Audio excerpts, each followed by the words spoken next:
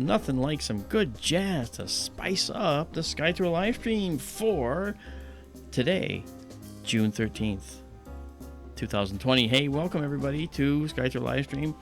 I am me, the whoever I am, the bodiless head that sits down here in the lower left corner. And I'm here with, you'll never guess who. Oh, yes, you will.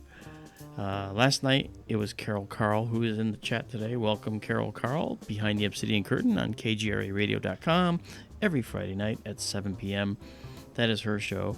Our show, Amanda, Daryl, and my show is called SkyTour Radio, and it's on from 8 to 10 p.m. on Sunday nights, and this is all Eastern Time. So, speaking of Amanda and Daryl, hello, Amanda, how are you? I'm well, thanks. How are you, Mark? I'm doing good. And guess who else is here, folks? We have Daryl with us. Hello, Daryl. Yay! Hello, Mark. Hi, Amanda. Hello, everybody.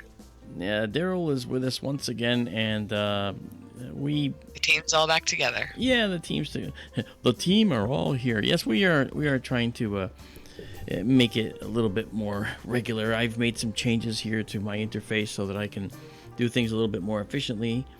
And I just want to welcome everybody. I want to welcome Tara and Tim F. And I want to welcome DK. And Farva was here. And Farva's already given us 2 donations already tonight, and we hadn't even started the stream. Wow. Yeah, Thank you, Farva's Farva. doing a great job. Yeah. Yeah, Farva's amazing, you know. Dagger's here. Hey, Dagger, what's up? And Carol Carl is here, who I mentioned before. And this Dan. I was just thanking her for standing in last night. I really appreciate that. I couldn't stand the fact of Mark being alone, so I'm glad I can count on you. She was wonderful. She's never said no, but I mean, doesn't mean she won't. But you know, I think it's really great. So I just want to welcome all of you guys here so far. Those that have joined us tonight. Tonight's gonna be a great night because we're actually going to be hunting the galaxies in Virgo tonight, Daryl. I think that'll be pretty interesting, being that it's really, really a beautiful night. I'm expecting great things tonight. Is that like too crazy? Oh, no. It sounds like the appropriate thing to do. It that is. reminds me, though, which galaxy in Virgo was it that we saw the supernova in? M61? M61 was it M66? M61? I think it was M61. Well, we're gonna have to look for it again. Yeah, I might give that a peek tonight. Oh, we will. We will indeed. I remember what it looks like, so, and right where it was. Cypher 2 is here. Hello, Cypher. Yep. And let's see, Tim F. You know, it's really nice to see you. And Carol, I'm glad you had a blast last night. I had a blast as well. It was a really fun stream. We were clouded out. So you might say, how much fun could that be? Well, guess what? We did Space Engine, and we actually were able to cruise around the universe a little bit and show you the view from outside of our galaxy and way out within just the realm of the galaxies. And yeah, we'll do that again at some point as well. But you know something? You know, this is about you guys. So if you have ideas, just float them, man. Let me know what you want to see. And I'll make sure that Amanda does it. Yes, I know. And if that means putting a fish on her head and drinking milk, well, then maybe we can do that too. I don't know, but I don't think so. Hey, Farva, look at you. Thank you. Farva has a question. Yeah, Cold Atom Lab aboard the ISS. You know what? I have to kind of look at that. I haven't learned a lot about the Cold Atom Lab yet, but I sure will. And you know, and you'll be the first to know. I'll make sure that I tell you all about it when I hear about it or read about it.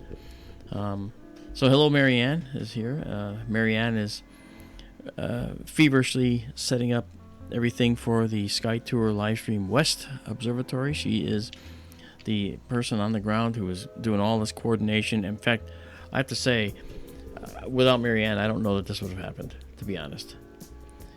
So she has really, really done an amazing job. And speaking of SkyTour West, one of the things that's happened is because of COVID, I've had to delay the 10 days in the desert to July. The folks that are there, the folks whose land this observatory is going on, are not too excited about people coming out there with the COVID thing going on right now. And I told them that their call is the last call, and the only one. I will not argue. I will not say a word. So until they say go, I'm going to just sit here and just circle the airport. I'll come in for a landing as needed. But you know what? Until then, and probably July will be good. I'm scheduled now to go back out there July 13th. But I will be there next weekend, end of this coming week, because I have to go to Boulder and do George Norrie's show and another show for Gaia Television. And then I'm going to be going to Phoenix, because that's where my ticket goes to. And I'm only going to stay there for like 2 days. And then I'm going to come back to Connecticut, wait another 3-4 weeks, and go back out again. And this time, hopefully, to actually build the observatory. We have... Go ahead. Boulder. What are you doing in Boulder? Oh, I told you. Maybe I didn't. Maybe you just couldn't, because you couldn't be on the streams. I have to go to Boulder, Daryl, because I have to do George Norrie's Beyond Belief show on Gaia Television. Oh. They're flying me out to do that. And then before I do Norrie's show, I'm doing another show called Deep Space. And that one's for Gaia as well. And yeah, DK, I did Coast to Coast a couple months ago. I don't know if you heard that appearance. But Beyond Belief is Norrie's show that he does out of Boulder. And he flies into Boulder just to do this once a week. It's crazy life. But it is what it is, right? I haven't been to Boulder, I bet 40 years. Jeez. Well, it's what, 90 miles from you? Oh, something like that. 100 maybe. Yeah. Yeah, it's a long 30 square miles surrounded by reality. That's funny. That's Boulder. 30 square miles surrounded by reality, and I really like that. Yeah, so folks are just waiting for it to get dark right now. So we're playing music from what sounds like Peanuts. Your good man Charlie Brown. This sounds like this is what this music is, doesn't it? Right here. The brushes. Hey, Snoopy. I used to love Snoopy. Okay. So, yeah, we're sitting here. The telescope is actually quite well aligned with the planetarium tonight. I've actually, this is our field of view. Over here that you can see, this square red thing is our field of view with this telescope. It's actually a little bit smaller than this, but it's quite nice. It's quite accurate. And when we look at this screen here, we see these two stars, and those two stars appear right here and right here. There they are. And so we are looking at this through a filter that's a somewhat wider band filter. It's a wider narrow band filter, so we might not get all the stars showing at the proper brightness as you might see in this planetarium, but because of that, now what if I want to, I can actually come here and say, let's just go to the white light filter, and that's filter number 5. So I do this, and you'll see it blink a little bit as we roll through the different filters. Not yet, actually. Apparently it didn't take it, so let me do it again.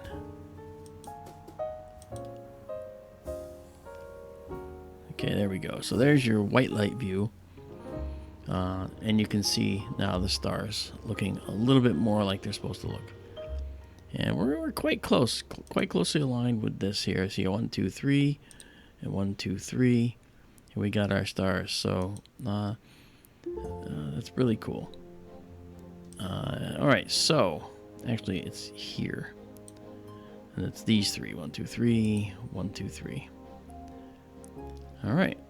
So that said, Amanda, I saw the screen in Skype flash before. Were you sending me some kind of, was there a message or something? Yeah, well, I found a link to the, I don't know, it's an article on the Cold Atom Laboratory, and I tried to quickly read it, but I didn't understand most of it, so I don't know. It sounds like they're bringing atoms to, like, I don't know, colder than what the coldest place in the universe would be. I don't know if that's even makes sense. I don't know. I have a theory, but I have a feeling it's wrong. Like, would atoms expand when they're colder? Is that how that works? Or no, they just, it's the other way.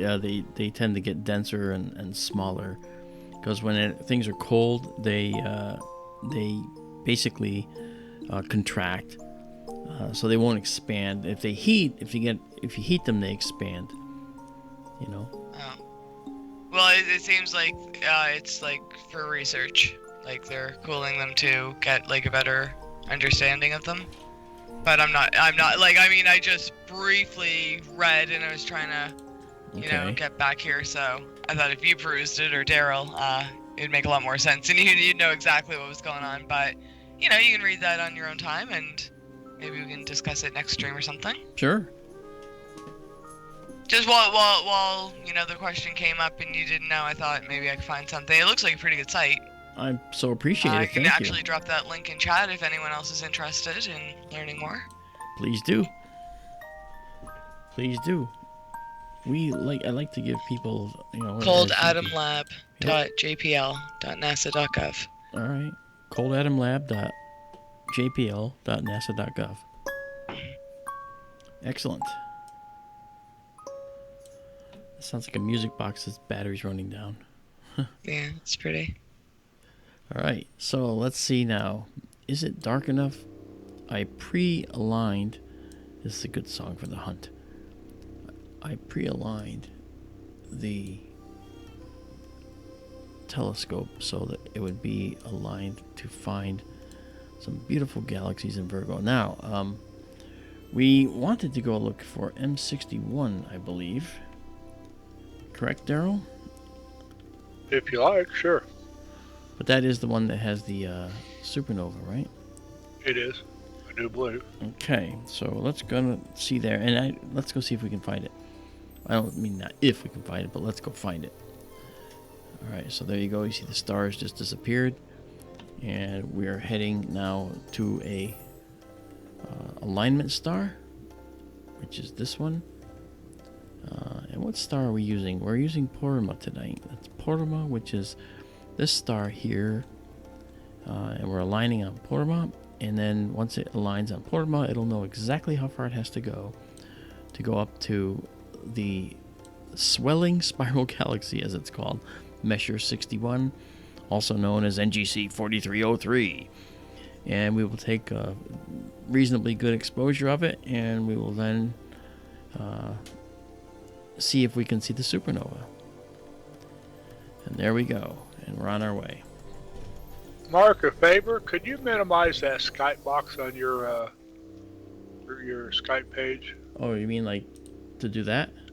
Yeah, just so I could see chat. Yeah, Thank sorry, you. I meant to do that before. I apologize. Okay, so we're pulling in now on Messier 61.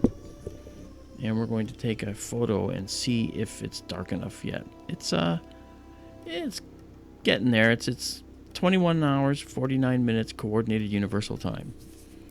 21 is 21 out of 23 hours, 59 minutes, 24 hours.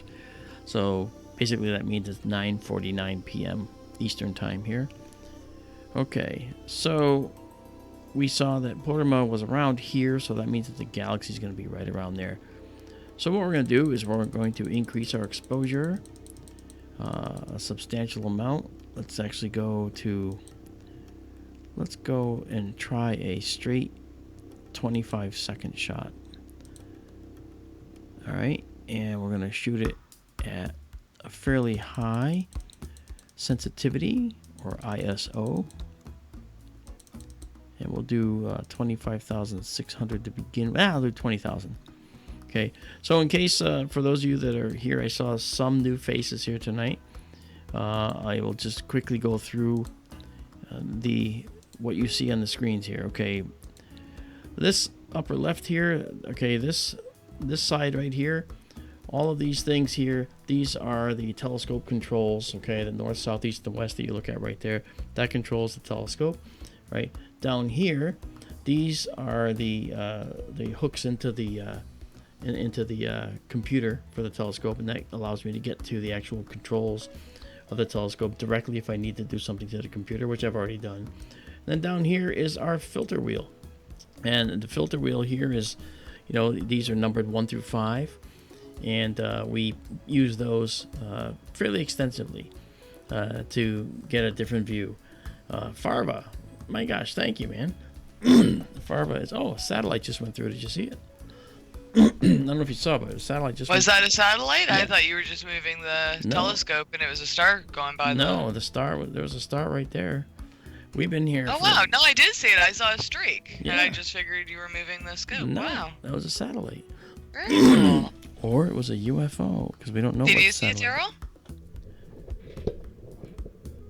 Sorry, I was on mute. Yeah. I saw it, but I thought the same as you. I thought he was panning the telescope. No. Yeah, we had exactly. already, That's exactly what I thought. we already stopped moving. Okay, let's do this exposure here and just see what we got. We're giving it time to get a guide star. I'm gonna go right for 25 seconds because that tells me if the edge of the lip of the shutter on the dome is blocking the guide scope. There's a little danger of blocking, and when that happens, it'll ruin the exposure. Kind of like in Star Wars, we've analyzed their attack, sir, and there is a danger. Should I have your ship standing by? And then Grand Moff Tarkin says, evacuate in our moment of triumph. I think you greatly overestimate their chances. And then, of course, moments later, boom. Wow, look at this. So this is the view, Daryl, and if you'll notice, this is a gorgeous view. Here is the galaxy right here, okay? And isn't that the supernova right? It's either this one or that one, right? It's the upper of those two. Yeah. About 2 o'clock to the nucleus of the galaxy. Yeah, that's right. And if we look at that, okay, we see it's right there. That's pretty cool. Look at that. So that's a supernova, and it's something that, M61 as a galaxy, all right, is a distance from us of 52.5 million light years. What's that mean? It means that this galaxy's light that we're seeing today left that galaxy 52.5 million years ago. Isn't that incredible? I mean, and that means that everything we see coming from this galaxy is actually just a light echo, basically. So that supernova went off more than 52 million years ago, and then we see the light from it 50 million years later. In other words, right after the dinosaurs died, or just before just after they died, actually, by about 10 million years or so, we then saw this supernova went off, and it takes all that time for light to travel just through the universe. Isn't that crazy?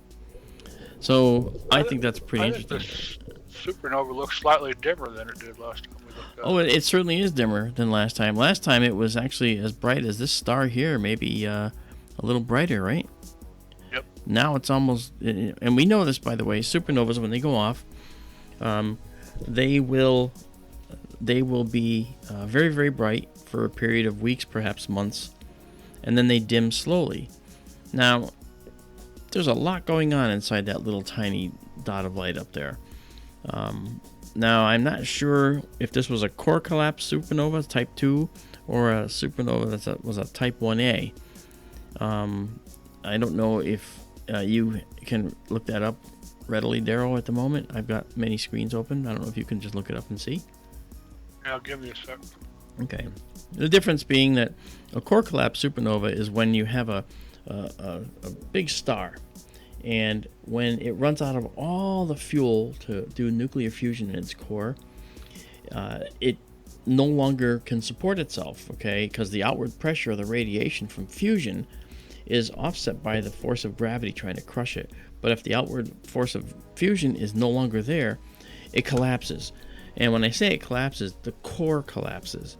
The outer envelope doesn't even know what's going on. But as the core collapses, the outer envelope starts to collapse.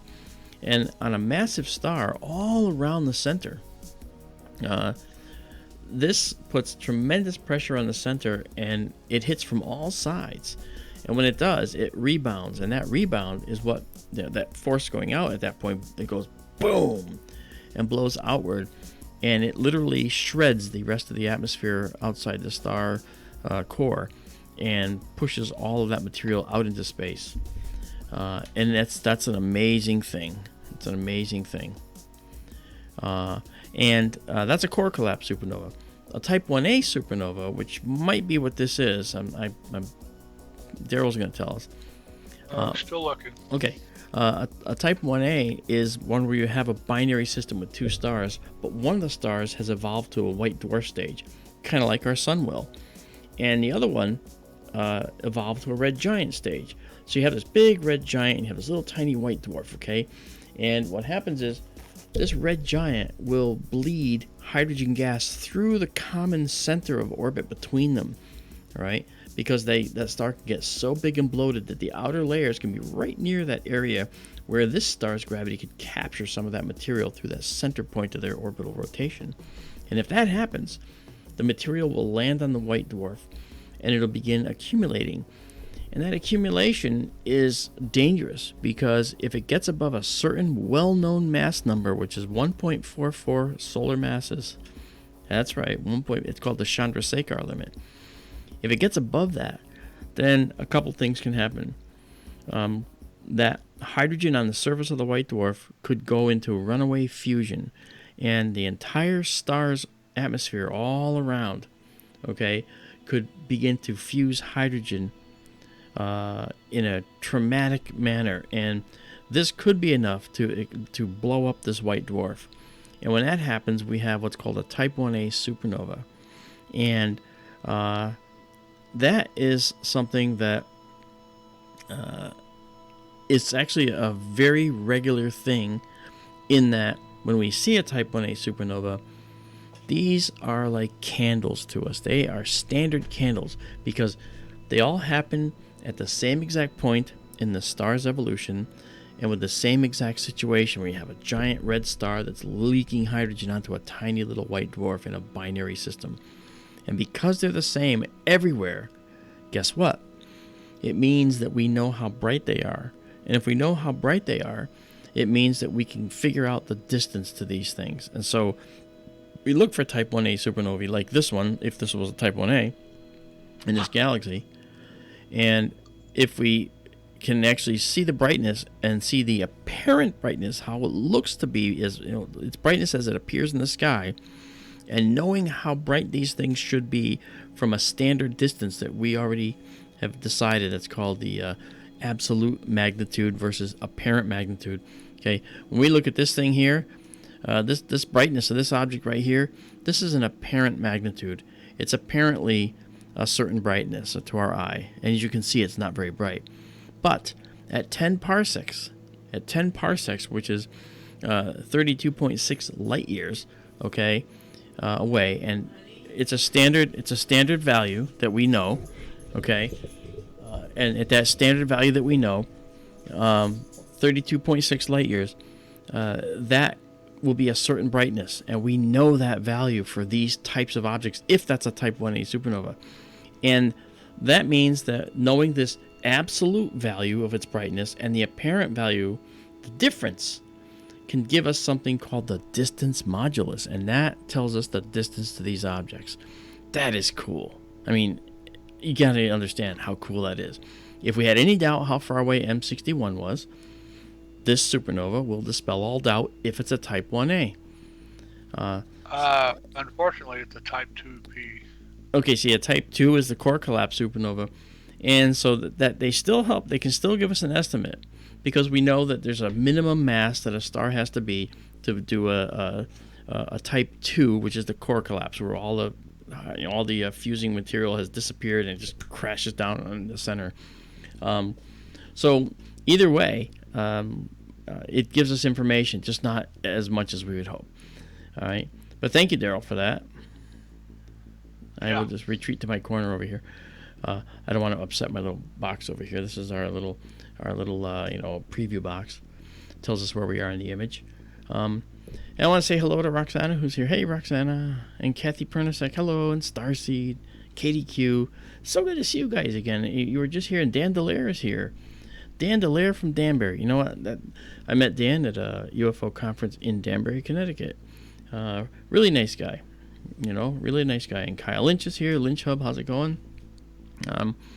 So, yeah, we're looking at some really cool galaxies tonight. And this is just a preliminary exposure we took of this galaxy anyway. And what's Kathy saying here? Zach Quinto, new Spock. Yeah, that's right. He was a new Spock. Oh, and I'm putting clues out to chat, and I'm waiting for someone to help me solve a puzzle, but they don't know it yet. Oh, is that what they said? Zachary Quinto was the answer to the puzzle? No. Oh, you said who played the new Spock? Someone said that they saw you on an episode of What on Earth. What on Earth. And I said you were on several episodes of that show. And I said you were also on NASA's Unexplained Files, a few episodes. Yeah. And I said you'd done other shows, but I can't remember the names of them.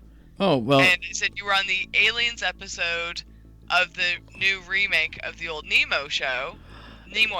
Yeah, that was... And I said the new Spock in the new Star Trek movies is the new host. That's correct. That's all I remember. And I saw the episode and I don't remember the name. I do. No. Yes. What was... It's In Search Of. Yeah. There you go. Daryl got it. Well, that was the name of the original show. With the original it's the name of the... It's the remake of the reboot as well. Yeah, Roxana said she thinks she saw the episode, but I blanked on the name, so I thought someone would be like, oh yeah, that's In Search Of or something, but yeah, that's okay. They actually brought me to Boston and I filmed that episode up there. It was really nice. This is a good episode. That was really fun. Yeah, good crew, great people. Yeah. They actually rented a whole warehouse and took the second floor and turned it into a set. And the only thing they were shooting was my segment that day. And I was like, well, what are you talking about? Isn't that like a waste of money? And they said, well, not when we're done editing it. It's like, okay. So I thought that was pretty interesting. But it was a good episode. Yes, and What on Earth and NASA's Unexplained Files. I've done almost every season of all those shows. And, they'd come here usually from London. And they would set up right here in this office where I am. And because my office looks like an old World War II battleship, actually, and it's very moody, and they kind of like it, and they put accent lights on some of the rivets, and it's really kind of neat. And then they like... On Hangar 1? What's that? Were you on Hangar 1? Tim wants to know. No, Tim, I never did a Hangar 1, and it's weird because for whatever reason, I don't know why some of these shows shy away from using people that are experts on certain things, but they do, and that's okay. I got a call yesterday for another show, and before that I got another call about another show. So at least there are people that they're starting to do production again. So I have a feeling it's going to get pretty busy. George Norrie's already opening up. I'm gonna be doing that next week. 2 of their shows on Gaia, and I've never had Gaia, so I don't know. Are they good shows? I don't know. What is that? Someone asked if that's a service they're gonna have to be paying for. What is that? Like a streaming service? It's the television. Video or something? It's a television network, and I think that it is a subscriber-based network, and I don't know how much or how, or I don't know any of that. No, I didn't even think of that actually until I saw that question roll by. Yeah. Do that. Thanks, Kyle, for the offer. I will keep that in mind. And Tim, I enjoyed doing that. The contact episode. They brought me to Long Beach, California, and then I actually shot a whole nother set of stories for another production on UFOs that isn't out yet, that I haven't talked about. But that's another one that's out there in the ether, just waiting to be canceled. Who knows? All right, let's see here. This is M61. That's not a bad shot of the supernova, Daryl. What I'll do is let's go back to our main view here, and let me fire up this thing. Sometimes it times out, but it has to. Okay. We have a question before you get going. Sure, go ahead. DK says M61 has some red stars near. What are the red stars? Oh, let's go take a look, DK. And thank you, Carol. She just sent a link for Gaia. Gaia.com /. Oh, thank you very much, docs. Carol. Yay. Always so helpful. Yeah, she's really wonderful. Okay, I don't remember any red stars here. If you are seeing any red stars, they're surely foreground objects anyway. Well, for sure. Yeah, you're absolutely right. But let's really zoom in here and see. Well, if we're having this much trouble seeing them, and all this noise is due to the fact that I took that one test shot, okay, and it looks like we're getting just a hint of a dome here because we're actually just a little bit too far. I may have to actually go move the dome a little because I'm going to see where M61 is relative to the other things I want to see. Yeah, I probably should move it. I had to move the dome with the first object. It's all my fault. I'm glad though, because if I didn't find this out, we would have made a mess of the next several exposures. So we're gonna these are all galaxies. These are all island universes, all their own. Let me turn off the blue cam group here. Sort of like Blue Man group, right? Kyle wants to know if M61 is a starburst galaxy. Yes, it is. Wonderful. Smart group, eh? Yep. M61, in fact, is the most prolific source of supernovas. They've recorded 8 supernovas in M61 galaxy. Yeah, that's true. He's right, and that's over a course of how many years, Daryl? I don't remember the years. I forget. I'd have to look it up. Okay. I closed the window, or I can tell you. Sorry. No, that's all right. What the heck? Let me go look. You can do that if you wish. Okay, let me while I'm doing that, or while you're doing that, let me run out and just move that dome, because I am getting a little bit of the red, and I can see in our view here. Okay, you can see here that the telescope is actually getting in the way. So I'm going to move the dome. I'll be right back, okay? Okie dokie. All right, okay. I'll be right back. I guess since you're looking stuff up, that's okay. I'm the one that's going to be holding the bag. All right, chat. Anything you guys want to see tonight while it's nice and clear, while it's early in the night? Get them in now so they don't disappear into the murk later on. I can always make a list. I am watching chat, so if you guys have any questions throughout the entire stream, please get them in. I'll try to get them as soon as I can and try to get them in order, but sometimes Mark has a lot of good information to tell us, and it's really hard to interrupt him, so just bear with me. I am watching, and I will do my best to get them all in. Giggle snort. First supernova M61 was detected in 1926. 7 more have followed in 1961, 64, 99, 2006, 2008, 2014, and now in 2020.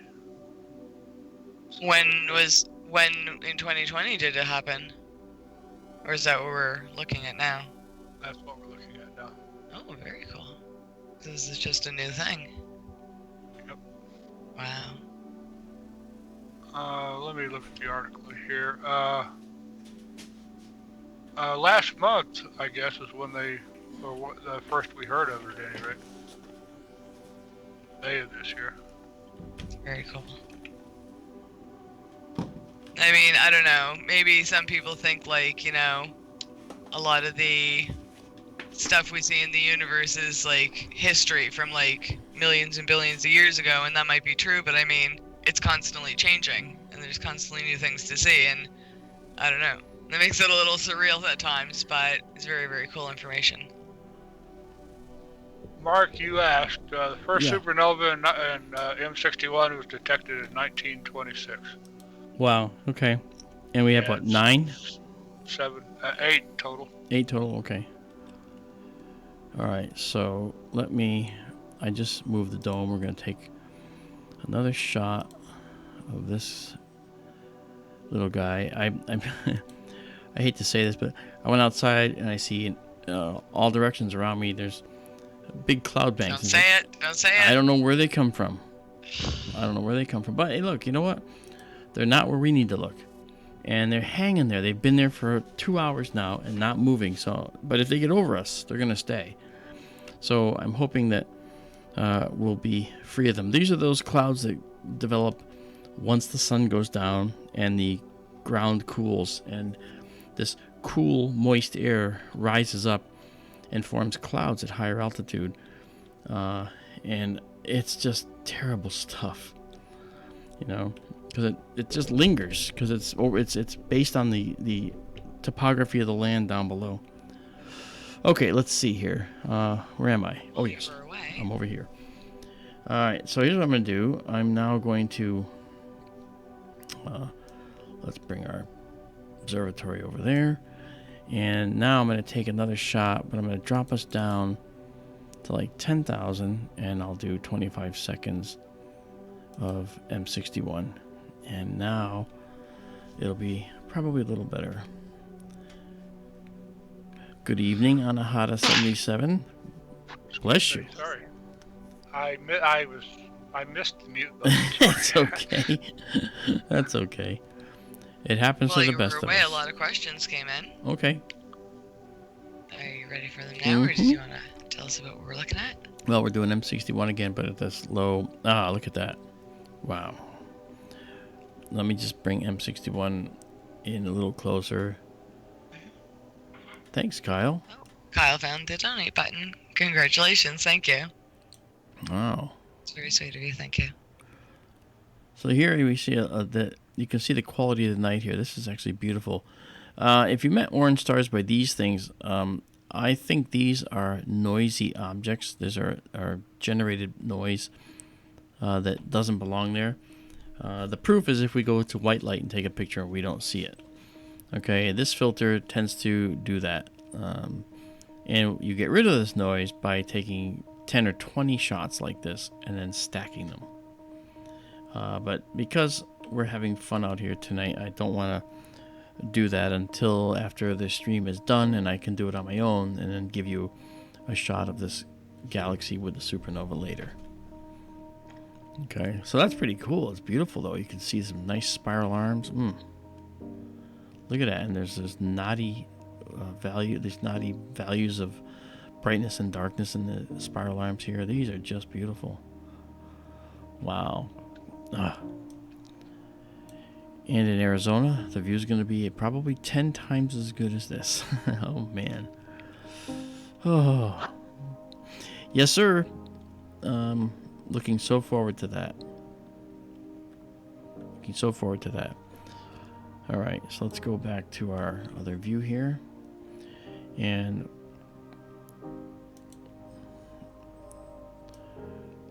now, what are we going to do next? Answer some questions. Yep. Yay! No, I said if you guys have questions, and they had questions. Yeah, that's fine. That's a great idea.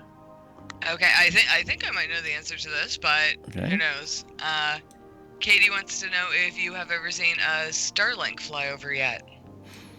I'm not sure, Katie, and the reason is because I've been observing sometimes without doing the stream, just to get some data, and I've seen satellites fly through one after the other, and I'm wondering, is that going to be a Starlink view that I just saw? And I don't know, because I wasn't paying attention to that.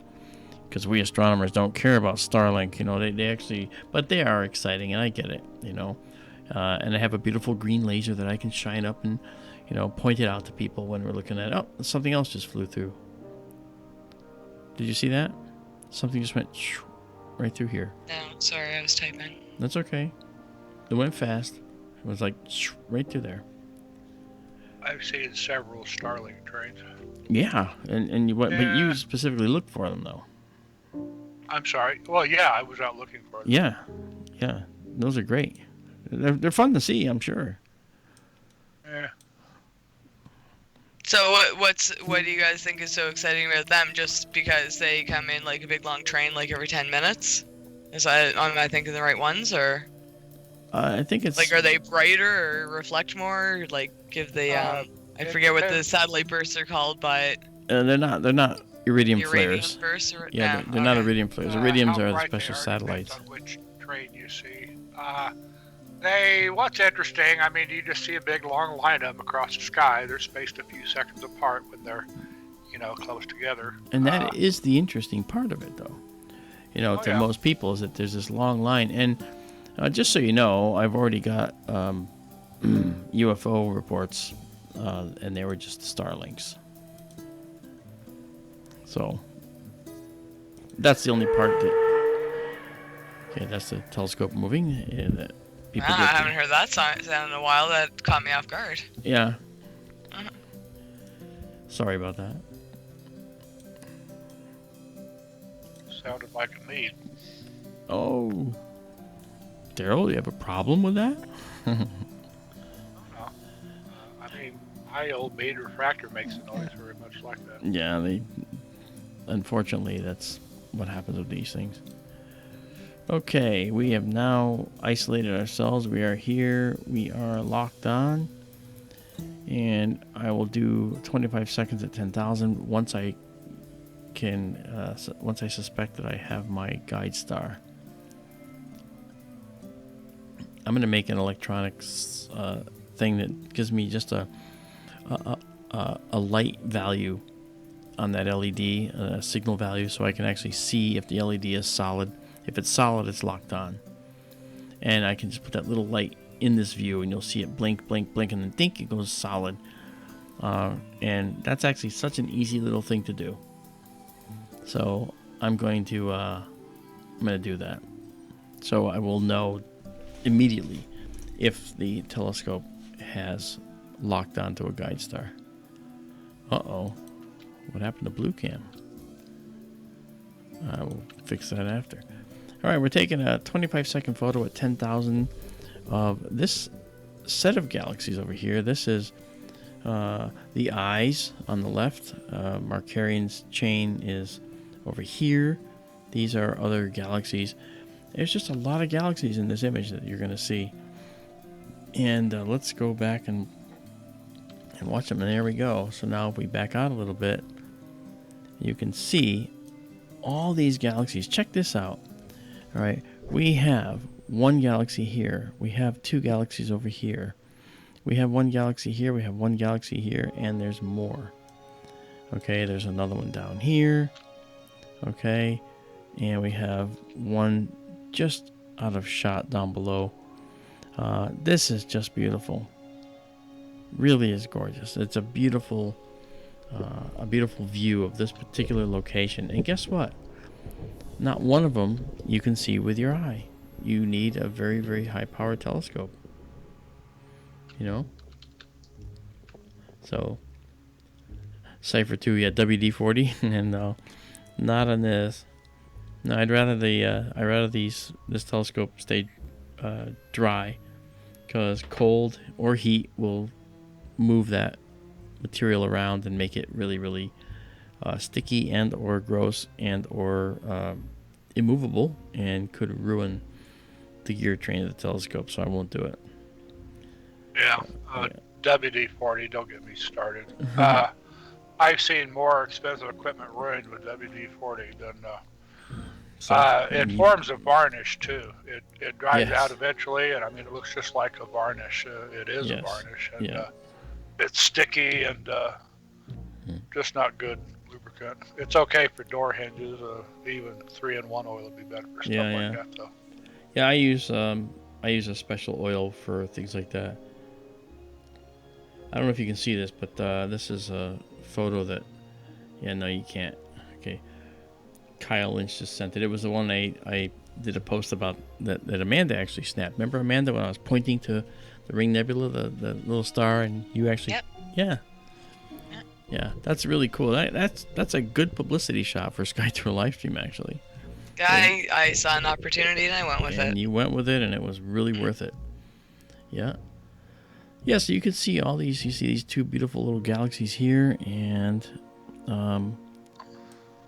we see those. And let me go over here and just see how.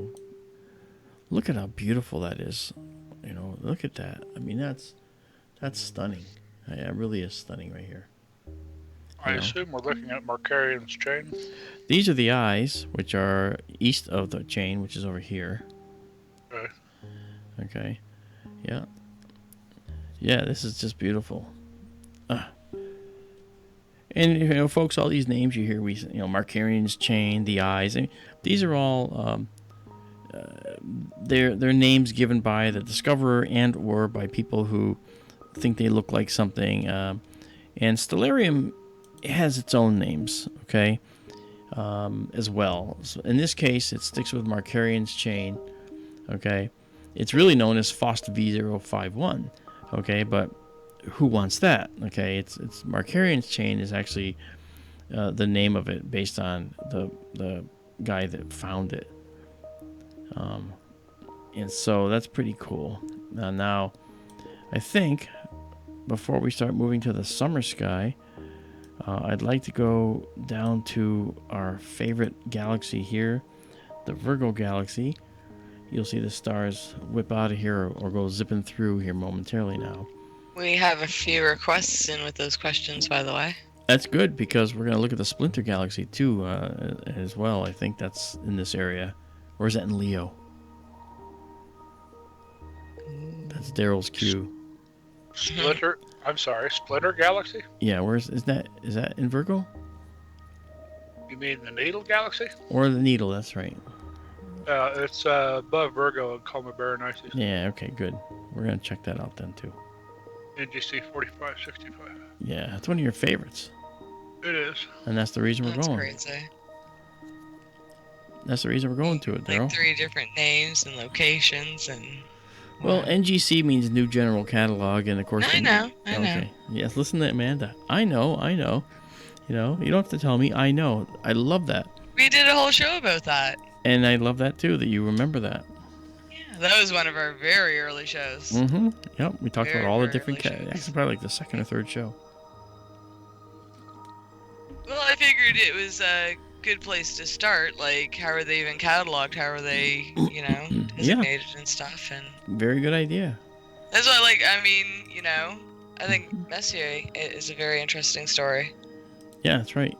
The Messier objects, how they came about. I don't know. I mean, that might be people might have known that since they were in elementary school. It might not be a big deal, but I don't know. I think it's a really interesting story. Yeah, no, I agree with you. Yeah. Okay. And speaking of which, when are we doing our marathon? Oh, well, we're going to do our marathon when You're in Arizona? No. Okay. When Daryl says it's a good time. Ooh. Well, I don't think you want my recommendation. That's the Why? best time. Well, the best time to do a Messier marathon is March. We can still do a Messier marathon, but you're going to miss some of them. For sure. Nah. If we're gonna put in the effort, I'd like to get them all. Then I would. Pokemon trainer at heart, gotta get them all. Yeah. Well, you're up all night then. If not all of them, you'll want to wait a while at least until Orion is up in the morning sky if we're going to do an all-nighter. Yep. You would want to include M42, of course. Yes. At a minimum. Yep. Okay, we're taking a picture now, by the way, of the Virgo galaxy, which also has the radio jet in it, which is a jet that comes out around 2 o'clock and heads off to the upper right. So 25 seconds is almost up, and we should see that. And this is taken with this filter, so let's see if the filter allows us to see it.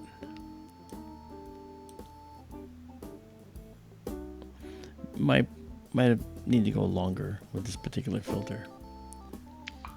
Seeing a little red in the field. Is the dome interfering? No, this is probably not dome interference. Let me turn back on my blue cam group,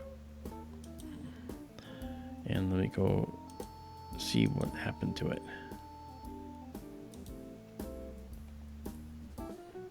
Let's go.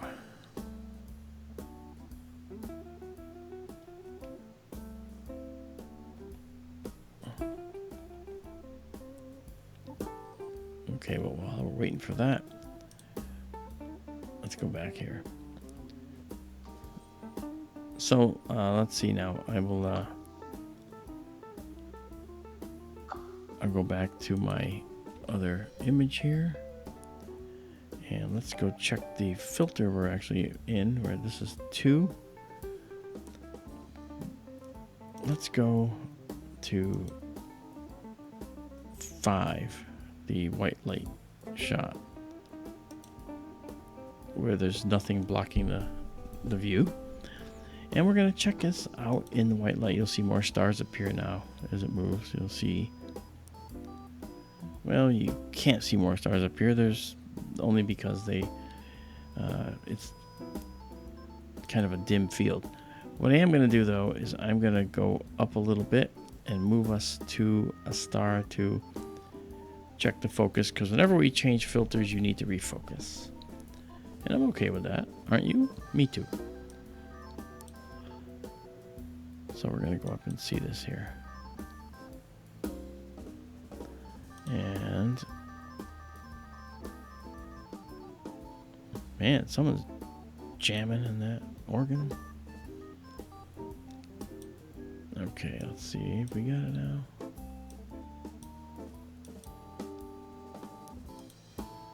Oh no, that's not where it is. Okay.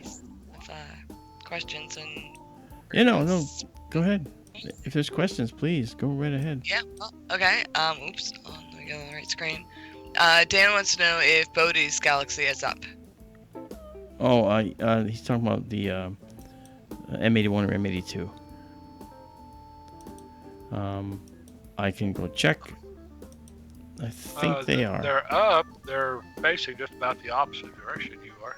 Yeah, but I am going to go look at the summer sky, and it's going to take us in that direction. So we might be able to look at it. We'll make a mental note to try to swing by there then. Sure. I mean, Kyle, go ahead. It's only a few million light years out of our way. It's okay. Come on, just around the corner. Yeah, that's right. Kyle wants to know, is there any way we can see the M82 galaxy for the black hole? Yeah, I'm not sure what he meant by that, but yeah, that's one of Bode's galaxies, actually. Okay, and DK asks, how about M100? Okay. Is that up? I'm not sure which one that is, but we can go see. Okay. Daryl, is it up? You know, M100? I'm embarrassed to say I need to look it up. Okay. Well, I'm asking you one because out of I a don't know. billion things in the universe that you don't know offhand. Yeah, That's well, alright, I think that's forgivable. That's totally forgivable. Okay. Let me, yes, actually, Messier 100, a grand design intermediate spiral galaxy located within the southern part of constellation Coma Berenices. So actually, right. We're not far away. Pointing too far from it.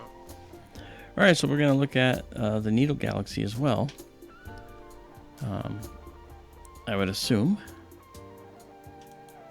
And then go for that. Let me just... let's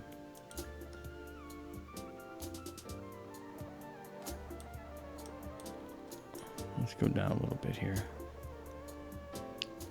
Make sure where I am. Okay. I still want to get a focus, so what I have to do is go to a reasonable star. Yeah, that star looks like we should be able to focus on it, so I'm going to go to that star. Okay. Telescope is in motion. And that is the star we wish to focus on, I think. Or is that the one that we're zooming in on? Using as a alignment target. Apparently so.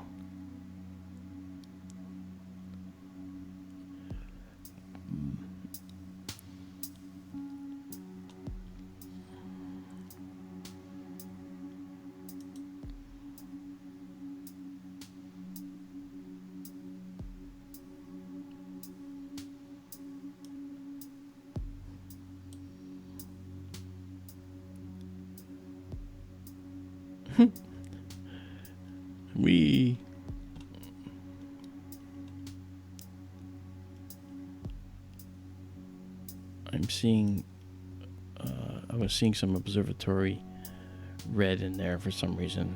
I don't think that the dome should be hitting that, but maybe it is.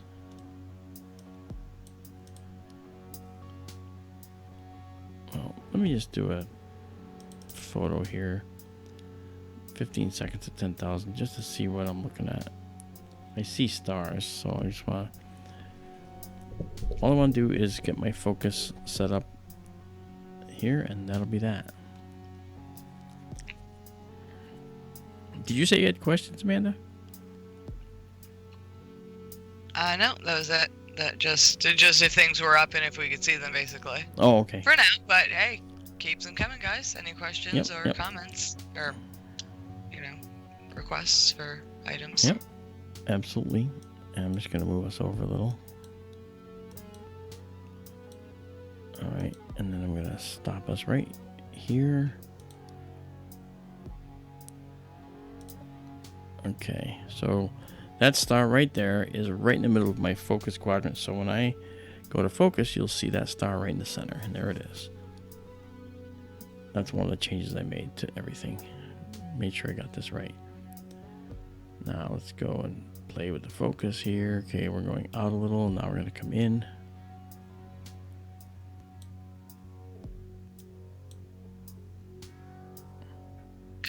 Does anyone know if M13 is up at the moment? It is indeed. Ooh. M13, yeah, it's up. Okay. Yeah, there's another request for you. Good. It's actually almost overhead. Not overhead, but it's going to be overhead before long. But as long as we have our clear skies, we're going to be able to really check out a lot of the summer sky too. Very cool. Yeah, I'm looking forward to that. So, I said something the other day, and now I'm kind of questioning myself, and I want to run it by you guys. Okay. And Chad will probably even know this too. I just kind of made the comment that the first day of summer was June 20th, but now I'm thinking that might not be right. First day of spring? First day of summer. Yes. Is it always June 20th? Yeah, No, probably not.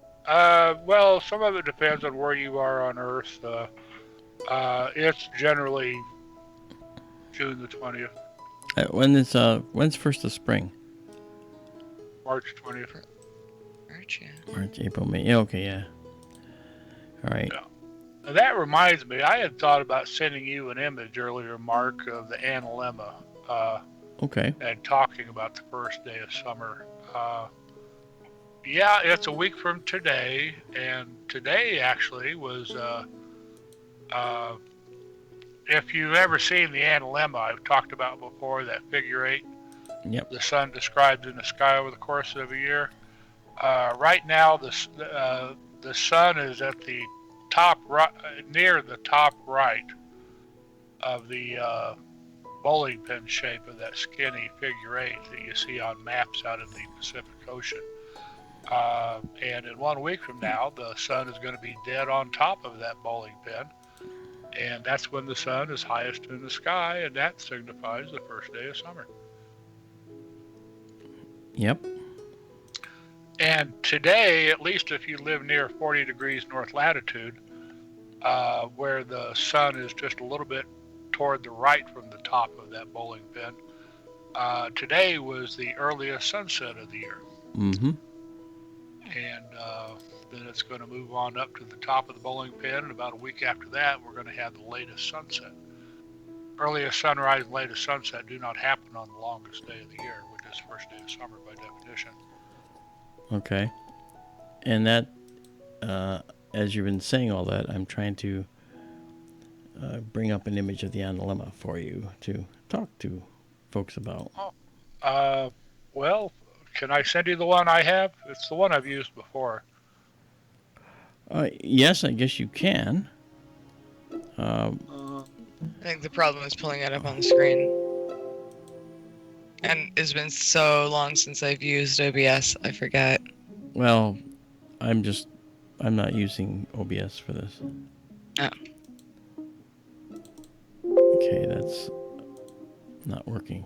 All right, well, Daryl will just send it to me and I'll put it up here. I don't know why it's... Okay, here it comes.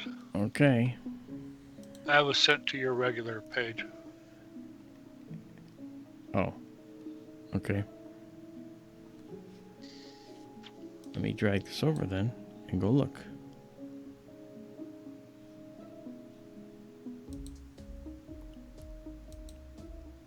You're saying my regular... Yeah, your regular Skype page. Not in our conversation? No, I could try to send it to our conversation if you want.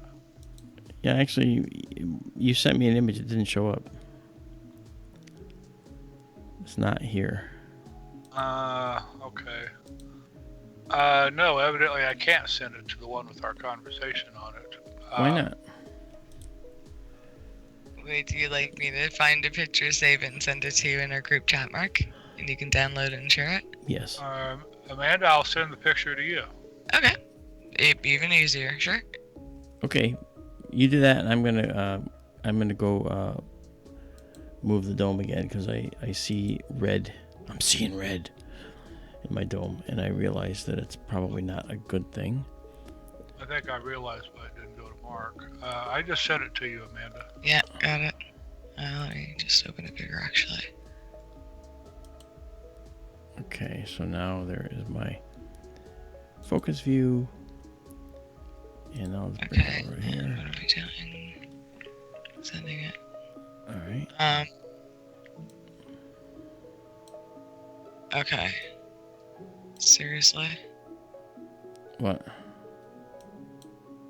I don't know. Somehow my Skype window closed, but I'm still talking to you guys. Well, the conversation is still open, but you lost the main Skype window. That's happened to me. Yeah, it happens to me sometimes too, but very frustrating. I'm gonna take a 15 second Mark, it's photo. in chat. I see it. Okay. No wonder. I never actually sent it to Mark. I need to hit the arrow. Ah. But it's probably not necessary now. Well, that's true, Daryl. It may not be necessary now. Oh yeah, definitely dome. Look at that. Definite domey. What a domey. Let me, I'm such a domey. I can't wait to get the spectrometer working with everybody so you can see, like, you look at these stars, we take photos and actually see the chemistry of these stars and know what's in them and how they work.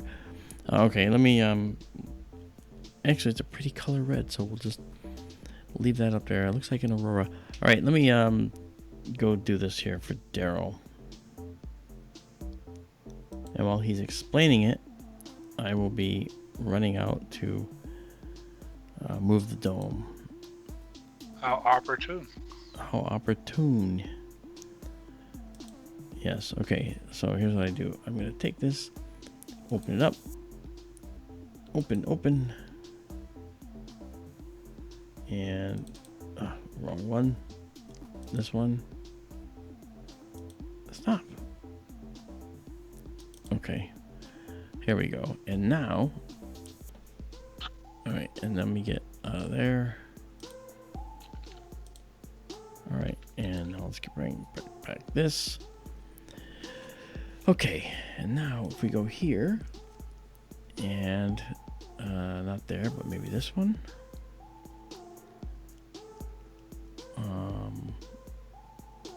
Generic. There we go. That's what we want. Yeah, thank you. Okay, I shall be right back. Okay. Yeah, if you've ever taken a close look at a globe or a map of the Earth, you'll see a figure 8 like that. It's usually parked out in the Pacific Ocean, out in the middle of nowhere, and the top of the figure 8 touches the Tropic of Cancer line, 23.5 degrees above the equator, and the bottom of the figure 8 touches the Tropic of Capricorn, down at 23.5 degrees below the equator.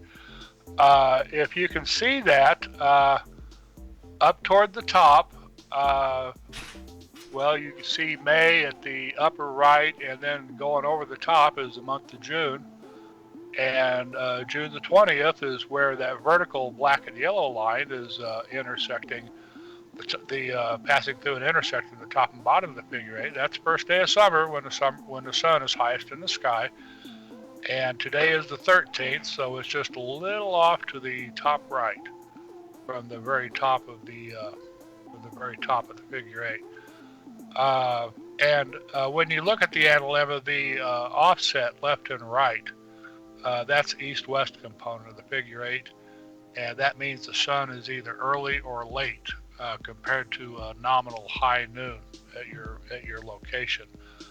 And the actual today, the sun is at June 13th at the top right, and if you live at 40 degrees north latitude or close to it, today is the earliest sunrise. Today was the earliest sunrise. And about a week after the 20th, about the 27th, the sun is going to be over toward the top left, and that is when the latest sunset happens. Some people think that the earliest sunrise and latest sunset both happen on the first day of summer and the summer solstice, but that's not the case.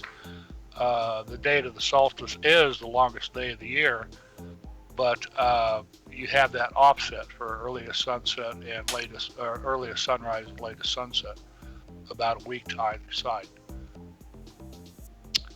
And that's what I was wanting to say. Awesome, thank you. Yeah. I kind of have a question, but I kind of think I know the answer, and I don't know. Go for it. Okay, well, obviously because Earth makes a rotation every 24 hours, this would be true for like every continent. Like it's not going to change depending on like location on the planet, right? But is that true for like the Arctic and Antarctic and stuff, like the North and South Pole? Or is it more in those cases? Can you rephrase the question? I don't know. Like, I don't know. Like, this is obviously like applicable for the entire planet, right? Because it's based on the entire planet, not like specific locations on the globe, like continents or anything, right? But like at the North and South Pole, is there any difference? Does this change one way or the other? Or is it just like more accurate and it slightly varies elsewhere? Well, again, the Analemma on the map or the globe, that is describing the sun's path in the sky. And it moves between the Tropic of Cancer and the Tropic of Capricorn down in the south over the course of a year. And that dashed blue line right across the waist of the figure 8, that's the equator, of course. The date of earliest sunrise and latest sunset, and if you're down in the south of the figure 8 during northern winter, that's when the latest sunrise and earliest sunsets happen down at the bottom. The date of those happenings can change depending on how far north or south you are. I read somewhere that it could even happen in May if you're far enough south for earliest sunrise. See, that's kind of what I was wondering. Like, if you're in an extreme location, does it kind of alter it a little bit? if you're at the North Pole or the South Pole, if you're at the South Pole, you would never see any of the figure 8 north of the equator. If you're at the North Pole, you'll never see anything south of the figure 8. If you're at the South Pole, you would never see anything north of the equator.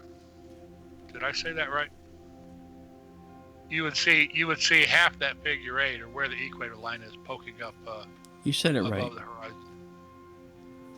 And those are the places that don't get sun for 6 months at a time. Exactly.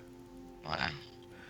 See, yeah, that's kind of what I was wondering, but I again didn't know how to phrase it, and I kind of had to wrap my mind around it. That's crazy. That's really cool.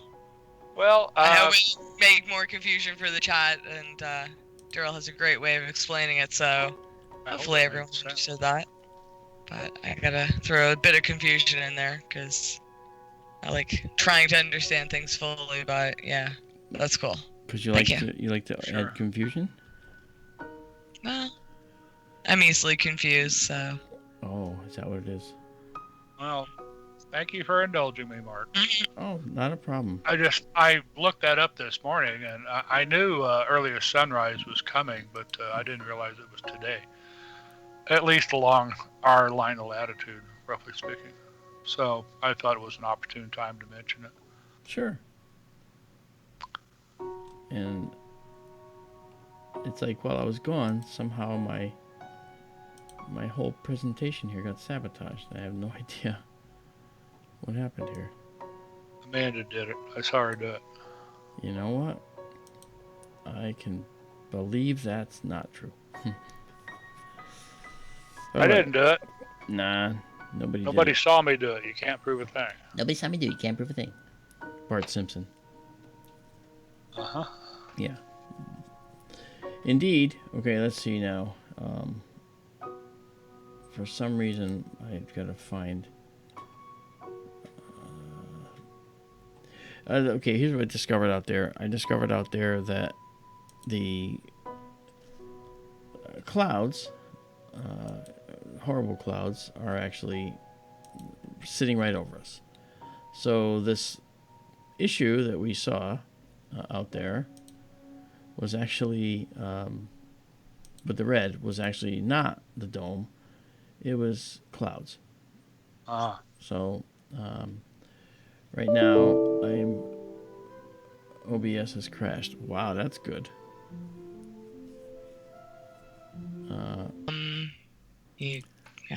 Are you interested in getting StreamYard for your show?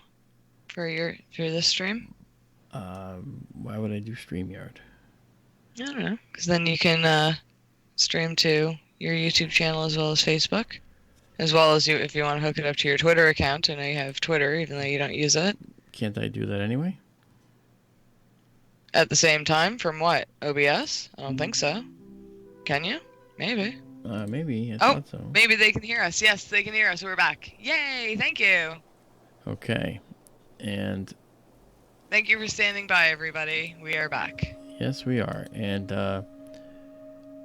the observatory didn't crash. The controlling software at my end did. So what we're going to do now is we're going to actually shift gears to basically fight it out with the clouds. And what we're going to do is I'm going to, we're going to ignore the dome ops for now, because for some reason that is just not working. I don't know why.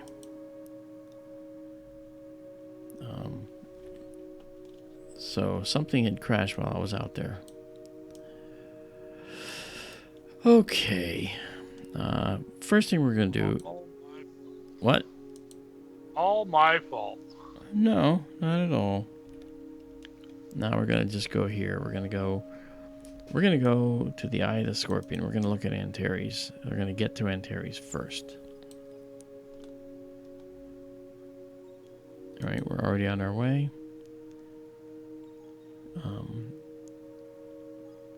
There's a nice M object right next to Antares, too. Yes, I know.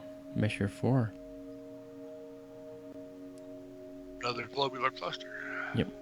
We're going to look at it. And there's Antares.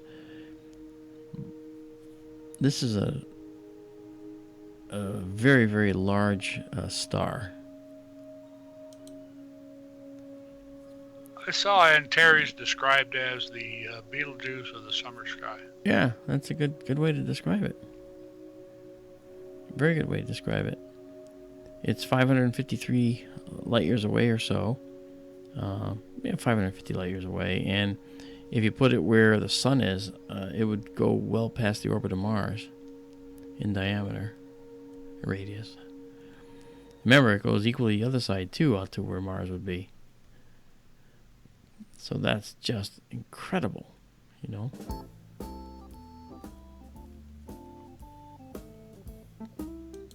Okay. So there is Antares, and this is a white light photo of Antares, so we're seeing it in the actual color that the sensor picks it up as. Okay, and let's see here. Antares is the heart of the Scorpion, too. That's right. I thought it was the eye, you know. I'm sorry? I thought it was the eye. It's the heart. If you look at the next bright star in the constellation to the right or upper right of Antares, that's the Scorpion's forehead, they usually call it. It's called Teshuba. Okay. You're not talking about Sigma Scorpio, right? I don't know. You and your Greek star names. Antares is generally considered to be the heart.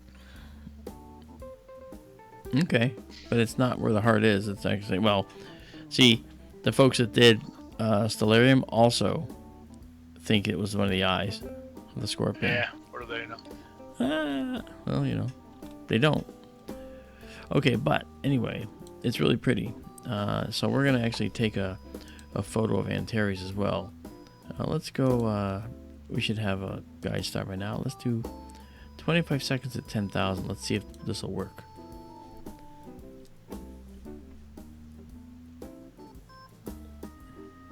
Hey there, James Dugan. Nice to see you.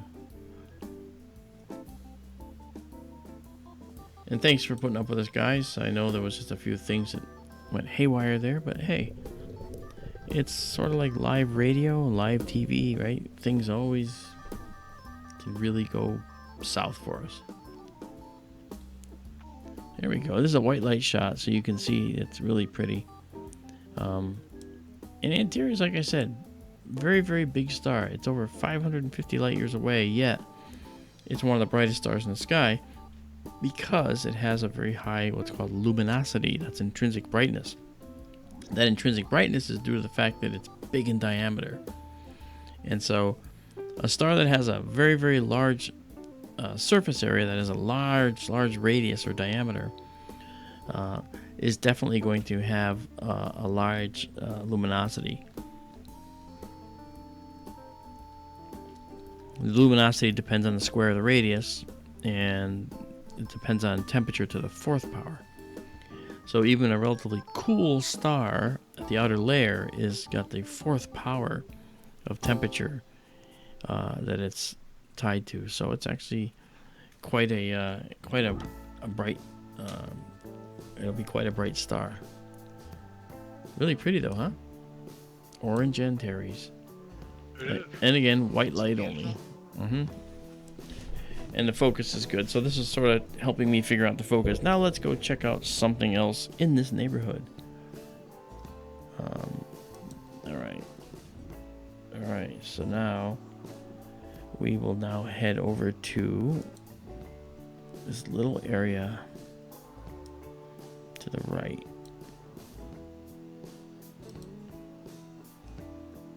This little, actually, I'm not even sure I need to, I may not even need to tell to go. I might be able to just steer the telescope there. Let's try that. Let's go west, young man.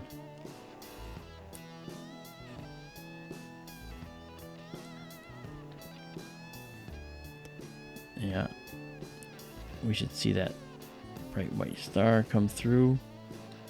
That might be it. And then Messier 4 will be coming through here as well. Let's see, it might be now.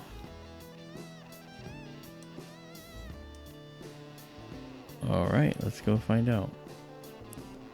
All right, let's see if we got it. Okay.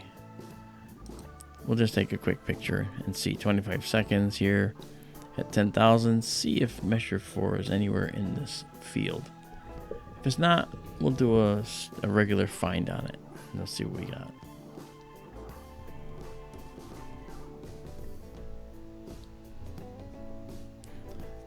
Yes, sirree.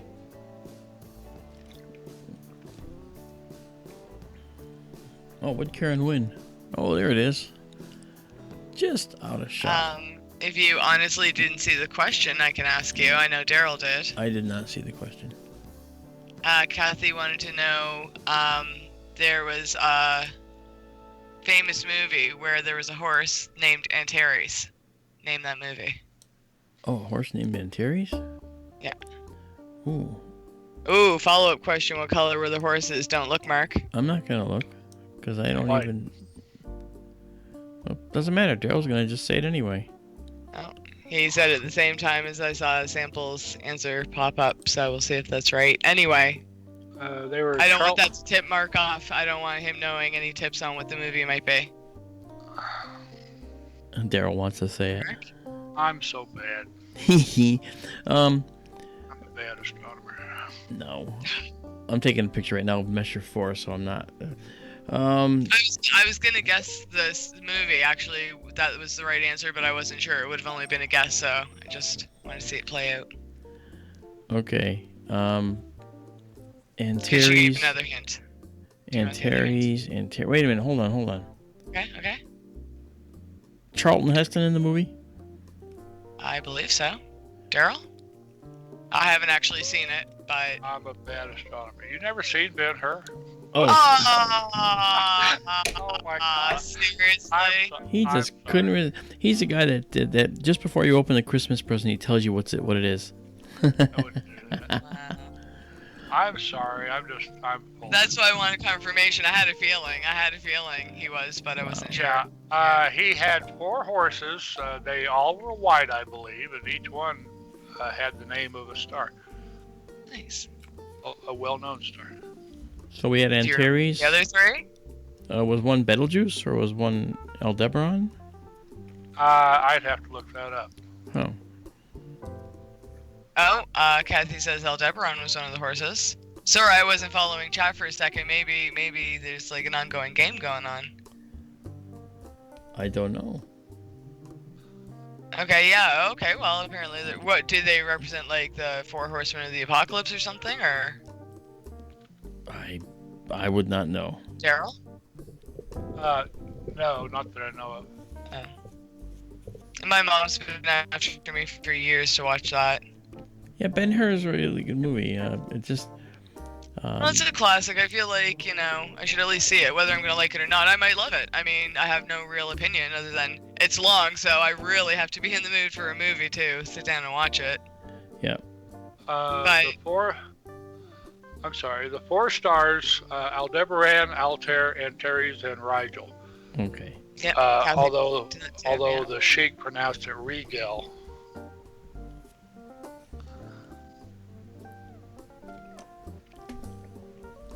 Yeah, no, Kathy knows her stuff on that movie, that's for sure. Nice job, Kathy. By the way, Tara, that is a pretty cluster, isn't it? It is. That's Messier 4, right to the west of Antares. When I was a kid, I used to call that star Antares. I was sure that's how it was pronounced as a kid. Antares. You know the meaning of the name, of course. It's the anti opposite. Oh, I know this one. I said it earlier. Maybe, I guess you guys didn't hear. Opposite of Mars. Rival of Mars, yeah. Anti-Aries. Not Mars. What? Aries. Yeah, not Mars, yeah. Anti-Mars. Antares. Yeah. Well, Ares being Aries. the Greek version Yeah. of the Roman god of war we call Mars. Yeah. Antares. And I remember a long, long time ago, there was a perihelic opposition of Mars. It happened in Scorpius, and it happened right next to Antares. So you had Mars and you had not Mars in the same field of view. Wow. This was back in the 80s. That's pretty cool. Mid-80s, 86, something like that. And they were sitting right next to each other. Wow. And because it was a perihelic opposition, Mars appeared to be extra big and bright, and it was quite a sight to see through the scope. I'm searching for another object. The reason we're stuck in this area is because we're trying to find objects that are in the area of the sky that has no clouds at the moment. Okay, and now we're heading over to Antares, which is going to serve as our jump-off spot to NGC 6144, which is known as Melot 147. It's another globular cluster, and it's going to be pretty far away, actually.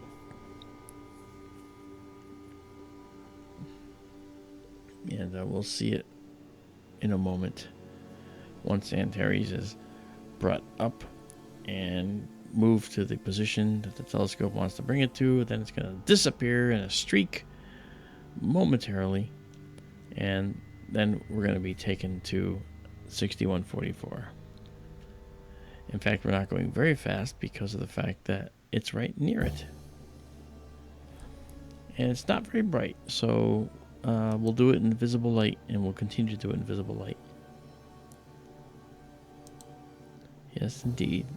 I'm telling you, I'm going to make the most of this night. I just can't believe how many clouds there were out there. Literally, the whole sky was covered except for this area.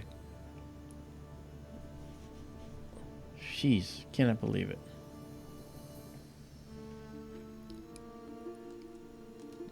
All right.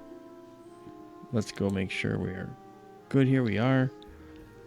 Let's do another shot. 25 seconds at 10,000. We've waited for our guide star, our guider, to be locked on.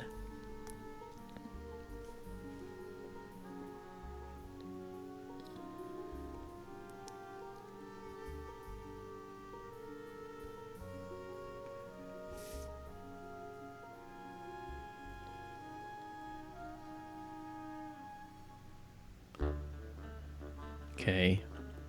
Oh, look how faint it is. Yeah. It's kind of faint, isn't it? And that's interesting. Down below, you actually see the glow of Antares down here. That's gorgeous. Yeah, beautiful.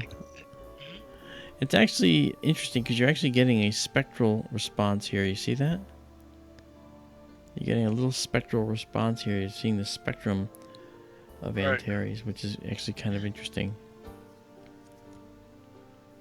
I wish we could have our spectrometer hooked up. I'm actually going to work on that because the spectrometer, it's going to show us the lines, the emission lines and the absorption lines. We'll see both in the spectrum.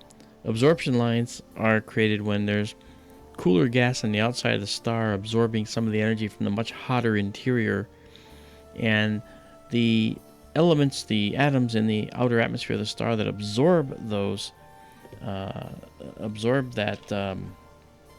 energy, absorb it at specific locations in the spectrum at a specific wavelength, and they make dark vertical lines, which is really interesting. And those dark vertical lines are called absorption lines. And we know, for instance, that calcium, for instance, has a specific set of lines that it makes. In fact, there are some called the H and K lines, H and K lines of calcium that are found as absorption lines. And hundreds of more lines. The spectrum of our sun has hundreds of lines. It's called the Fraunhofer spectrum, named after Fraunhofer, who first saw that the sun had all these absorption lines in it. And then, if you have a star that's surrounded by gas, and the gas is ionized by the star, like, say, a white dwarf that's ionizing a nebula around it, a planetary nebula, then that gas becomes hot, and it emits radiation. It emits light when the electrons that are ionized go back into the atom. They absorb energy to go out of the atom, and then they give off energy when they go back into the atom. But where they go back into the atom is a specific location for the particular atom, for that particular temperature, for that particular what they call transition. And there's many, many thousands of transitions, okay? But for that particular transition back into the atom, the electrons give off a tiny bit of light at a specific wavelength. And that specific wavelength is something that will show up as a bright line, not an absorption line, in the spectrum. So if we look at a spectrum of the Orion Nebula, we will see the spectrum of emission for hydrogen alpha.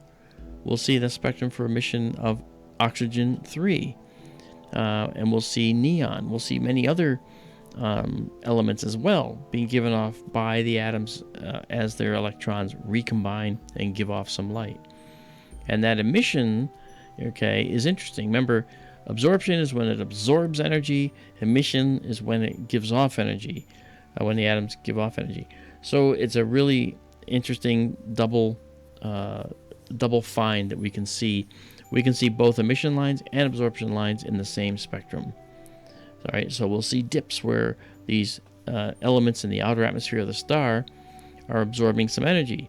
But then we might see emission lines as well in the spectrum in some cases, where the outer envelope of gas that surrounds the star is being excited by the gas out there being ionized, and then those electrons recombining and giving off a little bit of light.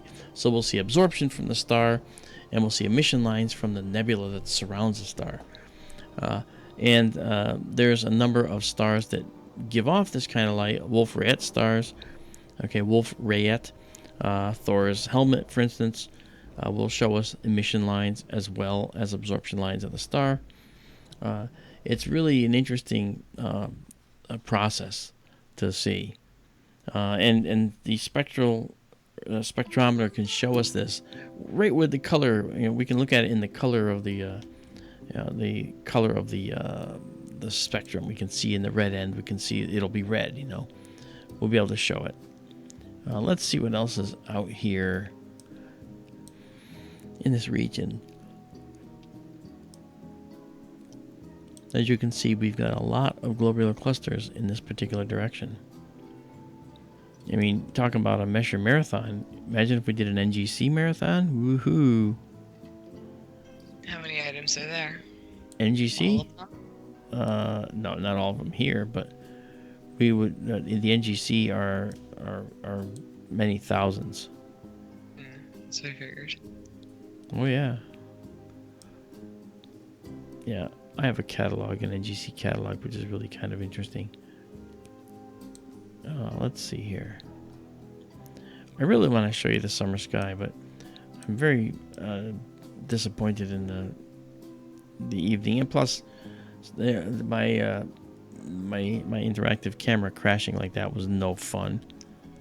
I didn't like that at all. Let's see now. Is the catalog divided by hemisphere? NGC? I don't think so. They're everywhere. They're all over the sky, as far as I know. Let me. Do you know how the list is broken down? Is it just like alphabetical, or by the time it was found, or? Well, okay. Let's just. I'll show you like right here. Okay, right here we're looking in the southeast. Okay. We have NGC 6604, right? And then we have NGC 6645. Yeah, NGC that's on that program, but I mean, isn't it a physical catalog? Yes. Yeah, it started life as it started life as a physical catalog for sure. Yeah, I'm wondering how that's broken down. Like if I picked it up, what, In order, it would go from, from the first one to the last one. By section. No, it'd be NGC 1 by Nexus 2, 3, 4, all the way to 7 or 8,000. Okay. Okay, cool. Yeah. Yeah, that's what I mean. Okay, cool. Thank you. And then if you want to, there's other secondary works that are out there where you can actually look at the NGC by constellation. How many NGC objects does Sagittarius have in it? Which, oddly, is what we're looking at over here. Yep. Yeah, I figured it would be broken down a few ways, but if I just picked it up and opened it up to page 1, what's the kind of basic starting list? So it's numerical. That's cool. Yes, it's numerical, yes. I didn't realize that's what you're trying to ask. Okay. Daryl? Oh, well, they're with the teapot and Sagittarius just a second ago. Yeah, we were. We're just looking down here at the teapot and Sagittarius, which is right here. It is. Yeah, and I learned one thing recently there about the teapot. What's that? Can you pull that back up in the field of view? Yeah, it's still on the horizon, but sure. Yeah, okay, well, okay, there's the teapot, folks. Do you see that? The handle of the teapot's on the upper left. The lid's over to the top right, and then the spout of the teapot is over to the right.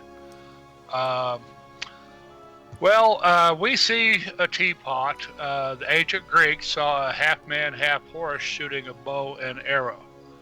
Okay, and of those stars there, if you start at the top of the lid of the teapot, that's Caus Borealis. And then if you follow the line down, you'll see Caus Media. And then follow that line on down, you'll see Caus Australis.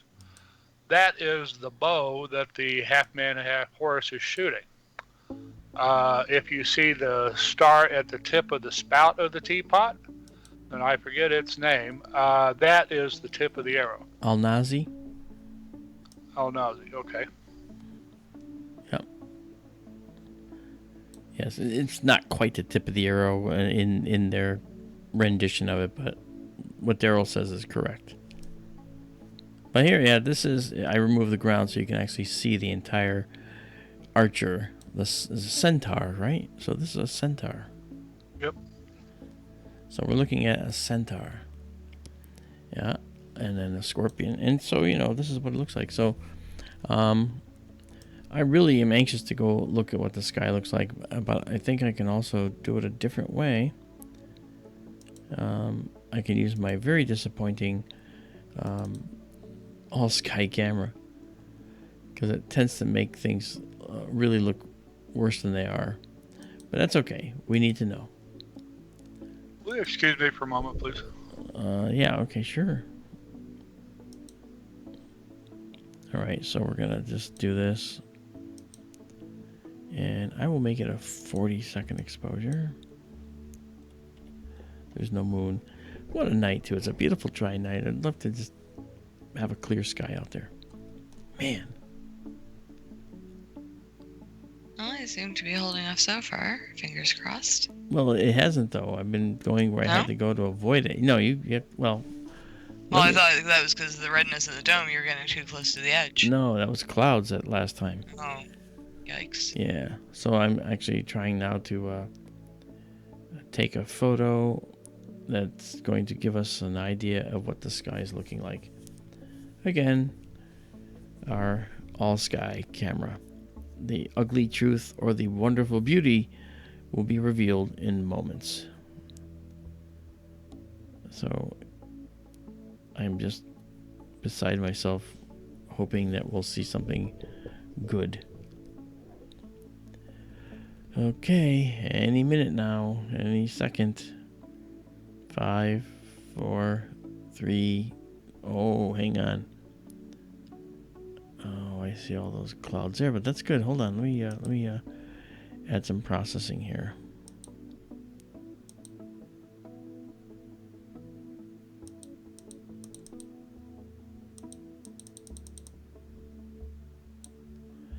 Just add some processing. Come on.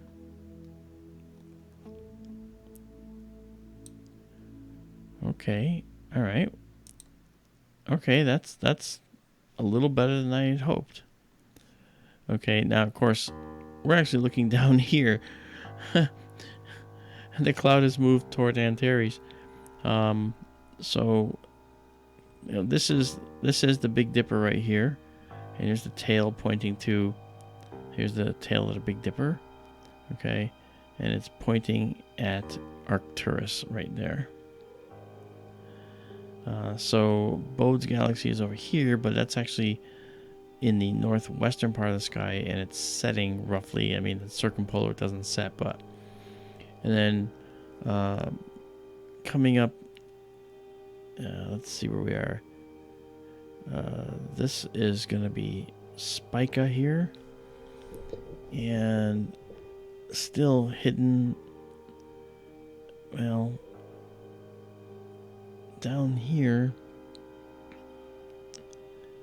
We should see. This might not be Spica. That might be Spica. What this might be is Vega. So I think we might have a shot at catching some of our beautiful summertime sky. So this is good news. This is all good. So that's going to just keep ticking away in the background, doing its thing. And I will just continue to take photos, and we'll leave it going. Meanwhile, let's go see if this is where the clouds are now. They're following us. So I'm going to take us up now to Vega. Oh, wait a minute. Let me just bring the ground back so we realize that the moon really is not out. Okay. All right, here we go. So, okay, there's Arcturus. And there's Altair, which we said yet. And then Vega. All right. Now I gotta move the dome before we go to Vega, or else it won't be able to find it.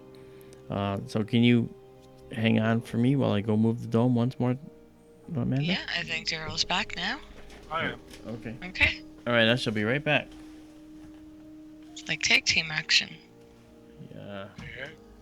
I'm determined to make a night of this. Mm.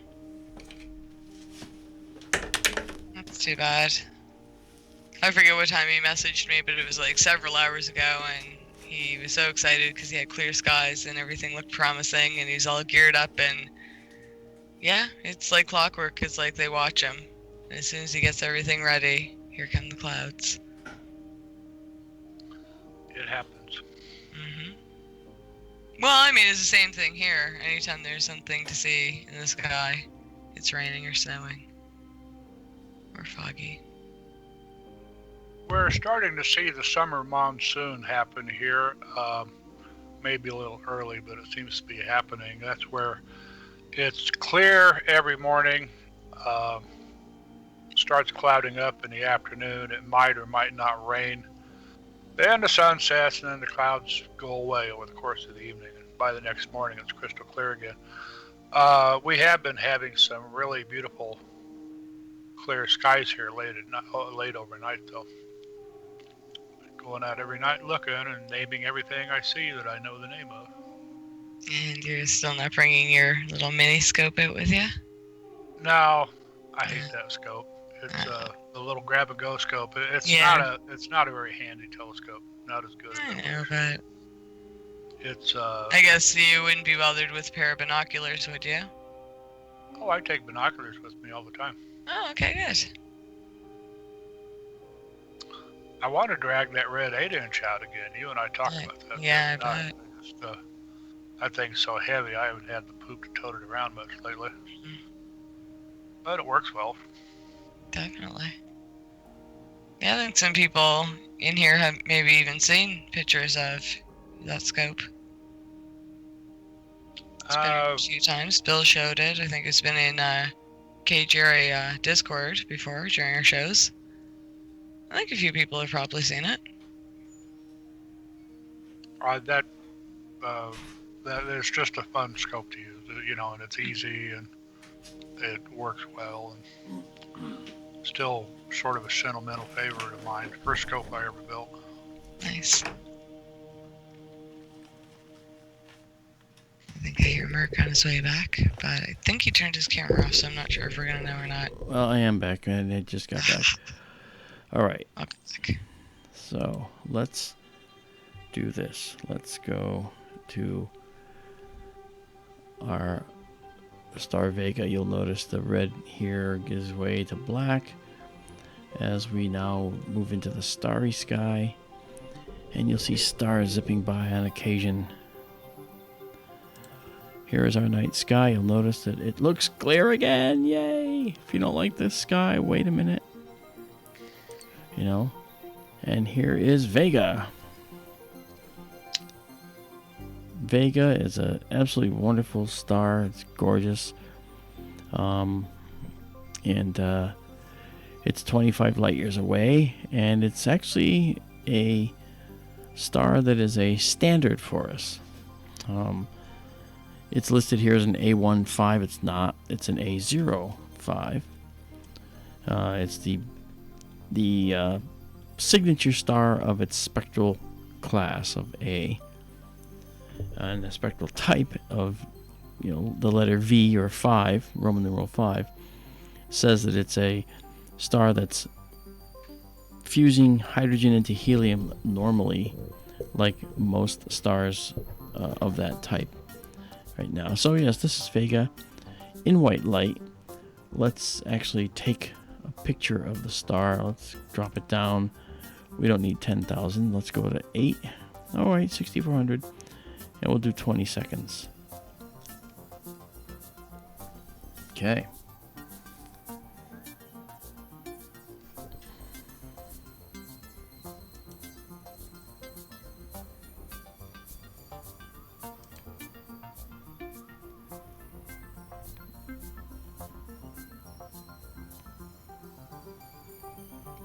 What's Ronald asking?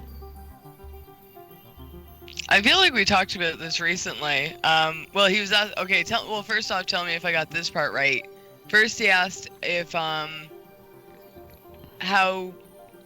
big Jupiter would have to be the smallest of the stars, and it was like 80 times as big as it is now, right? 80 times is massive. Yes, has that it's 80, massive. 80 times the mass. 80 times the mass. Okay, and now don't tell me I lost it. I asked, would another star create a problem with our atmosphere? I guess he means another star in our solar system. And he's thinking I would say probably yes, regardless of where it is in the solar system, but who knows? Yes, I mean, a star the distance of Jupiter would just be a death sentence for us. Mm-hmm. Because even if it was out at Pluto, what would that do to our atmosphere here on Earth? I have no idea why this stupid thing is showing up. What would it do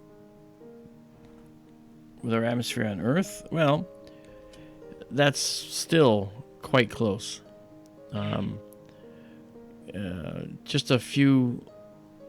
I mean, many of these stars are several thousand astronomical units from each other, and they still create a very, very active environment in between them. So I don't think that we could readily survive.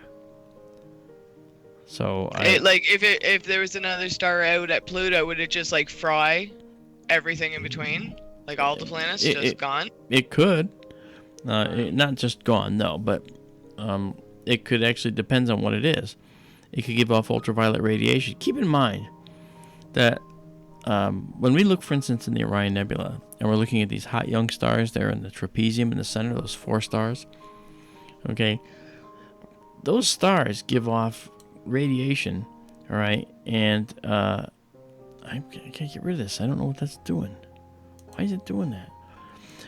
It gives off radiation, and that radiation that it gives off is actually ultraviolet radiation. And when you look at the Orion Nebula, the nebula is many tens of light years across, and that radiation is still causing ionization light years away from the stars. And so a star where Pluto is would be bathing us with a very, very high amount of potential ultraviolet radiation. So it could render lifeless this planet. So if you think about that, this at that distance, what would the stars do to each other? Nothing. They would orbit each other, basically. And then the planets out in the outer solar system would either be captured by the star or ejected from the system by the star. But only if the star entered the solar system. If Jupiter suddenly became a star, which it couldn't possibly, then nothing would change there except that the moons of Jupiter would probably mostly all get destroyed by the radiation and so forth. And so if Jupiter suddenly became a star, it would mean it's 80 times more massive at minimum. And if that happened, well, then its orbit would change and all the other planets' orbits would change as well. Because now Jupiter affects everything in our solar system because it has the most powerful gravity of anything in the solar system. However, if it was 80 times more powerful or more massive than still, then it would have an even more powerful effect, on average 80 times more powerful. So we're looking at something that would possibly spell the end of our orbit around the sun, because as we were on the side of the orbit where Jupiter is, we'd be pulled a little further from the sun, and our orbit would be made more elliptical over time. And that could spell the end of us anyway. So that's to me not a happy thought, frankly. Very cool. Yeah. See, I love this. You can take a question, like throw all kind of random variables, and you just think it through and explain why it could or couldn't be possible, and just go with it. That's awesome. Yeah, that's if you think about it, it just takes having a good feel for the universe and how stars work, how planets work. Sample said that they kept reading that Proxima Centauri is not much bigger than Jupiter, though much more massive. Can either of you speak on that? Yeah, sure. We've actually found a star that's actually smaller in diameter than Jupiter. But it is more massive by far. Because what does that mean? It means it's more dense. And if it's more dense, then it means there's more matter per cubic centimeter or per square inch or per cubic inch in this thing. And so the temperature at the core could be brought up to that requisite 13 million Kelvin to begin the fusion process. So it has to be very dense in the core. But there is a small size limit for stars. You can't have a star that's 10 feet across, for instance. You can have a star that's a tenth of the diameter of the sun, so maybe you can have a star that's like 80,000 miles across, okay? And that's something you can have for sure. In fact, we know we have at least one because Jupiter is 80-something thousand miles across, and the star is smaller than Jupiter, but it's denser, and it's a red dwarf. It's a tiny little red star. So all of its planets are likely going to be very close to it and also be tidally locked so that their same face points at the star, like TRAPPIST-1. Very cool. Yeah. Okay, so now I'm going to try and go to the Ring Nebula now, even though I know that the Ring Nebula is miscatalogued by the Meade system. And so we're going now to, I think, Sarafat. And then from there, we should just go just a little bit over to get to the Ring Nebula here. But in fact, what will happen is it's probably going to go out here because of the error. And it's not my error. To our requests. Yeah, we're going to do those too. Okay. Oh, it looks like we got Fighting it. for you, chat. Yeah, no worries. Don't forget, I had to go and chase the area of the sky that was as clear as it was, so that's why we had to go down there. And now we can actually go check out Hercules and Messier 13 for Kyle Lynch, who asked for that earlier. Okay. So right now he's ready and waiting for you to put all these pictures up in the Facebook group, and he's gonna play around with them, and if he comes up with anything of interest, I think he might be sending them your way. So keep your eye out. Yeah, I'd actually really like to see what he comes up with. So send him to me. I would too. Cool. I'll get that link for the Facebook group now, actually. Okay, let's see if we got the ring nebula here. I have to just make sure. And we do. Look at that beautiful thing. And boom. There we go. Oh, wow. Look at this, guys. Look how beautiful. It's a gorgeous night. What a beautiful nebula this has turned out. Wow, this is really pretty. Stunning. This is that star I was telling you about. That central star. Look at this. Holy cow. That is something else. This is in white light too, Daryl, I believe. So, not bad, huh? Oh, looks nice. Very bright. Yeah. That's gorgeous. Yeah, and that's your blue. That's your blue color. Mm-hmm. That's Amanda's blue color. Mm-hmm. Now, for those of you that were here last night, you saw that we did Space Engine around this nebula, and you noticed there was a barrel. It looked like a barrel. Carol Carl said it looked like a soda can. That was this part that looked like a soft drink can from the angle we were looking at it from the side. But this part here, you notice there's blue kind of in through the center. It's the thought is that this is actually coming toward us, and that other part on the other side is going away from us, and that this is sort of a ringish looking thing around the center of this bluish barrel that's going through the middle of the hole. Personally, I don't know if that's true. I still tend to think that we're looking at O3, oxygen 3, and that this is actually a spherical shell, and that it looks thinner where we're looking through a thin layer of it, and that's where it's facing us and where it's on the opposite side from us. It's thicker along the edge. So if you had your palm facing you here, as you move your hand to this side, you go around the corner, and as you do that, your palm is going to turn a little sideways, and now you can't see in between your fingers, okay, until you get it to the other side. Now we're looking at the other side of your palm, and you can see between your fingers, and that corresponds, I think, to this darker area where you're basically seeing through your fingers, but on the edges, you can't, and I think that's what accounts for this shape.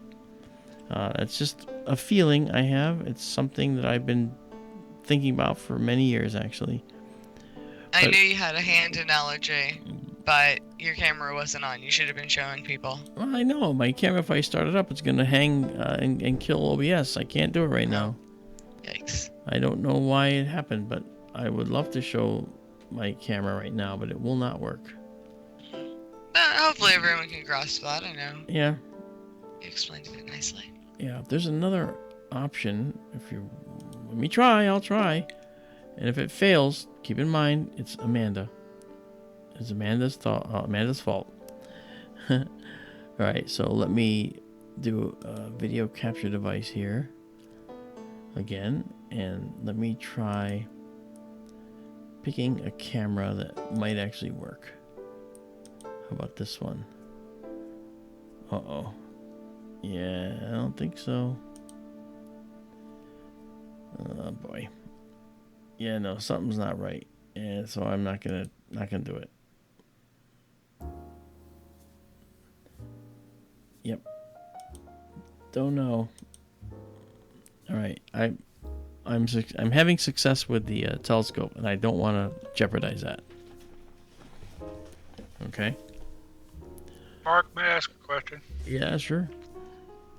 Epsilon Lyra, while you're in the neighborhood, have you ever looked at it? Yeah, last night we did. We could split the doubles. Okay. Want to do it again? Was that in your program or through the camera? What do you mean in my program or through the camera? Well, whatever, Universe Sandbox or whatever. Oh, no. That was live. Until then, then it clouded up, and we had to go to space engine. Okay. Well, that's fine. No, if you've shown it recently, that's fine. No, but the people that are hearing may not have seen it. This is really pretty. I'm going to actually do something different. I'm going to actually see if I can capture some of the outer... And it's a rather spectacular night, so I'm going to try it. I think my bulb setting is going to take us to a minute.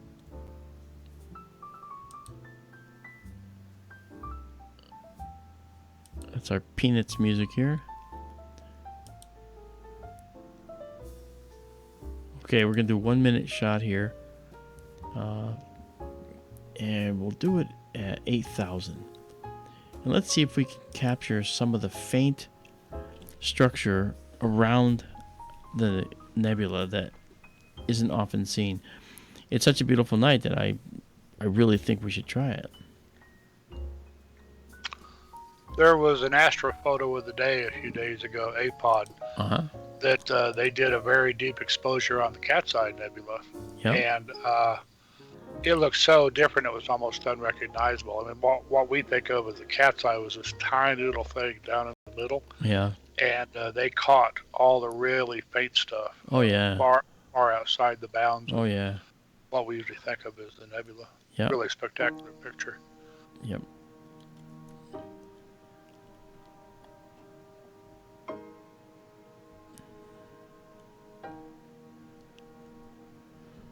Ronald asked a question. I'm not exactly sure if this is what he is asking, but I think so. He'll get back to me if I'm wrong. With the ring nebula, it's the central star that's creating the ring, right? The nebula itself, correct? Yes. Okay, that's what I thought. Okay. In white light, we don't... hard to tell. Hard to tell. There's actually a faint galaxy in the same field, too. And I'm trying to locate that. Ronald, as the star at the center of the nebula got old and became a red giant, I guess, it started blowing off its outer layers. And those outer layers are what makes the ring. Right. That's what I was thinking.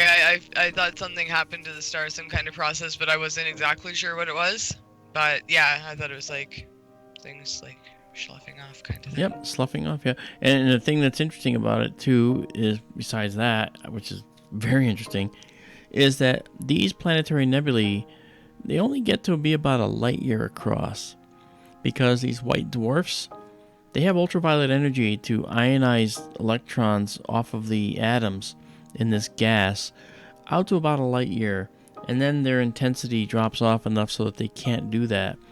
So the nebulae are only about a light year across, but then you say, wow, well then if this is a light year across, then we know how far away it is. And the answer is, yeah, we would, except we don't know if the thing is actually still expanding or if there's more gas out here that's already gone past the limit, indicating that this thing has existed for a lot longer and maybe a lot closer.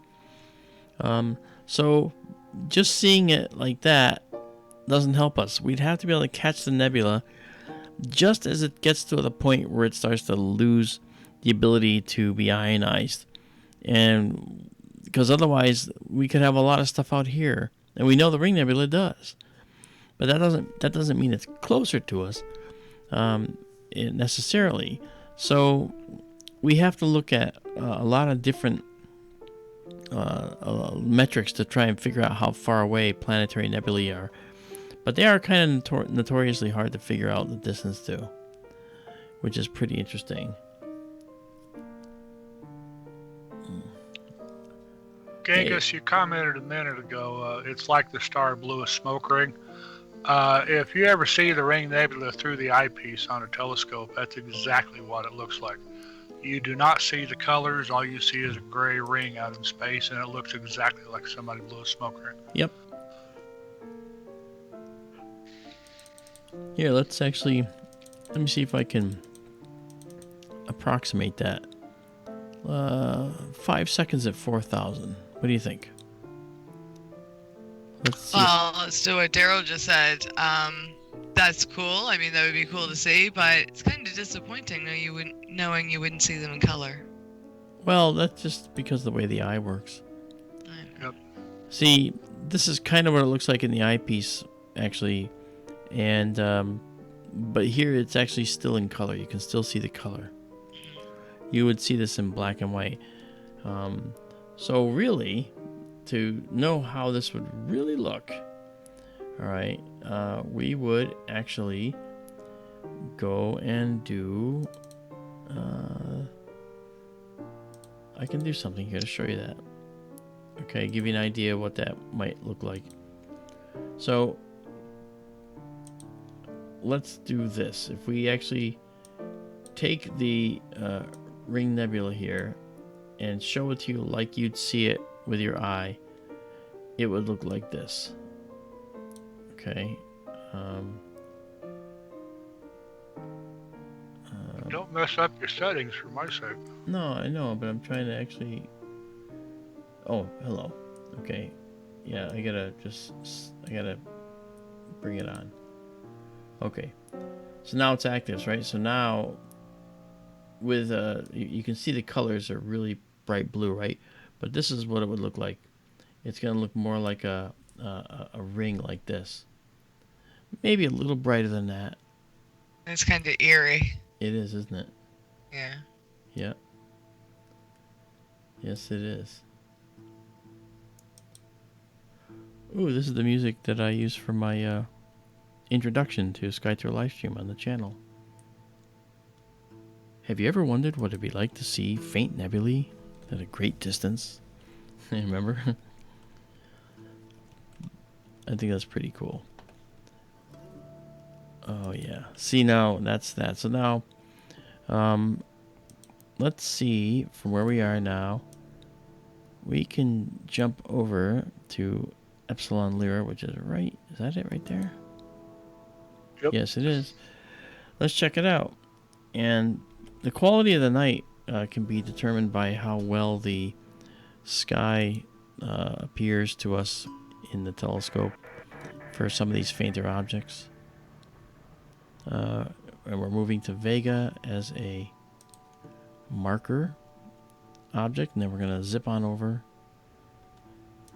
to Epsilon Lyra. And you'll see it come in, and there it is. Last night, for those of you who remember, this was going in and out, in and out. It was there, then it wasn't there. Oh, it was just terrible. It was just fading in and out under the clouds, you know. Let me take us a little farther up. Okay. There's Epsilon Lyra, the double-double. Each of these stars is a double star, and they're orbiting each other. Each pair is orbiting themselves. Each of the pairs are orbiting each other. And then the overall 2 stars here and 2 stars here are orbiting these, this common center. Really kind of a neat double-double. It's not the only occurrence of a double-double. We've seen this before. Can you split the doubles? I can, I believe. And I'm going to drop us down to a low ISO to do this. Let's go right down to 50. And we're going to reduce the amount of the exposure till the stars are barely visible.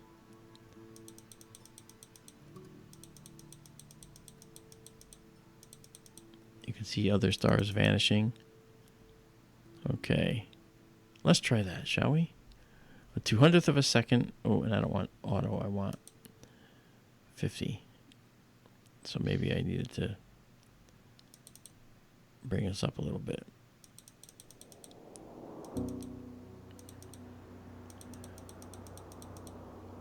There we go, and you can just start to see them now. Okay, 0.4 seconds at ISO of 50. Those will be the only things we can see. And now we've got to rotate the image. And as we zoom in, you can see that these two are side by side. And these two are up and down relatively. See that, Daryl? Yeah. So we can split them within the limits of this telescope.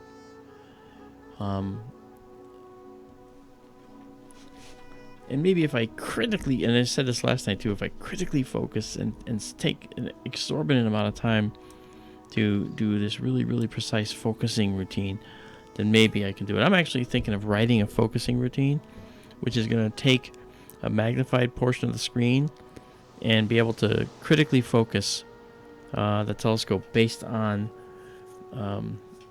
what happens to the light. It really shouldn't be that hard. You know, you just need a way to sense the light, and when the light coming to you is the least amount for the surface area, for the area, then you're there. But you see that, right? Now, again, we just took a quick exposure. If we do another one, then we should be able to see it again. And now this one's actually, it's a little more clear. And of course we know that it has to be rotated. Ronald, no. The double in the Big Dipper handle is Messier and Alcor. Messier is the middle star in the handle, and Alcor is the little one sitting next to it. Mm-hmm. Which is a double in itself as well. It is.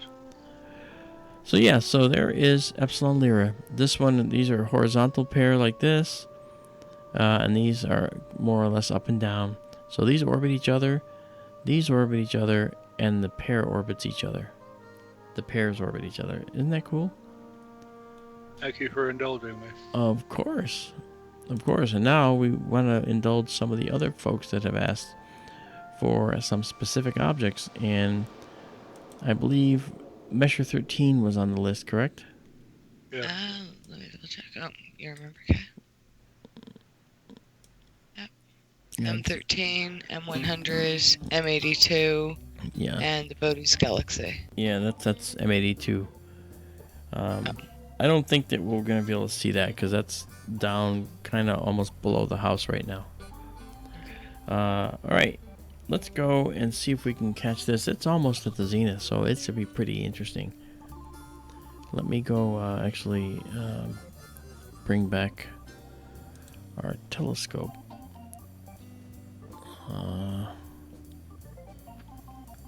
Well, it looks like it's going to work.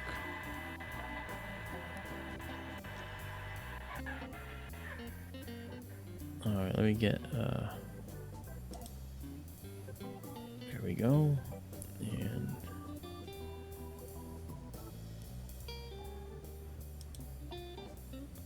there we go. Hey, see where it's looking? It's looking straight up. And that's really cool. So that means now that we're probably, if this came out right, we're probably looking at a extremely sharp cluster tonight. And it's right there in the center. Can you see it? It's right there. Alright, now I'm going to drop us down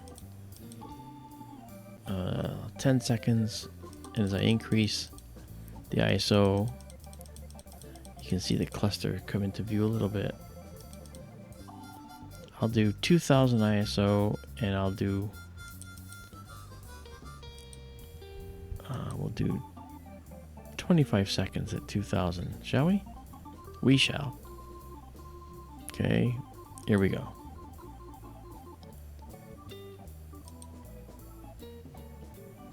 And we're off and running.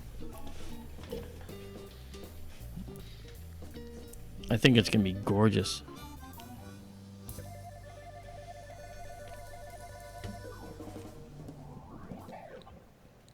When things are at the zenith, you're looking at the least amount of air to see them. And that makes them really, really pretty. As we'll see. Oh, my gosh. Look at this. That looks gorgeous. Look at that. Oh, that is just so beautiful. Does anybody else ever see the propeller, or is that just me? I mean, that's jumping out at me tonight.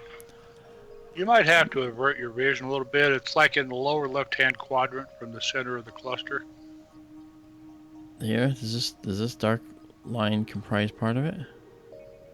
You're too far out. Are you talking about in here? Nope, right there. Here?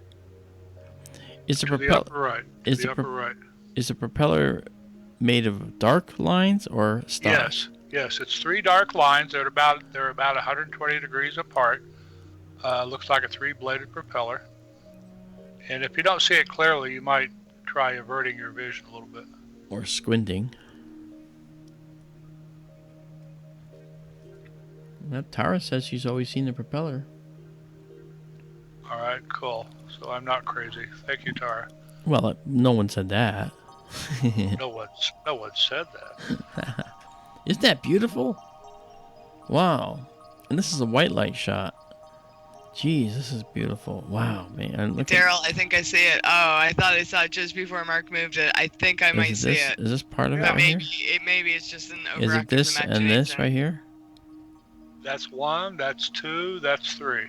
1, 2, 3, that's kind of right? what I'm looking at. Yep, that's it. Yeah. It jumps out at you. I wonder if I'm going to be able to see that next time. I don't think I picked up on that before. Oh, it's right here. Yeah. I can see it quite clearly now. Yeah. Do you guys in chat see it? Could you guys always see that? Can people still not see that? Well, I'll just draw the line. That's pretty cool. That's really cool. I like. There's a dark line, goes right up to here, and then right down to here. You can think of it as an inverted Y as well. Yeah. Or the Greek letter lambda, for those of you that know the Greek alphabet. You know, it's, in case you don't, it's alpha, beta, gamma, delta, epsilon, zeta, eta, theta, iota, kappa, lambda, mu, nu, xi, omicron, pi, rho, sigma, tau, upsilon, phi, keep, psi, omega. Okay. I mean, that's... I thought you were Italian. Well, I was, but, you know, I've renounced and I'm now a Greek alphabet guy. No. If you're an astronomer, you know the Greek alphabet. Yes. That's Native American. That was my mother, Native American, Passamaquoddy. And my father was Italian. Actually, my mother was Irish and Native American. So Irish, Native American, Italian. Italians love their wine. Irish love to drink their whiskey or whatever. And Native Americans typically drink a lot too. So 3 of the worst drinking habits, and I don't even drink. So I'm an oddball. Jim note. I like this. Yeah, sample return, it's not in the center. It's offset a little bit to the lower left. Yeah, I just typed that actually. A little left of center, yeah. I'm going to follow it again. So here's my arrows. Watch. Blow it up a little. Bring it bigger. Well, it's actually harder to see when you bring it bigger. Right there is pretty good. Well, really? I think right here is okay. good. Right. If you watch it, all right, here's the top of it. It comes down and goes to here. Okay? And then it comes down and goes to here. So it's 1, 2, like an inverted Y. There's the top of the Y, down and down. There it is. See? Top. So really the 3 corners are here, here, and here. Next time you stream and show this, when you have your camera on, you can bring your disembodied head and point it out. Yeah, again, I don't want to make people... You used to have a marker on the screen, didn't you? You know what? I can do something else too, I guess. I can do this. So here's what I'm going to do. If this works. I know how frustrating it can be. Oh, see now I really think I see it now. That's pretty cool. Yeah. I wish the whiteboard would work. No, my whiteboard's not working. Yay! Okay, don't crash it again. That's fine. No, I'm not gonna crash it. I got red. Maybe I just need to pick a... Will this make it work? No, I don't think so. Okay, I'm not sure why. Excuse me just a moment, please. Wow. gorgeous. Wow. This is beautiful. I don't know. I couldn't figure out what you guys were talking about. I didn't understand. And then all of a sudden, it just like you guys said, it just all of a sudden came into focus. And then you moved it, so I wasn't sure if I was gonna see it back again. But yeah, that's pretty clear.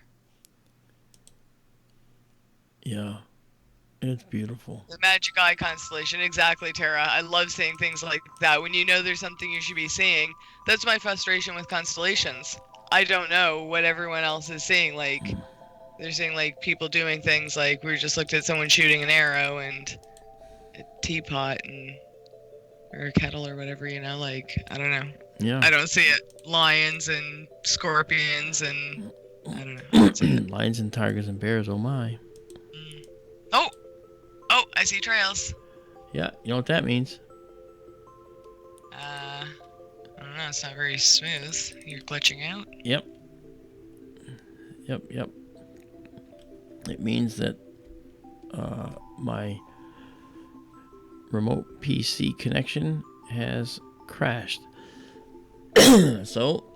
Me and my good ideas. Yes. Well, it's okay. It's not your fault. All right, let me just get rid of these things.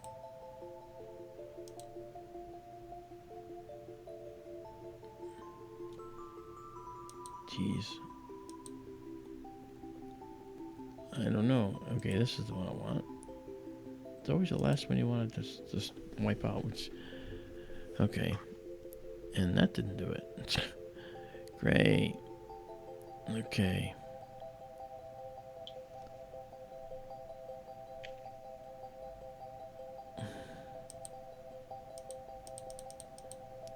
What the heck? It won't go away. Okay, let me why won't this go away?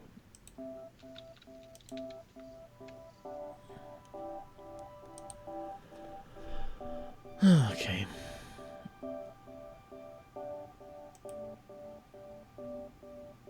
Does that mean Daryl's back? Yes. It does. Look what we did while you were away. Yeah, I see that. Yes, we're crashing things. Aerial star My God. This is just getting me so frustrated here. I do not know why it's doing this. And I guess it would be nothing as easy as like a clear button anywhere. Yeah, wouldn't that be nice?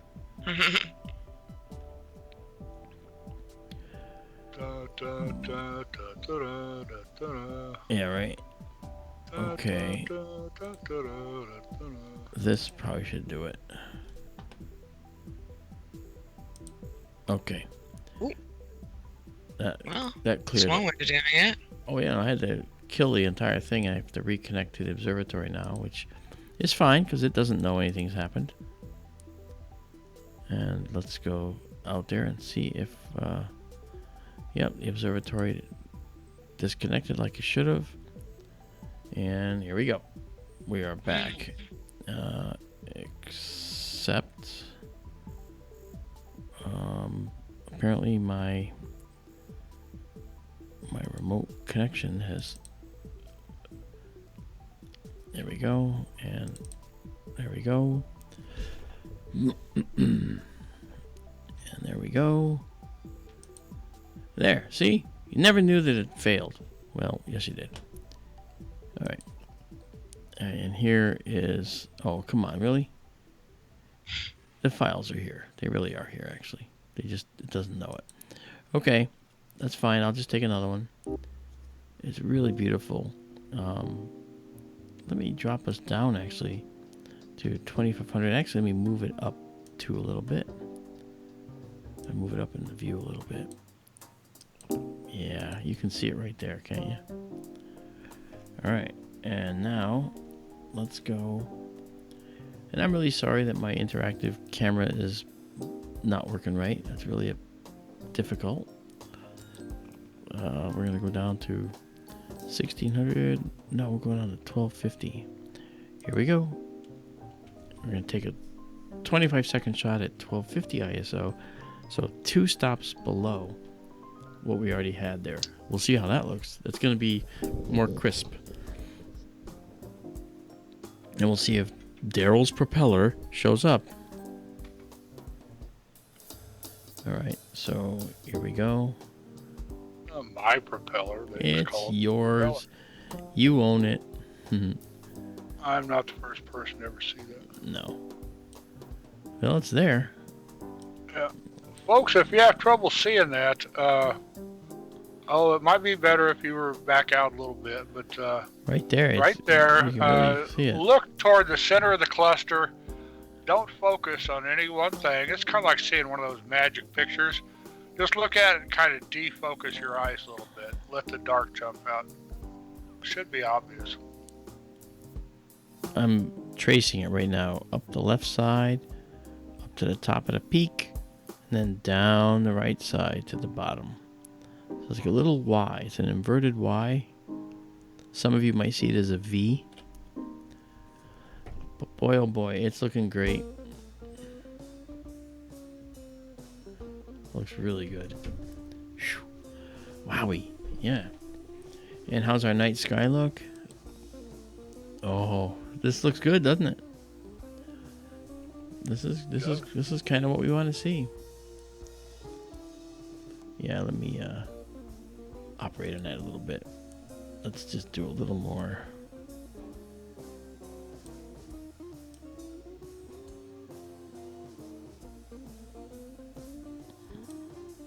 See the Big Dipper, you can see the handle kind of making a curved point toward Arcturus there, left to center. Yep.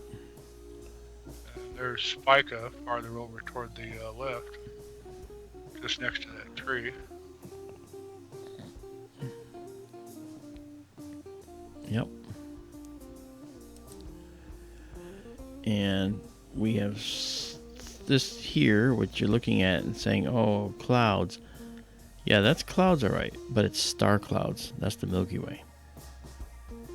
It's Jupiter and Saturn up at the top right. Yeah, that's right. And they're kind of low. And as the night's wearing on, we're going to be able to have some time to maybe catch some of the beautiful summer sky objects here. Okay, let's just get this camera rolling again. We're going to leave it running all night again, and we'll put it together in a mosaic movie for tomorrow. Gosh, that's beautiful. Look at that. Okay. Daryl, we have a question. I might want to direct it to you. You might know the answer. Sample return? Yes. Sample, if I had to guess, it's just pareidolia. I mean, there's really nothing going on there. Sample's asking what is causing the propeller. It's the eye wanting to make order out of disorder. Oh no, I'm just letting for anyone that looks back in case they can't see chat what you're answering. Not, yeah, get pareidolia. That's what Sidonia is. Yes, what Mark would say Sidonia is, the face on Mars. Yeah. Yeah. It is. It's actually that exactly that. It's your opinion. No, it's actually a hill. We know that for a fact. And you know, Hoagland was wrong. I know. Okay, we're going to get off of this, and we're going to go to a beautiful double star that we all love so much. Because I imagine tonight it's going to look really pretty. Oh, there it is. Albireo, I bet. I bet you're right. Yeah, there's Albireo. Albireo is a beautiful K star and a B star. So K stars are orange, but it's actually a giant. And the B star is a regular hydrogen fusing, what we call dwarf. So it's a normal star, but the K star is not. I think it's a giant. But why should I? Let me actually see what I've got. It's right here. I should be able to know right now. Yes, it's it's a K2 and then Roman numeral 2, right? So it's a definitely a giant star. And then the Albireo here is a blue B8 star. Okay, let's just take a nice photo of this. Let's drop it down. We only need 15 seconds, but we'll do it at 1600. Okay, and I'll raise it up a little first too, just to center it. If anyone wants a beautiful photo of Albireo, then maybe this will be the one. Okay, here we go. And again, we're taking this without using filters. We're using visual light. We've actually done visual frequencies, visual wavelengths the entire night. We haven't done any of the narrow band work, which they're still visible frequencies, but okay, now I just have to rotate it, and now you'll see it. Look at that. Look at Albireo. Isn't that beautiful? Just beautiful. You got this K22. These two stars are separated by over 5,000 astronomical units.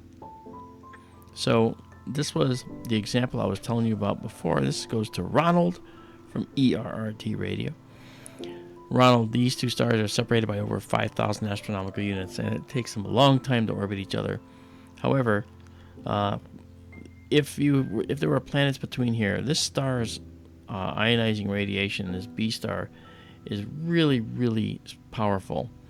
And this K2 star is an evolved star. So any planets that may have somehow been in this system with these planets or with these stars have probably been vaporized if they weren't sterile to begin with. Okay, and that all has to do with the fact that the K2 star was a normal dwarf, meaning it was fusing hydrogen to helium as well, but it went through its hydrogen before the B8 star has, and it went to a giant stage. So it's really like it's approaching it's approaching its end of its life, and its destiny might be to go supernova. I'm not sure about the mass of it, but the mass of it determines whether it'll be a supernova or it'll just collapse down to it won't be a white dwarf, but it could collapse down to a prospect where it might actually have it might go to a neutron star should there be a supernova.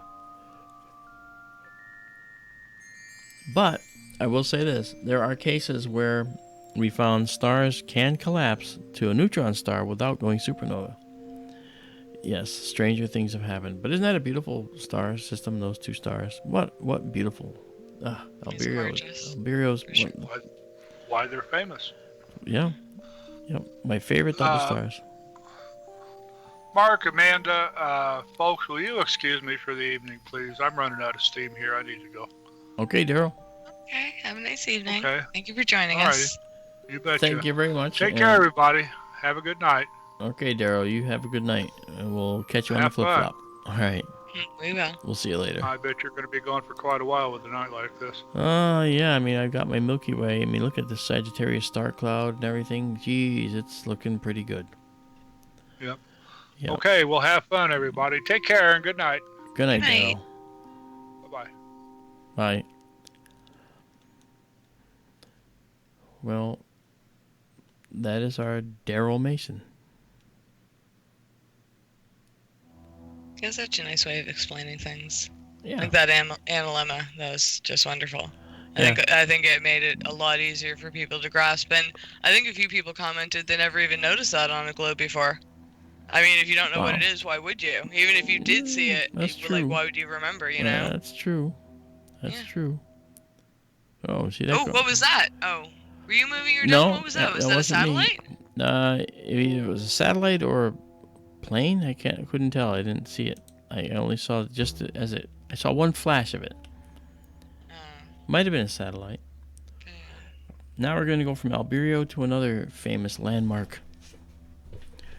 We might change the, and it's actually going to use Albireo as the marker star, which is kind of cool. we're going to go down to the Dumbbell Nebula, right in the heart of the Cygnus Milky Way here. This is Cygnus the Swan, by the way, that we're in. If you have any doubts, this is the Swan. Okay. It's like a cat or a fox. Is that Vulpix? Yeah, that's Vulpecula. Is it? Yeah, because that's where we're going. That's hilarious. Yeah. That is where we're going. Yep. So the dumbbell is right here. And we're going to go and do a 25 seconds at, I want it to be bright, so I'm going to bring it to 6,000, 6,400, and try that first. All right, and here we go. And away we go. Okay. Again, I'm sorry my camera's not working because I'd love to point these things out directly. So you have to go with the cursor again. Grr. I mean, I could try the camera again, but it says it's working. But I think it's colliding with something. I can't tell you. Do you really want to chance it when you're going well? No, I don't. It's a good night. Alright, that's fine. Oh my gosh. What a beautiful... Oh. Look at this, folks. This is the Dumbbell Nebula. Look at that. Oh my god, that's beautiful. Wow. More detail than I've ever seen in a dumbbell. Now I want to do a 1 minute exposure. I'm gonna go do that. We're gonna do a 1 minute exposure of this in white light, and then we're gonna take some with the filters and see what we can do. Wow, this is really pretty. Gosh, this is beautiful, guys. Really, really pretty. Yeah, it's stunning. Look at that. And this again, just so you know, this is what's called a bipolar planetary nebula. No, it doesn't mean it has trouble getting along with people and that it lashes out. It means that it has two poles of debris that have gone in two directions off the star here. That star is here. This is the white dwarf in the middle. And it blew off this way and this way predominantly, and there is a halo around the outside that you can see. You know? And that's beautiful. So yes, I'm going to come back. I'm actually going to drop down one level and go up by 2 stops. So we're going to do a 1 minute exposure at 5,000. So we're going to drop it a little bit. So let's see what we get here. You can actually see the dumbbell right here. It's sort of hard, but you can see it. Man, it's beautiful. What a beautiful night. I mean, this is like one of those nights where it's like, yeah, sleep. Yeah, I don't think so. This is our night sky. Look at the Milky Way, guys. Look at that. That is just so beautiful. Wow. In Arizona, that Milky Way is about 4 times as bright. Takes your breath away. I mean, this is taking my breath away here, and it's just such a beautiful night. And I don't have to be up early tomorrow for anything. So, and Amanda's always up all night long. Whether she wants to be or not. Whether she wants to be, well, okay. Yeah. Okay, what's this? Okay, that's nothing. Wow. All right, so let's see. Here we are. Oh, wow. Speaking of the Milky Way, how do we know the exact position of where it is within the universe? Wow. What? You were talking? Yes. How do we know the exact position of the Milky Way in the universe? How did we calculate that? By analysis of the local group of galaxies that we're in and analysis of where the local group is heading to. We're heading toward the Great Attractor, which is in the constellation Virgo. And the Great Attractor is kind of like a focus for a lot of the galaxies that are heading in that direction as a group, because it's really the most massive location locally in our universe. And that helps us place ourselves relative to those other galaxies. It doesn't actually tell us where in the universe we are, because we don't know where we are in proportion to where the Big Bang was and happened, because 13.8 billion years or so of time has passed since it occurred, and the universe has been moving ever since. And we're not even sure of the expansion rate of the universe properly. We thought we did know, but then that was when Hubble measured the expansion rate in 1929. He came up with a constant of acceleration, and that constant was upended some years ago by the research with the Planck telescope that showed us that the universe really isn't is not expanding at a constant rate. It's actually accelerating outward as it expands, and that is that's a huge finding, because it means that if it's accelerating, it means that when we reverse engineer to find the age of the universe, we've been putting in the wrong number. We've been getting the wrong number all this time. So if you reverse engineer it now, it really puts us at more like 12.6 billion years old. Wow. Yeah, this is really pretty. I'm mesmerized as well, and Tara used the word mesmerizing, and it is. This is absolutely mesmerizing. We can actually... And Ronald wants to know how this one was created, and I will be back in 1 second. Okay.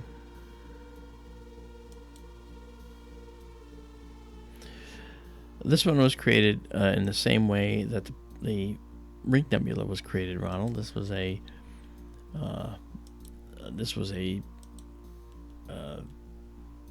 nebula that was created by the fact that a star reached the end of its life, and it ended up being blowing out a lot of its outer layers, and that's what we see with this. This is a false color I'm doing kind of like in the Hubble palette. We can also do it in different colors to show how the different elements are reacting. This is more or less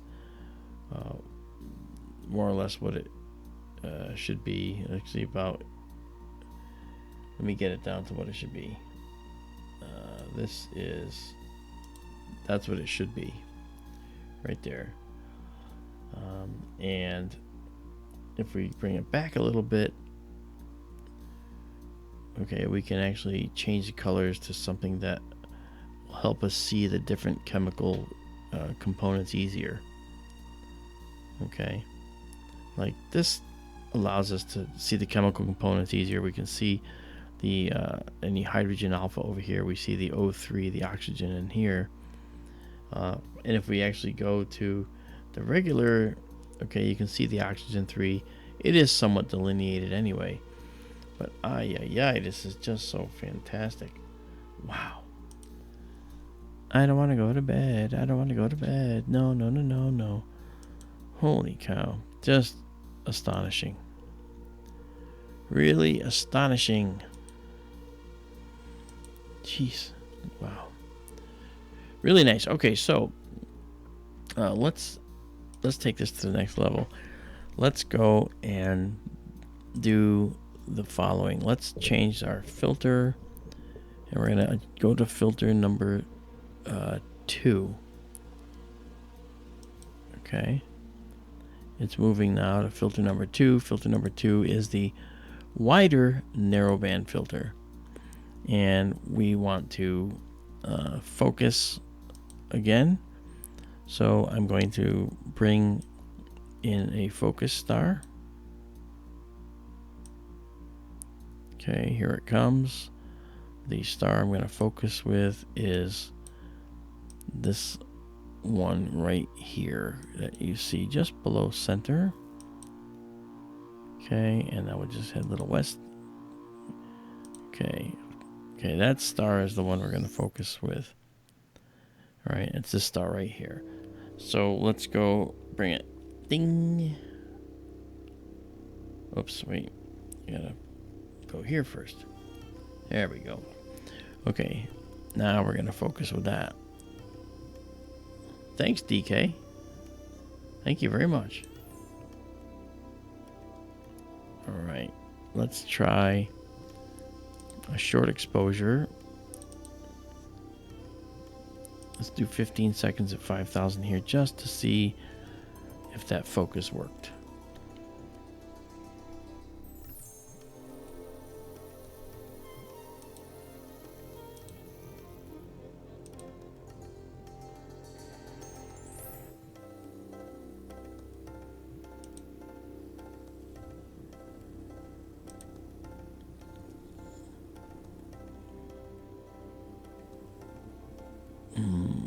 Let's see here.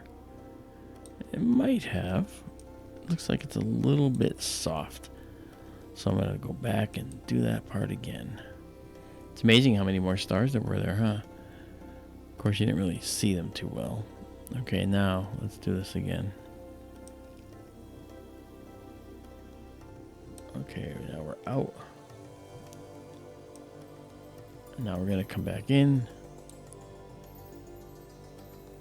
You gotta go back the other way.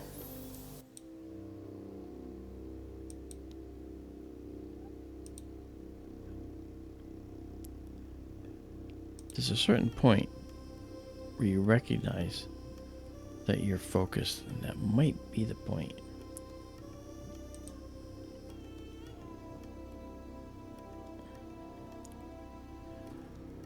Okay, so let's get rid of the focus window for now.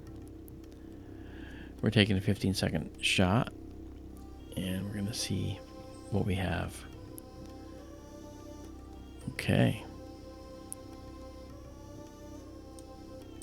All right, actually, I'm going to rotate it the way it has to be. Oh, look at that. Oh, wow. Wow. Now, that's with a special nebula. This is the, look at the dumbbell. Special nebular filter, man. It's really, it's worth the cost of admission, man. Okay, I'm now going to bring this over and take another set of photos with that. The dumbbell, you can actually see the fuzzy thing over here. Okay, let's head west. Okay. A little more. Okay. Maybe a little up. All right. We should be good here. But let's try 15 seconds just to see. Well, everybody knows about the bird. Bird, bird, bird. Bird is a word. Bird, bird, bird. Bird is a word. I know. Bird is the word. Wow. Wow, look at that, huh? Okay, and there is the Dumbbell Nebula. See, here's what's interesting now. With the filter, we actually can see accentuated areas in here that are different in texture. With the previous photos that we took, okay, not this one, but maybe this one. No, the white light photos. Here with these white light photos, okay, you say, wow, that's really pretty. I mean, look at all the stars. But you're not seeing the differences in here, all right? Compare that to this. And keep in mind, we're going to stack all these, okay? So you can see that there's a lot of detail in here that we are not really getting with the other shot. It may look prettier, but this is the shot that's more useful. And we're going to, and that's only 15 seconds, by the way. So we're going to go up to a full minute on that. And watch what we get. I imagine it's going to be pretty spectacular.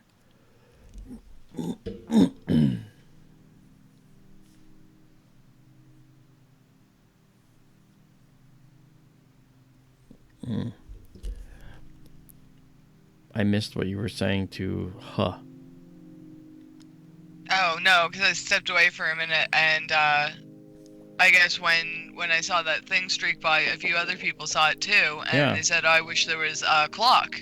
And I said there was at the top of the screen, but I guess the red on the black background is kind of hard to see for some people. Okay. And I thought, I could be confused. I thought they said, "Oh, it's only been there for 21 minutes." But that's because at the time it was like 21 after midnight for you, because it's in Eastern time. Yeah. So, like, it was always there. He didn't just put it up because we caught something and he forgot. So it is a live time. It's Eastern Standard Time, because that's where Mark is, just in case. I probably should just if you see something and Eastern you happen time. to notice the time and you want to let us know in chat, that would be awesome. And like where in the sky and what you saw. That'd be cool. Look Thanks. at that. Someone wanted to know what caused that cloud. Yeah, that was I don't know Ronald. if you touched on that or not, yeah. Yeah, I did. I mentioned this is look at this. Sorry, I'm catching up in stream. I stepped away for a second. Wow. Oh, I'm sorry. I'm beside myself. Look at this. Okay, and compare it to this. Okay. You see how soft this looks? Compare it to this. Look at the difference. That's the difference that a filter makes that can take photos that we see. Daryl left too early. This is just stunning. I think I'm going to take a few more 1-minute shots of this, and I'm going to stack them. Can you imagine that? Can you imagine that? Oh, wow. I can't stop looking at it. Did you answer Sample's question yet? I don't know. Okay, they ask, if Webb doesn't deploy correctly, do you think they won't send a repair mission? No, they can't send a repair mission because it's going to be quite distant. It's actually going to be at a Lagrange point where the forces of gravity sub to zero in that local area. And we're going to be stuck. So Webb must deploy properly or it's going to be a multi-billion-dollar failure. And there's no backup. I remember you saying that if something goes wrong, there was no way of fixing it, but I didn't know exactly why. I just figured, you know, it would be so expensive to send something there, and it might not work, and it would take a long time, and maybe the damage would get worse. Like, I figured it was something like that, but they just won't be able to reach it or stay there if they reached it. No, they just won't be able to really get there. Yeah. Wow, look at this. I'm just going to keep going here, guys. I'm going to keep coming back to it. And don't worry, because the night still looks good. Here's our Milky Way. And our Milky Way, here's the Sagittarius star cloud down here. This is the Cygnus Milky Way. Right, and we're actually right about here. Looking at the Dumbbell Nebula. Okay. Here's Vega, and these are the two stars, Chiliac and Solifat, and in between the two stars, that's where the Ring Nebula is. And then we have, up here, we have Cygnus the Swan, okay? And Cygnus the Swan, we're looking below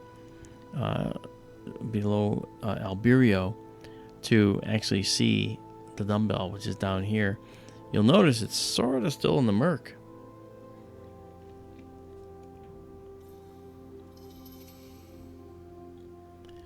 David, that's your question is a good one. He asked a question about these red areas inside the nebula. What do they indicate? Well, they indicate first of all, what they indicate is that when the star was sloughing off its outer layers, that little tiny star in the middle there, which is actually quite blue and bright, giving off ultraviolet radiation. Okay, this nebula is nearly a light year across, and we know that its ultraviolet radiation can ionize atoms out that far. It's really a very, very powerful central star. So what these show us is that the star, when it sloughed off those layers, it sloughed them off in a way that wasn't homogeneous. It actually sloughed off a denser knot this way and that way up there. Look at these edge fringes up here. They're a beautiful red. This red might be neon. Might be some H alpha up there. We'd have to look, but this this greenish blue teal, this beautiful teal here, is definitely O3, which is doubly ionized oxygen. If you remember, O Roman numeral 3, O I, right? O3. Okay, that means that we're looking at a doubly ionized oxygen. And you might say, well, wait, it's 3 I's, O I. Why isn't it triply ionized? Well, because O1, O Roman numeral 1, is a base ground state for the atom. It's the atom that doesn't have any it's the atom that doesn't have any ionization that has occurred to it. Okay, so when we look at an atom like that, we call it O1, and singly ionized oxygen is O2, and doubly ionized oxygen is O3. So, see, that's how that works. And so, the material that was sloughed off from the star's outer envelope was obviously different densities in different places. It wasn't evenly split. Also, what we don't see is that the interstellar medium from this white dwarf here out about a light year could very well have been higher density of dark material here, maybe some dark matter, in fact. And when the cloud that was expanding impacted it, it could be that it was slowed down a little bit and maybe caused to kind of bunch up here to make a denser patch. We've seen that before, where you have expanding clouds like this, but on one side they hit a wall basically of interstellar material, and that wall of interstellar material that they hit, God, that's beautiful. That wall of interstellar material that they hit causes it to slow down, so that this perfectly spherical shell that's expanding is kind of slowed down on one side and kind of has a dent in it, okay, or it's kind of deformed a little by the interstellar medium itself. So that could be responsible for what we're seeing here in this nebula, for its weird shape here. Notice also these really beautiful wisps here. These are going to come out so beautiful when I process these. We're going to be able to see the wisps very clearly, and I can't wait. It's just beautiful. Oh, yeah. This is a planetary nebula as well, is it? Very well said, and I think that Ronald asked what type of nebula is this. Mm-hmm. Yeah, I said I thought it was planetary, but it was just a guess, so I wanted to double check. And you're absolutely right. Yay! Thank you for that question, Ronald of RRT Radio. Ronald we know very well. We see him every year for Pine Bush. He comes out. He drives at 22 hours from the postage stamp he lives in out in Minnesota. It's a little tiny town. He can walk all around it in one day. It's really sort of cool. I see him every Friday at 5 p.m. Eastern.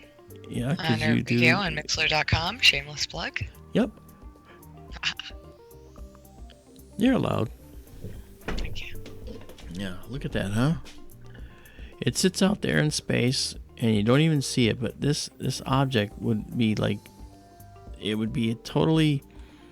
Well, if you were on a star like this star right here, if this star was near the nebula, you'd be finding yourself like staring at this massive greenish blue cloud in your sky. But it wouldn't be this bright. Because remember, if we look at it actually from here, you can't even see it. So that's how it would look to your eye as well. You wouldn't even be able to see it, but the photos would show this permeating teal blue massive gas that is all around your star system if you happen to be in this area around it. Just incredible.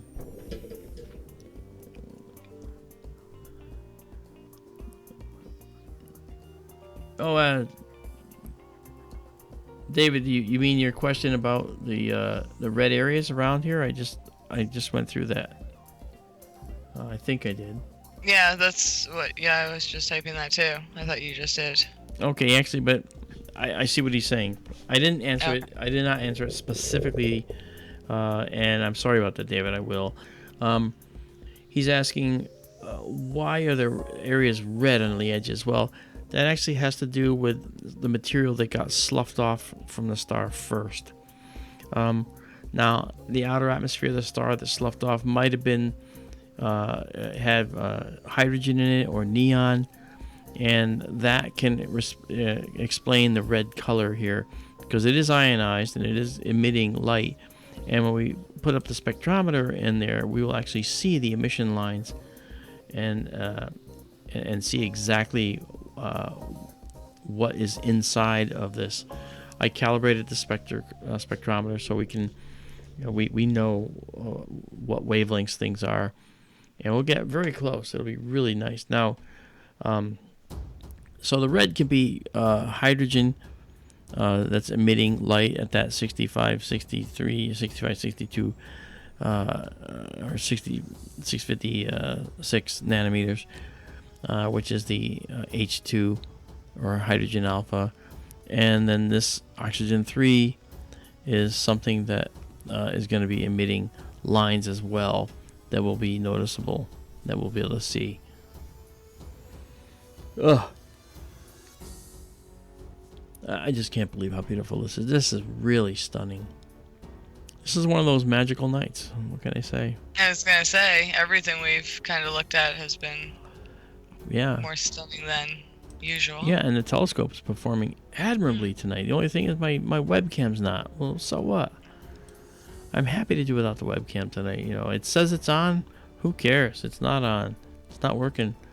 But I'm not gonna hang up my devoted audience watching this, just because I want to have my camera and play a little disembodied head thing,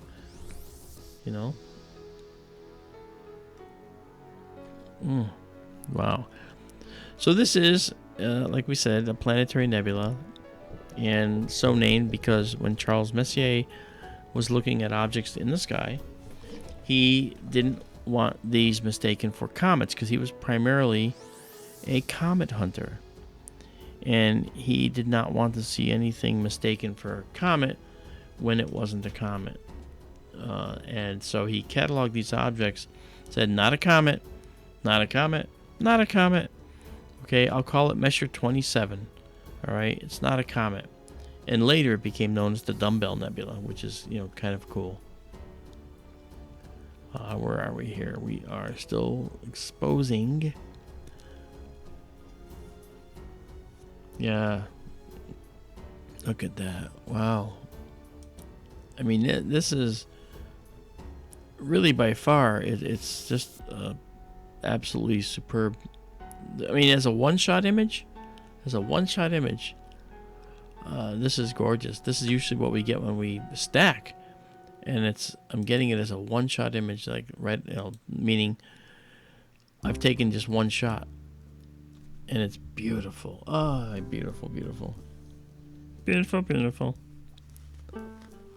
Yeah. Tina has a question. Tina Peterbaugh. Yes. How may I help you? About the Milky Way galaxy.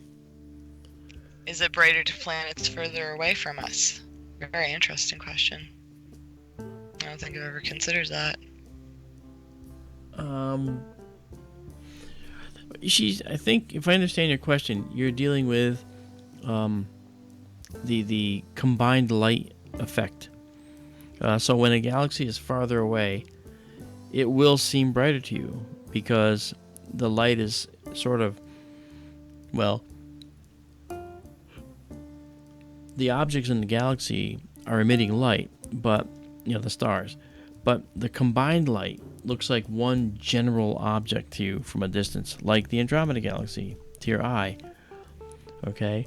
However, when you look at the galaxy up close, like our Milky Way, well, then our Milky Way, of course, has a different look. Our Milky Way kind of looks like this. Okay, this is our Milky Way. It goes all the way across the sky. See that? Here's the Cygnus Milky Way. Here is the top of Cygnus, the central star, the 2 stars on the outside edge, and then Albireo. And then, of course, right about here is the Dumbbell Nebula. Right, that's really cool. That's where we're looking. You know, and then the rest of the galaxy goes down there with the Sagittarius star cloud down there. That's beautiful. And that is Jupiter and Mars. That's Jupiter and there's Mars right there. So I would have to move the dome to see those. But I don't think I'll be moving it yet, because I am going to move it when we want to look down further south here. I'm just astonished. This is just a beautiful, beautiful night. Okay, let's count them up. Okay, so we have 1, 2, 3, 4, 5, 6. 6 beautiful dumbbells. And then 7, 8 beautiful dumbbells. And 9, 10, 11. And we have 11 dumbbells. I'm going to go an even dozen, and then we're going to move on to the next object. And these are 1-minute exposures done with the SkyTour LiveStream East Observatory using the SkyTour LiveStream West's telescope. Because I'm actually, I've got the computer out in the dome. That's actually the one that's going to go to Arizona, along with the telescope out in the dome. So that telescope is matched to that computer, and the software installed is all based on what the computer and the telescope are compatibly working together with. And so that's going to mean that I'll have less headaches once I go to set it up. You know, once I actually go to set it up, it's going to probably take half a day to get the telescope mounted, to get all the software integrated properly, and to get the electrical circuit that I wrote to control the telescope. I have, I have this. God, every time this shows up, I just makes me my heart flutter. It's just beautiful. Okay. Yeah. Oh, wow. I took beautiful images of the dumbbell last couple of years ago with the other scope, but these take the cake. These are just beautiful. Oh, man. Be still my heart. So I know I was talking about the dome here, but let me just look at something else for a second. I figure while we're at it, I mean, maybe there's a supernova remnant we can look at while we're here. Ooh. Yes, you know the one, don't you? Supernova remnant? Remnant, yeah. And we have the North American Nebula up here. Ooh. I don't know, something popped in my head, but maybe I'm wrong. Yeah, okay. What popped? I was just thinking when you mentioned that one, I was thinking maybe something very wide that takes up a lot of sky. Yes, that's the Are we thinking maybe Veil? You got it. You are so smart. I wouldn't have known until you mentioned this one. Okay, North American one. I'm going to see if we can go to the North American Nebula here. First. Just by size, I was thinking, yeah, the Veil spreads out, and back in the early days, we had to take 2 different pictures, one from each side, west and east, I think. Oh, we still do. I think you get it all in one shot now. Oh no, that was with the. That's actually with the 5-inch refractor that we sometimes mount up there. And I don't know whether we'll see the Veil right now. I don't doubt that we could. I think the Veil might actually show very nicely, in fact.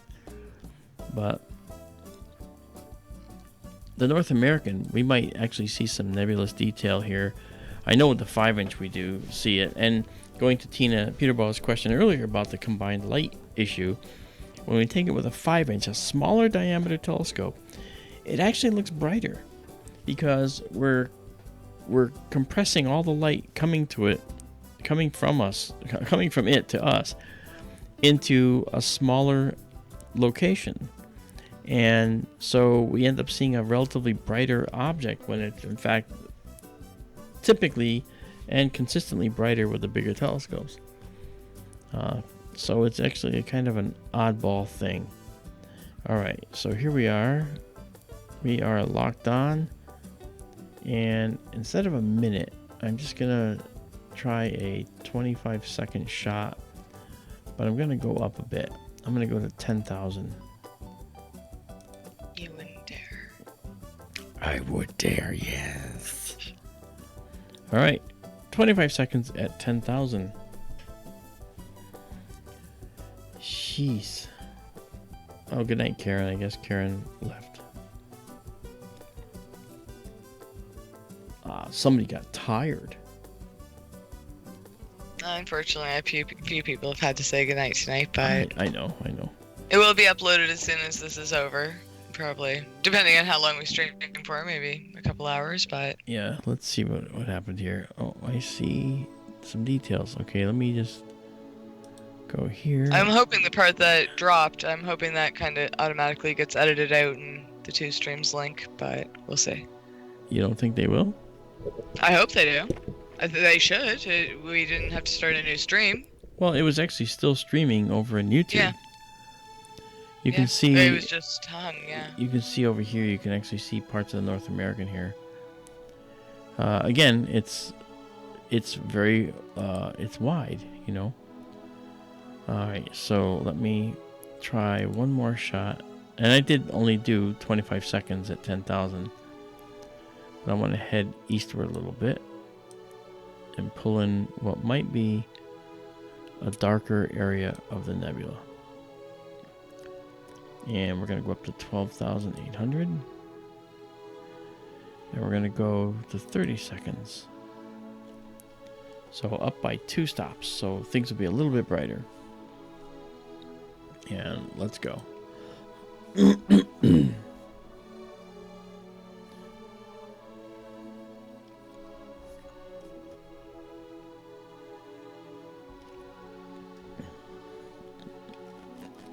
Is that telling you that you say, "Oh, really cute"?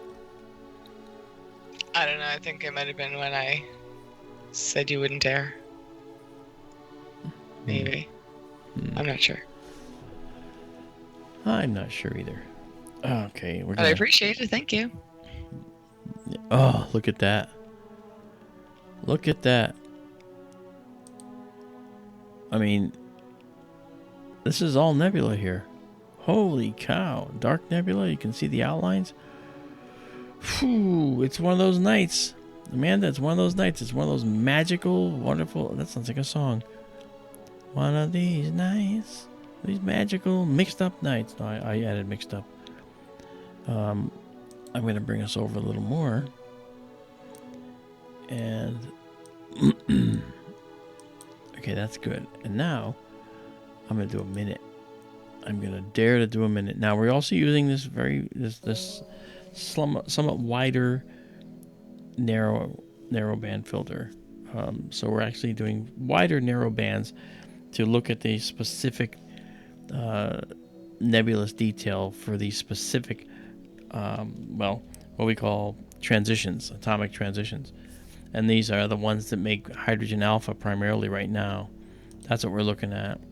So when we come here and we look at this nebulous detail here, I know it doesn't look like much to you right now, but just imagine, okay, all this detail here. This is all a dark nebula in here. And this is the fringy stuff from this nebula. And here's dark nebula lying over some of the other diffuse red hydrogen alpha emission.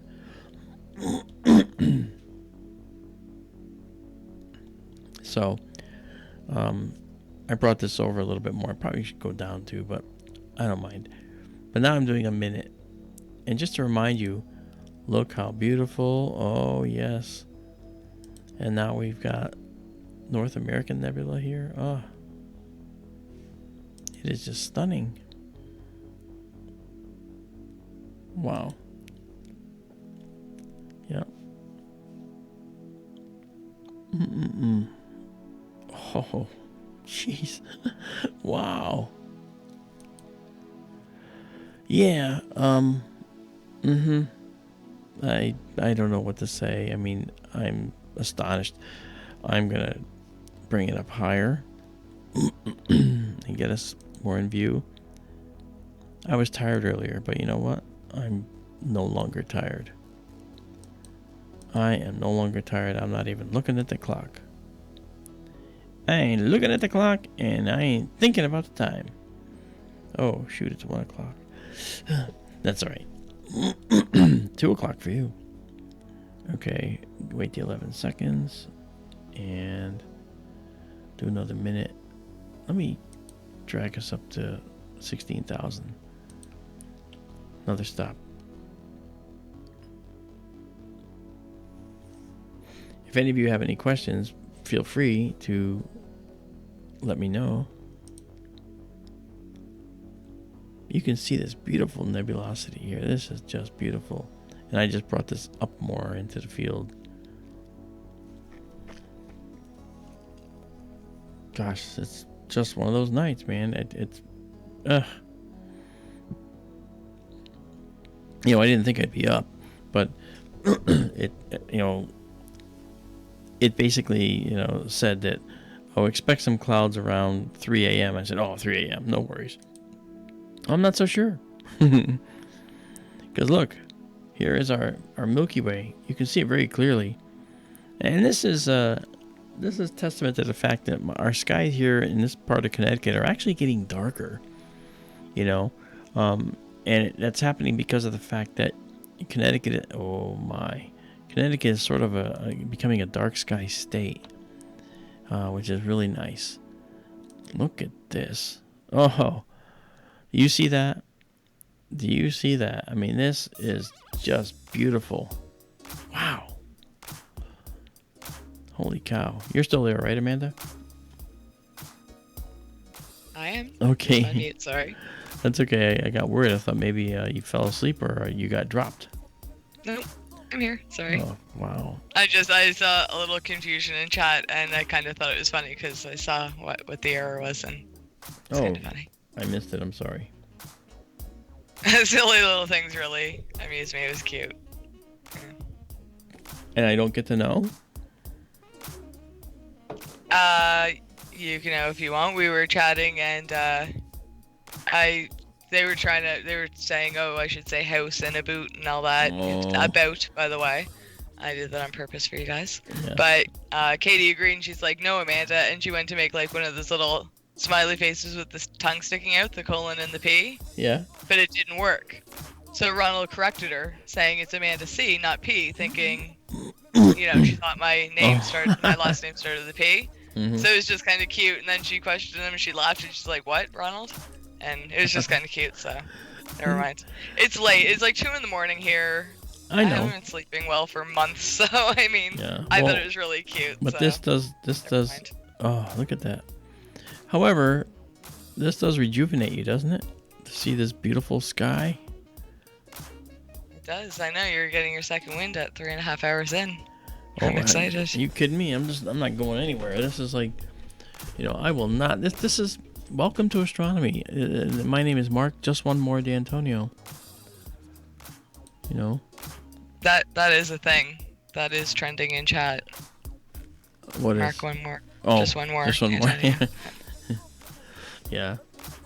Well, and to answer any questions, this red glow you're seeing here, this is diffuse ionized hydrogen, just like you suspected, and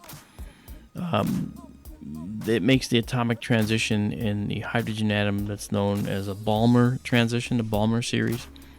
And 656 nanometers is the wavelength of the light that the electron releases when it goes back into the atom. And the way this works is stars, not necessarily any of these in the image, okay? perhaps this one, or one that's not even visible because it's possibly behind dark clouds, is actually ionizing this hydrogen, causing the one electron in the hydrogen atom to leave it, leaving just a proton behind. Yeah, look at that. And that ionization that occurs, now the electron is off the atom, and when it's off the atom like that, it then proceeds to collide with other particles out there, and it proceeds to then lose energy a little bit. And by that time, it's lost enough energy so that it can get recaptured by the hydrogen nucleus. And when it does get recaptured, it's called recombination.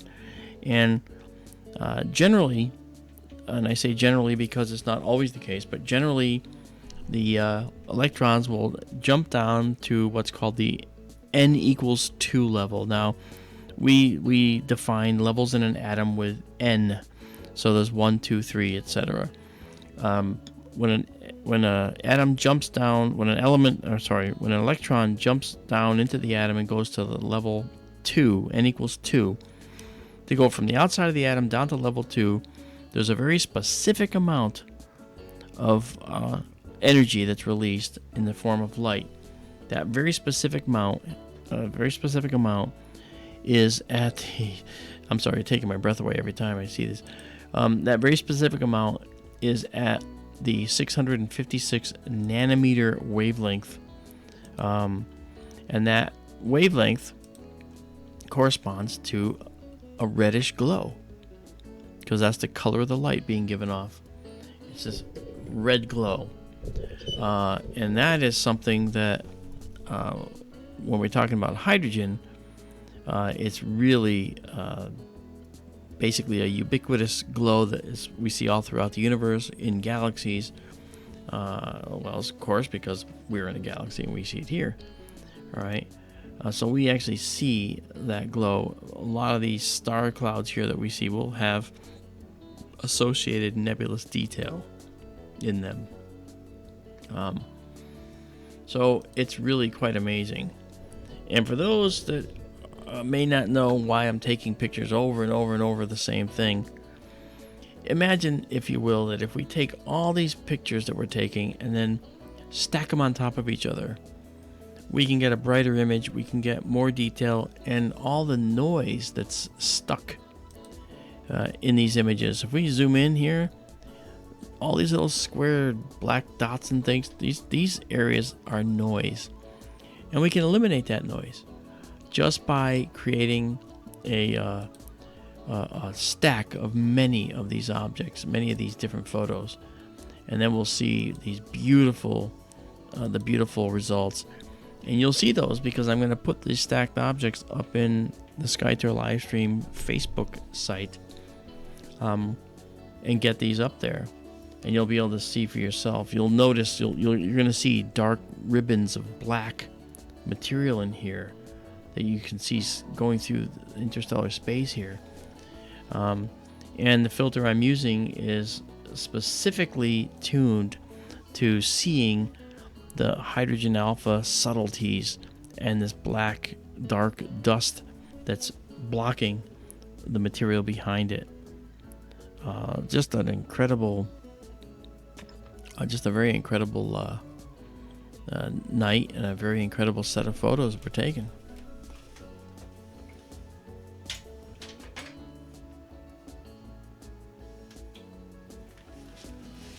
All right.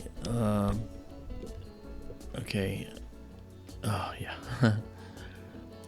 Incidentally, what I've noticed also is that I have the telescope tuned very well tonight. I haven't had to throw away any photos at all. They're all right on the money. Look at the stars are all round. Look at those two little stars. You can see them very easily. Yeah, this is good luck all the way around. It's looking, yeah, except for my camera, and trust me, I've forgotten about that. We don't need. Yeah, if that's the worst thing that happens tonight, it's a pretty good night. Yeah, and it means I just have to reboot the machine and then it'll be fixed. See, so that's not a problem either. But it's just something I'll have to tell the company about that makes my software But we're still covered. We still have plenty of sky, and I will move the dome when we want to go south and look at things like the Eagle Nebula. Oh boy, can you imagine how beautiful that might look? Yeah. I think some of you remember the Eagle Nebula, the Pillars of Creation. I remember that. Yeah. I have not taken photos of the Pillars of Creation from this particular telescope. It'll be the first time. Actually, everything I'm doing is the first time for this telescope. Very nice. I just realized that. And speaking of new telescopes, Julian's just getting here from the UK and wants to know an update on the Arizona site. Hey, Julian. Maybe we could twist your arm and get you to talk about that one more time. Oh yeah, I mean I'm okay to talk about it. Yeah. Yeah, even though the Arizona trip is going to be different this time around because of the fact that we have that coronavirus here, and the people who own the property that are allowing me to put this observatory there, are a little concerned about the other people that are coming out to build the observatory. They don't want people that might be infected on their property. They're concerned. And because those people are also my very dear friends, I said, whatever makes you comfortable, I will abide by, and I won't have any sour feelings or any bad thoughts about it. I will simply roll with it, and it'll happen when it happens. And they're like, well, thank you very much. That's very nice of you. I'm like, well, are you kidding me? You're the one being nice to me. You're giving me a 5-acre parcel of land to put an observatory on. Not giving me the land, but you're giving me access to the land, and it didn't have to be that way. But they did, and that's just a beautiful thing. They're great people, and I want to treat them very well. So what it means, Julian, is that I'm going to be going to Arizona on July 13th, and hopefully I will confirm that date with them to make sure that they're okay with me building then. And as it turns out, that July 13th, this very telescope I'm using here might already be out there by then. And then once it's out in Arizona, and once it's in place, ready to be installed, I'll send the computer out. I'll send the the telescope out, and all the ancillary electronics that I built some circuits here that I have to use, and I'll send that out there too. And I might stay out there for more than the week. I might stay out there for maybe 10 days or longer. And before I leave, we might actually have first light in Arizona, so I can be there during first light to watch what happens and make sure that everything goes smoothly before I leave it unattended, because it is going to be remotely accessed. This telescope is remotely accessed. I don't have any problem remotely accessing this one. The only problem I have is I've got to move the dome, and I don't like moving the dome, and so we're not going to have a dome to move out there. There's our Milky Way. Okay, we're not going to have a dome to move out there. We're just going to have a roof that rolls right off the building. And you ready for this? I'm putting in 2 piers. One pier is going to have our telescope on it, and the other pier is going to be another streaming group's telescope, and I should be acquiring rent each month for that telescope pier out there, and that'll be good because it'll help pay for the increased cost that I'll have to cover for the increased cost of the internet, because I'm increasing the bandwidth use out there, so I have to cover that cost. I absolutely want to, and I will, and so that's all going to work very well, I suspect. And then this next Friday, I'm still flying out to Boulder, Colorado, because Boulder, Colorado is where I got to do George Norrie's show called Beyond Belief, and I'm also doing another show out there called Deep Space, and they're both, I think, 1-hour shows, and I'll be filming those on the 20th. Then on the 21st, I had previously set up to have them make me get a ticket just to Phoenix so that I could go work on the observatory. However, now going to Phoenix is only going to be a 2-day trip just to turn around and come back here and then go back less than 3 weeks later to actually do all the work I was supposed to do this time. So there is, in a nutshell, what's happening with SkyTour LiveStream West. And the beautiful thing is that the people out there are amazing. Okay, here in the chat you saw Marianne earlier. You saw Tara, who may still be here. She might have gone to bed.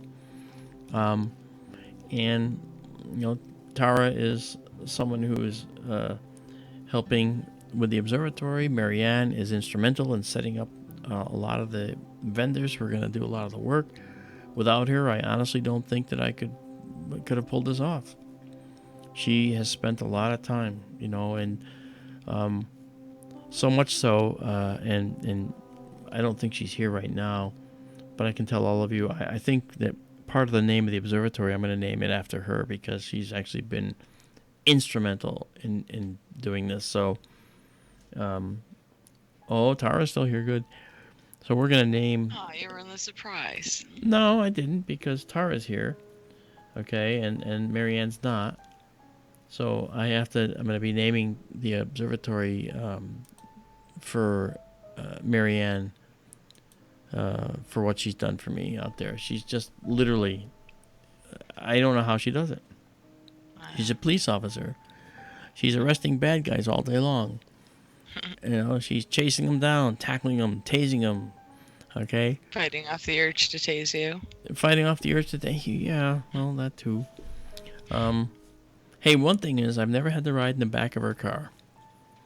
I rode with her for 10 hours on her beat one time in the passenger seat up front, and I got to do a ride along. It was a lot of fun, but we didn't really have a whole lot of action that day. She was hoping that we would have some kind of action, like she was saying, like, well, there's no good robberies or anything like that for you that you saw today. I'm like, is there ever a good robbery? And she didn't mean it that way, of course. Yeah. She meant good, good calls. But it's okay. It's okay. Great. While I was there, I got to meet a bunch of really cool people, including one guy who was he was 6'5", probably 270 pounds, all muscle. And next to her, the guy dwarfed her. And when I talked to him later, it turned out that he was a former New York Giant who had retired and joined the police force. Oh, yeah, I think you mentioned him before. I forget his name, but yeah, that's awesome. No, I got a nice picture of him, and he's towering over me. He's got his arm around my shoulder, and it's like it goes up to his shoulders and there's something of a neck, and then it's a head. I mean, the guy's huge. And he's just a really soft-spoken, very nice guy. You can't imagine him chasing you down, going, on the ground now, But, he was a very effective police officer, from what I understand. Anyway, that was fun. And Tara agrees. There are not enough good things that can be said about Marianne. Yeah, that's true. I don't know her as well as you guys, obviously, but she's always been lovely every time she's graced our chat room, so... Yeah, well, you're just seeing the tip of the iceberg with her. I bet. I think what we should do is have her as a guest on SkyTour LiveStream at some point. That would be fun. Have her come on with us. Won't that be fun? It would be. Yeah. Does she... I guess her shift probably, alternates. I'm sure she could find a free Sunday. Oh, I mean, I'm talking about SkyTour LiveStream, but she could be on SkyTour Radio. Oh, okay, yeah. Yeah, SkyTour Radio as well is very possible. I thought maybe you're probably going to promote SkyTour West a little closer to the official launch date. I'm gonna. And that's why I'm waiting. Yeah. Okay, we've got a number of shots here of this. Probably more than enough to make a spectaculoso one, and then I gotta run out, move the dome, because I want to start looking at the southern sky. Because why? Because that Sagittarius star cloud, and what we want to look at is right about here. You know, so it's sufficiently out of the murkiness. But there's one more thing I want to cover here, and that's the Gamma Cygni Nebula. What's the Gamma Cygni Nebula?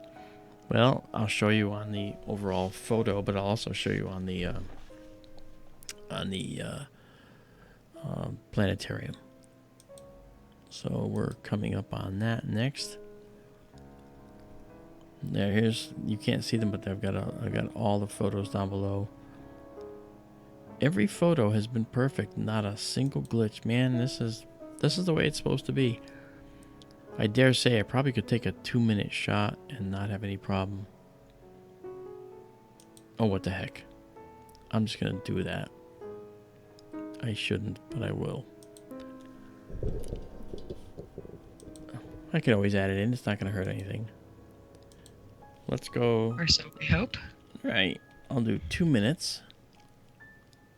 Okay, and we're gonna drop it from 16,000 down to 10,000. Okay, 2 minutes. 2 minutes. Get your stuff together. Okay, what comedian said that, everybody in chat? I know. Yeah, I bet you do, because you played him on your comedy show. That may have been my debut show, actually. Maybe not that particular set, but that artist, that comedian. Yeah. See, you're so good, you know not to blurt it out. You know, Daryl's like, and he blurts it out. Oh, dude, I go crazy when someone spoils something for me. So. But usually I'm like, 50 years behind on movies and stuff, so if someone spoils it, I've had more than enough time to see it on my own, so, yeah. I can't really fault anyone for those things, but, I mean, oh, wow. That's bad. Yeah. And I know never to watch a movie with Mark. That's not nice. Might not be nice. Well, see, I didn't. We were watching a movie, just so everybody knows. And I am the Mark she's talking about. We were trying to watch a movie all together on Skype or whatever. And for whatever reason, my connection was so bad I couldn't hear anything, see anything, and I just started talking, saying, "This is like I'm not seeing anything, I'm not hearing anything," And I was really kind of a downer. So Amanda basically yelled at me and told me, as if, told me to shut up or she'll kill me. As if. Well, not quite that, but. Bottom line, it wasn't a pleasant experience, so I basically hung up. We hung up, obviously. And that was the end of it. But since then, the connection has become twice as strong, twice as good at my end. And now, oh, wow. And what was I talking about? Look at that. Look at that beautiful structure. Yeah, I know I'm tempted to do 2 minutes now, but I'm not gonna. How about 4 minutes? Do I dare? You could. Should I do 4 minutes? Ooh. Oh boy. Should I do a 4-minute exposure? I would. I think Chad will be behind you. I don't know about that. Why can't I get to my settings? Come up with a really good, entertaining story to tell us while the time is ticking down. I know, right? They'll never notice. No, you know what? I'm not gonna do it because. Oh, come on! Why not? No, I think. We're here. You have the opportunity. Yeah, I know, but I think that maybe a 3-minute shot. But 4 minutes will be too long. I don't want to do 4 minutes for folks. I'll do 3 minutes. Do the bulb? I'm going to do 3 minutes. Okay, we'll do 3 minutes. I don't think we moved. Ronald wanted to know what the star, the shape of, like, the C in the middle of those stars were. I think I see what he's talking about, but I'm not sure. I don't think we've moved since. No, we have not. I think it's yeah, I think you're at the bottom of it there. Oh, This not thing? anymore. No. Well, I'm not sure what he's looking at. I think I may see like a small C. Yeah, just wait. Go up. Stop. You're like at the bottom curve of the C. Right here? Kinda. That would be the top. That's kind of the bottom side. That's a backwards C. That's the way I'm looking at it. No, it doesn't go that way for me. Okay. Too bad you can't share my screen enough to be able to draw on it. Then you could actually take over your mouse, yeah. Yeah. Well, there is a way, but I would be too scared that I'd hit like a bunch of wrong buttons. So. Oh, that's true. Well, then in that case, there's no way. Wow. Okay. So, this is the one and only 3-minute shot. But if it comes out really beautiful, I don't know what to tell you. I might have to do like another 30 minutes worth of 3-minute. I can't. It won't be. It'll have a lot of noise in it. It won't be good. But these wisps look gorgeous out here. Oh wow. Ronald thinks it's called Corona or Carina or something. Does that make sense? No, it's not Carina. No. Eta Carina is a southern sky object. Eta Carina is a potential supernova. Ooh. Waiting to happen.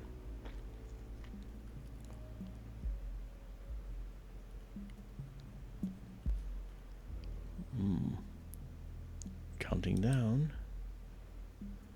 Still counting down. Look, that's what you see with your eye.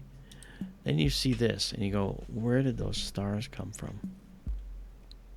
Absolutely incredible. Look at this beautiful brushed look here. This is just beautiful. Wow. I have such an appreciation of the night sky, folks. I mean, I look at these different shapes, I look at these different things. Now, I understand the morphology and where they come from, you know. And so I could talk dryly about, you know, the nature of dust in the interstellar medium and so forth.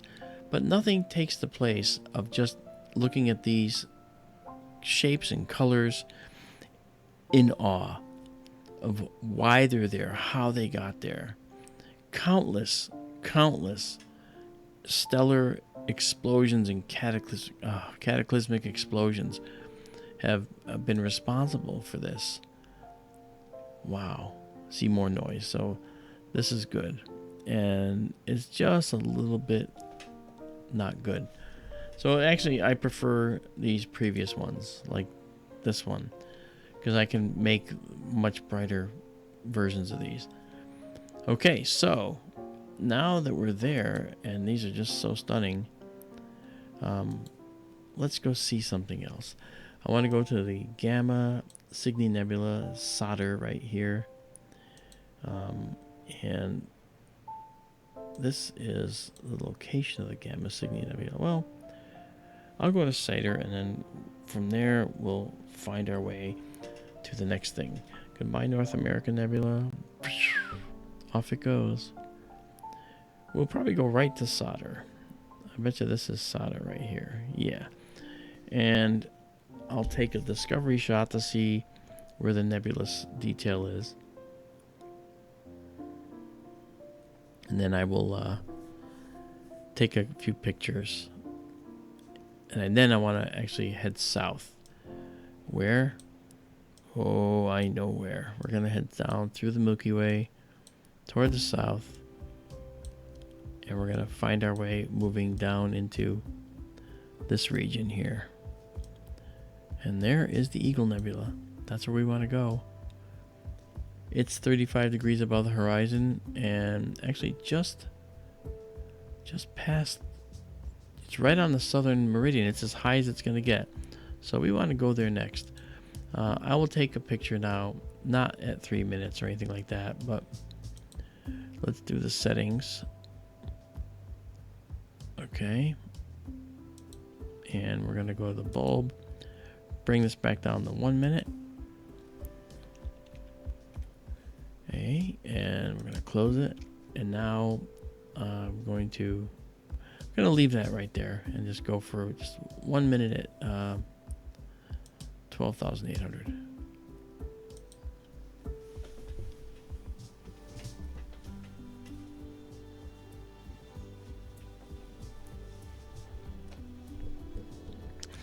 The chat's pretty active tonight. Very pleased. Yeah, they were awesome. Yep. Yep. Yeah, I think the first time you went out, I think maybe Daryl was looking something up, or he was distracted. Either he was aware or he was looking something up, and I said, now's your time for questions if you want to get them in, and like 3 instantly in a row came up, so. Nice. Well, if you guys have any.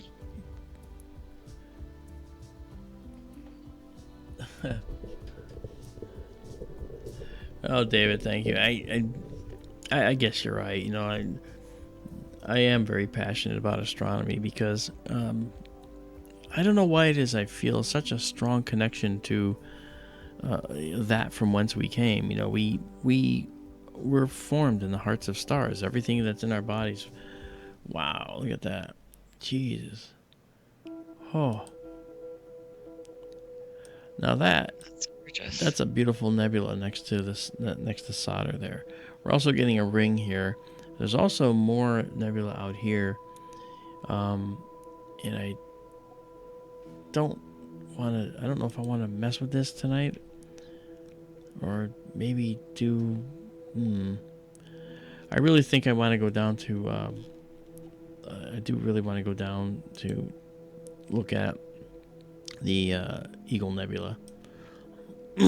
Because we need to. If I'm going to do it, I got to do it because it's already at the highest point in the sky. So now's the time to do it. So, do you mind, Amanda, if I go and move the dome?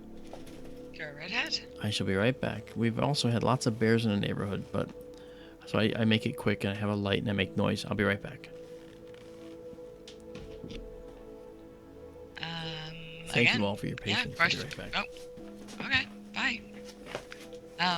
Yeah, so any questions, or I'm not sure how much longer he's going for. Like, I'm assuming if he's going to move the dome, he's going to still put in a really good effort. So if there's something up in the sky that you want to see, let us know. Not guaranteed that he's going to be able to see it. He's fighting clouds and moving all over the place, and things might set and all that good luck, but you can always ask. And if not, maybe we can try for the next stream or whenever it's available. Like, some things are like in the winter sky and some are in the summer. We're heading into summer now, obviously. He's in Connecticut in the States, so.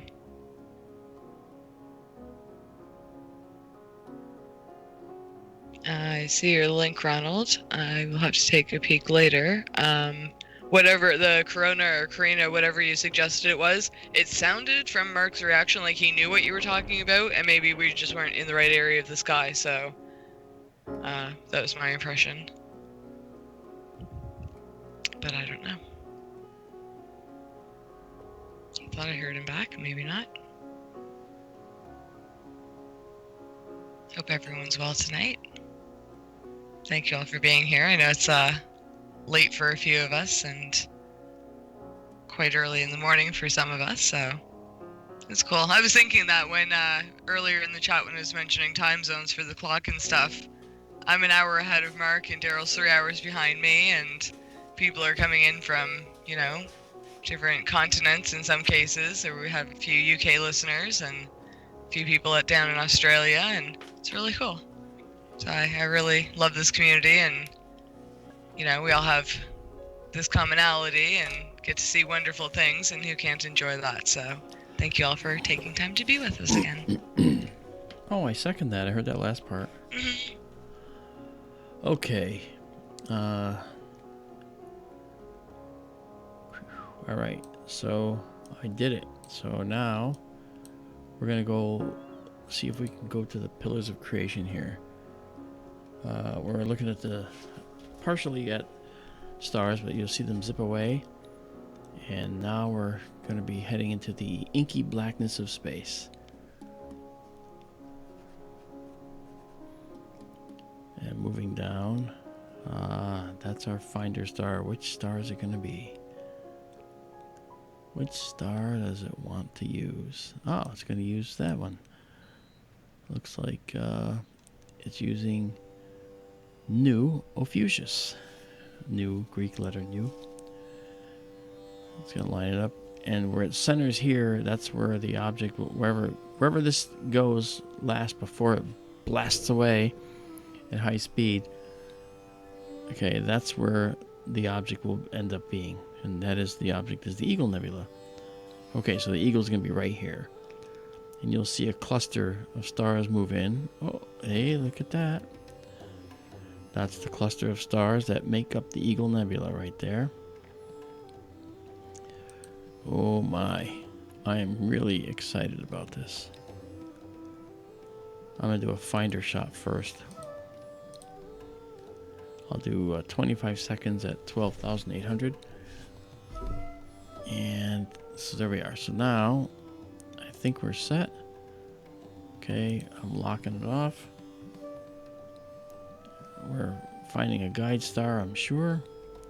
But I'm going to raise it up. Okay. Hey, CND boy. That's Canada boy, right? It is. Okay. I don't know his name. Bobby. Bobby. All right. Hi, Bobby. Well, Bob. I call him Bobby. Sorry. Okay.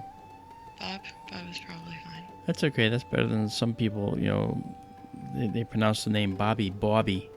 Hey, Bobby. Bobby. B-A-W-B-Y. No, Bob. His name's Bob. Bob. No. That's a Rhode Island thing. Okay, 25-second finder shot. Here we go. I am really excited about this one because we're actually pretty high in the sky. This is the highest the Eagle gets here, and it's a stunning night. Do you remember the first time I took an Eagle picture and I saw this most unbelievable view? I could not believe what I saw. It was so stunning. I'm wondering what we're going to see tonight. Oh my God. Look at that. Look at that. Wow. It's magic. It's a magic night. This is the pillars of creation, folks, right here. Large one, then this second one, this third one. These are the pillars of creation. I'm sorry, Amanda. I didn't mean to cut you off. I don't know. This. I was gonna say I don't think I remember the actual first time that you saw it, but I remember as the images get better and better, that's basically the reaction you have. So. Oh yeah. This is. That's 20, wonderful. I'm glad you're 25 getting such seconds. wonderful shots. I'm gonna go to 8,000 and go right to a minute. I mean, jeez, it's gonna be less noise. It's gonna be more beautiful. Look at this image. Wow. Look at all the detail. Look at the black. Look at this dark nebula in here. Here's this little tendril of dark nebula. And when you look at it with your eye, this is what you see. You see a cluster. Maybe a little more detail. Oh, man. Oh, man. Wow. Wow. Yeah, Tara, wowza. And did you explain why it's called the Pillars of Creation again? I didn't. I was taken aback by this. I didn't notice. But I will. All right, I'm on a 1 minute shot here of this thing. So, and this is 25 seconds. Oh, will you look at that? Will you look at that? Look at that. It's alive. It's just full of amazing. And again, I'm using this on this nebula. I'm using for the first time. I'm using this special filter. Look at this stuff here, backlit by. Oh, I'm beside myself. course, if I'm beside myself, it means that I've done binary fission and I've split apart like amoeba. I guess I'm an amoeba. Oh my, this is just okay. The pillars of creation are an area in this nebula where a lot of molecular clouds have formed of dark material, molecular hydrogen, diatomic hydrogen, H2, and other elements that have formed in here. There's lots of dust grains, and the pillars are formed probably because there's hot stars that are shining, maybe for these stars, shining down. You can actually see the top of this pillar is illuminated by these stars here and forced to glow as well, and then there's a shadow underneath. Okay, so you have this impact point where the radiation hits and causes this luminescence that you see, this reaction, and then you actually see an area where there's dark nebula in here, and it really thrusts you into a three-dimensional view. I have to check something here because I think I gotta refocus. So I shall do that. I'm not gonna blow this shot, I can tell you that. Okay, so now I have to do a refocusing shot here, so I'm gonna do that. And to do that, I have to move some stars down, and I'm going to move some of the stars from the cluster down. I got those, yes, but I'm going to use these others.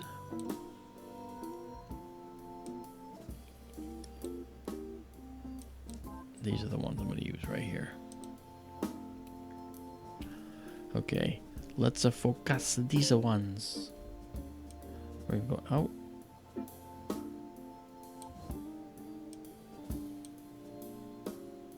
And then in.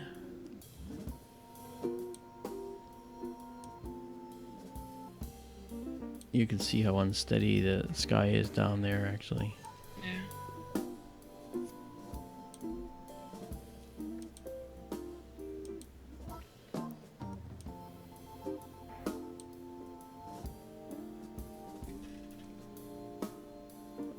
This might be close.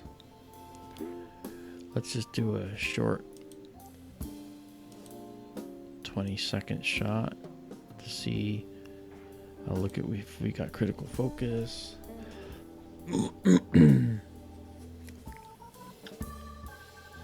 Wow.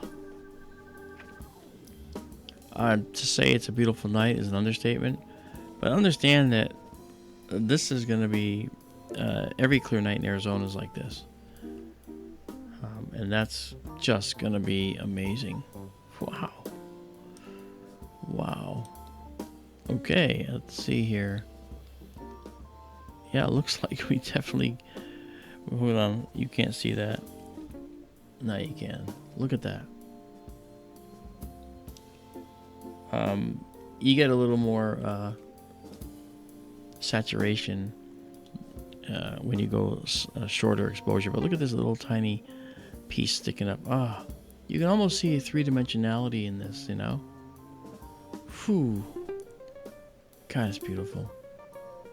If I did 30 20-second shots,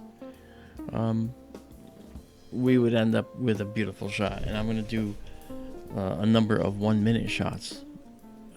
Geez, just beautiful. I think Ronald asked earlier what happens when you stack them all. Well, when you stack the process, what happens? What exactly are you doing when you use that term? Well, you take a bunch of separate photos, and I'll show you with our North American nebula. So when you take a bunch of separate photographs, like with the North American, we took this picture here, okay, and then this picture here, this picture here. They all look relatively the same, right?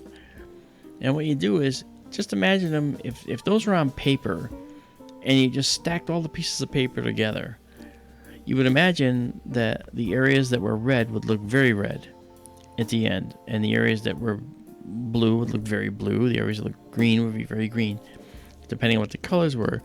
And it increases the quality of the color, and it differentiates the differences between an area, say, that has a dark nebula versus a subtlety. Like when we look here, okay, we see a little subtle line here. Okay, it's subtle here because it's a one shot. Okay, oh my gosh, wow.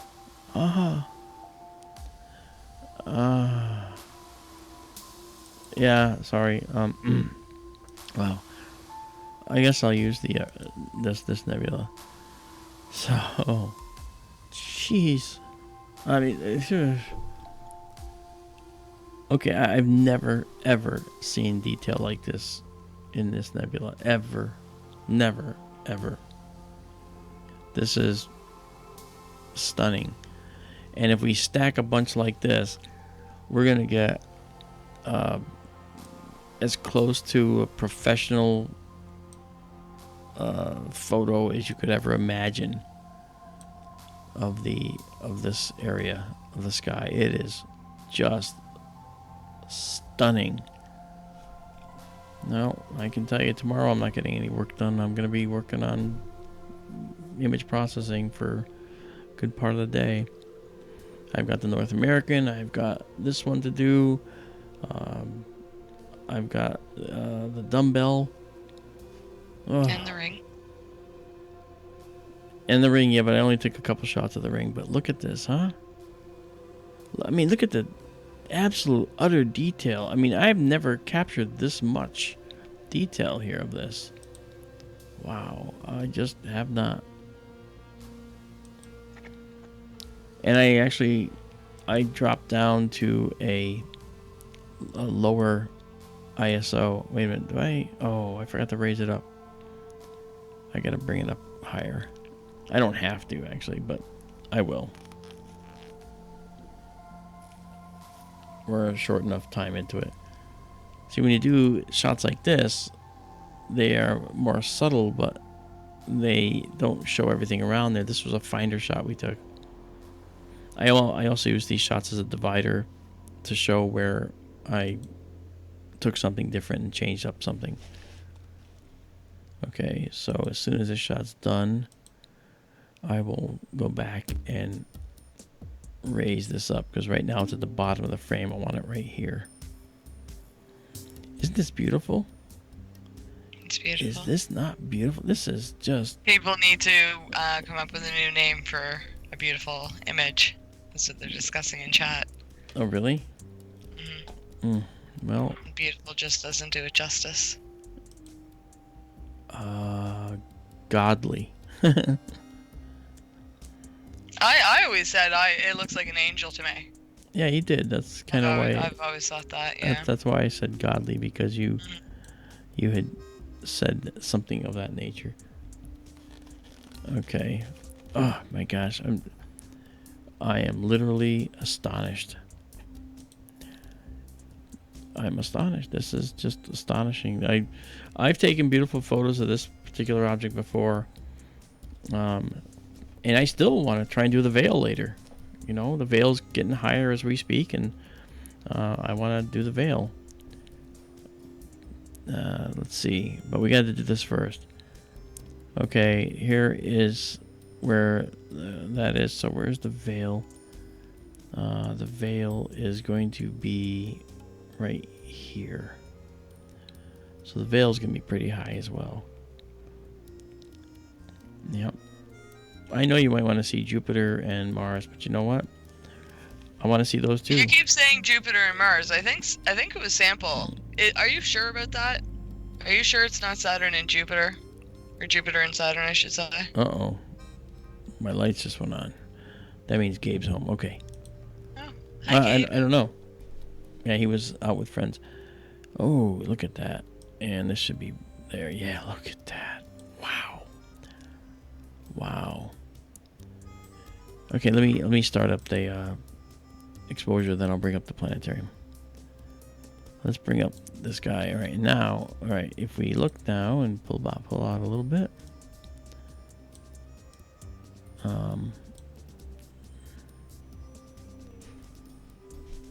Okay, there's Jupiter. Oh, it's Jupiter and Saturn. Aha, very good. Good eye, Sample. Good ear. Nice that you caught that. Yeah, sorry. I wonder, maybe Daryl wasn't here at the time, because I bet he would have caught that. He knows when all the planets are out and nearby. He goes out specifically to look for those kind of things. It's awesome. Yeah, but I think he actually said Jupiter and Saturn, didn't he? Sample said Jupiter and Saturn. You said Jupiter and Mars. No, I know, but I'm sorry. I think Daryl said. I thought Daryl said Jupiter and Mars. Oh, he told you first, and you were. But I thought that. I'm not sure. I don't know. Yeah. It's a very long time. I think we were talking about Mars, Antares and so forth. Oh yeah, possible. Oh my God! Look at this. Look at this detail. Oh, this is. Guys, all I can tell you is this is going to be a stunning set when this is done. Stunning. Absolutely stunning. I can't tell you enough. Phew. My God, this is just beautiful. Oh, just absolutely beautiful. Beautiful, beautiful. Oh yeah. And I could stack every one of these.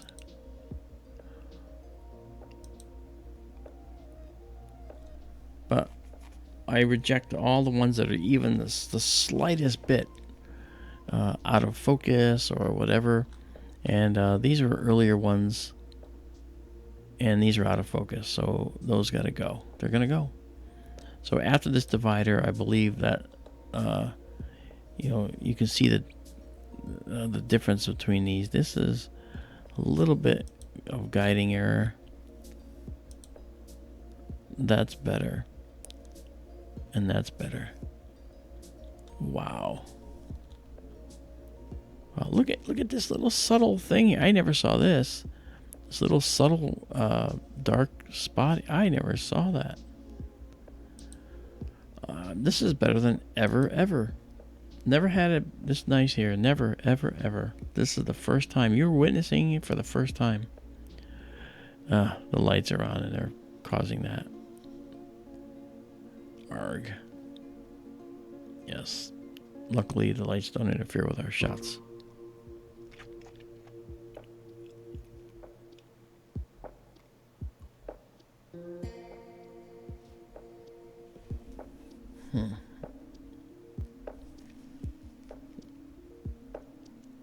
Wow.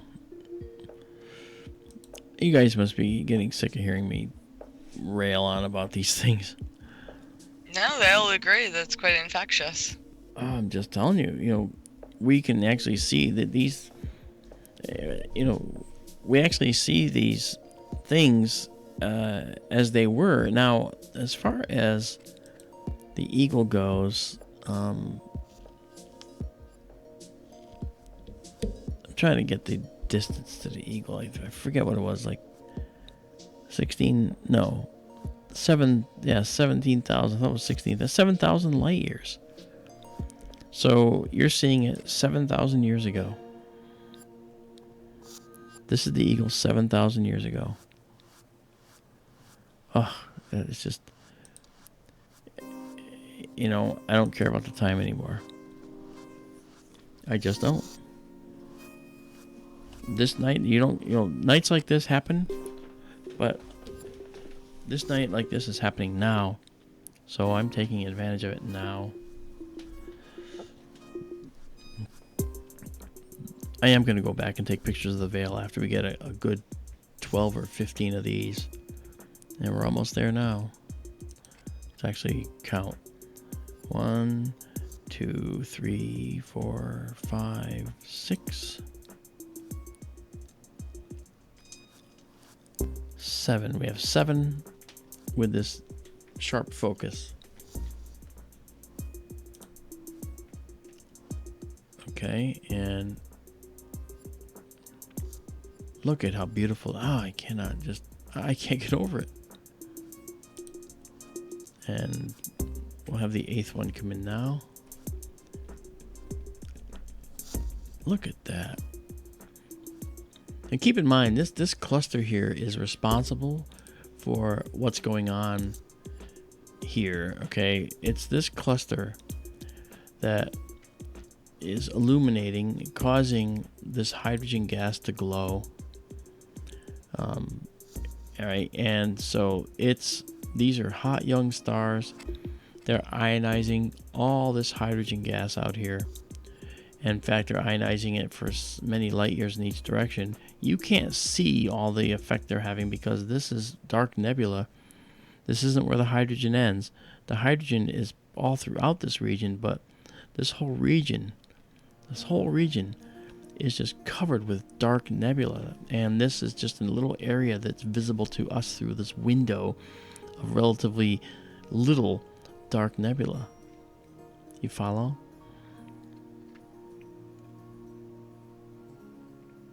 Sorry, no, I was in chat. That's okay. Hey, Terry Groff. Nice to see you, Terry. Check it out, Terry. This is the Eagle Nebula, and it's just stunning. This is a great night. I mean, it's 2 a.m. here, and I have no intention of shutting down. I'm gonna do the Veil after this. I might do Jupiter after this too. Jupiter's got a ways to go before it's at the highest spot.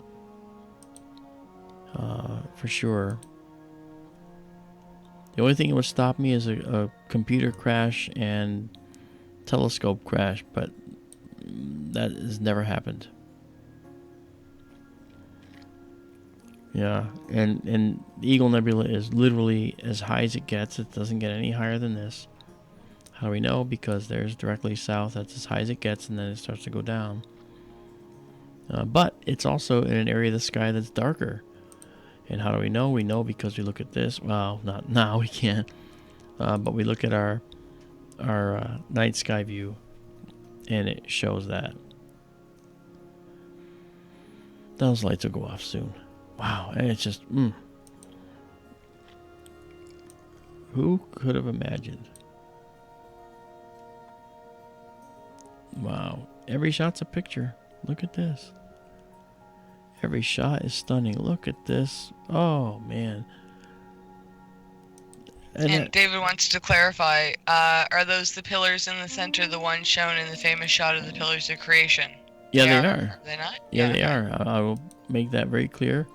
This is the main pillar right here. This is the second one. And this is the third one right here. And this is the overall pillars of creation. Yeah. And look at all this nebulous detail out here and here. And then here. Oh. Wow, I just can't get over this. This is so outstanding. You know what I really find about this that I like the most? These are 60-second shots. Nice. 60 seconds. I mean, with typical astronomical cameras and telescopes, you have to take photos for 12, 15 minutes at a clip. Okay, here's the first one that went out on me. So I'm going to delete it and get rid of it because I don't even want it anywhere near me. And there's our earlier, and this is the same. They have to delete two at a time. Why? Because they're JPEGs and RAW files that are created. So I get them side by side. I get a JPEG followed by a RAW file in an ARW format. The RAW file is what I use to stack. Never, ever, ever stack or process with JPEGs. And I can actually show you why. This is an ARW file. Okay, this is a JPEG. Doesn't look much different, does it? In fact, you notice it doesn't have a lot of noise. You say, wow, hey, the noise isn't there. Okay, but when we look at the other one, you see plenty of noise there, right? But the JPEG doesn't have any. Well, what's also missing is a lot of detail. A lot of the data has been scrubbed out to smooth the image and give you an image that says, wow, that's beautiful. But this image here, with all of its subtleties, that's the thing you want. And you can process away the noise. I can get rid of the noise.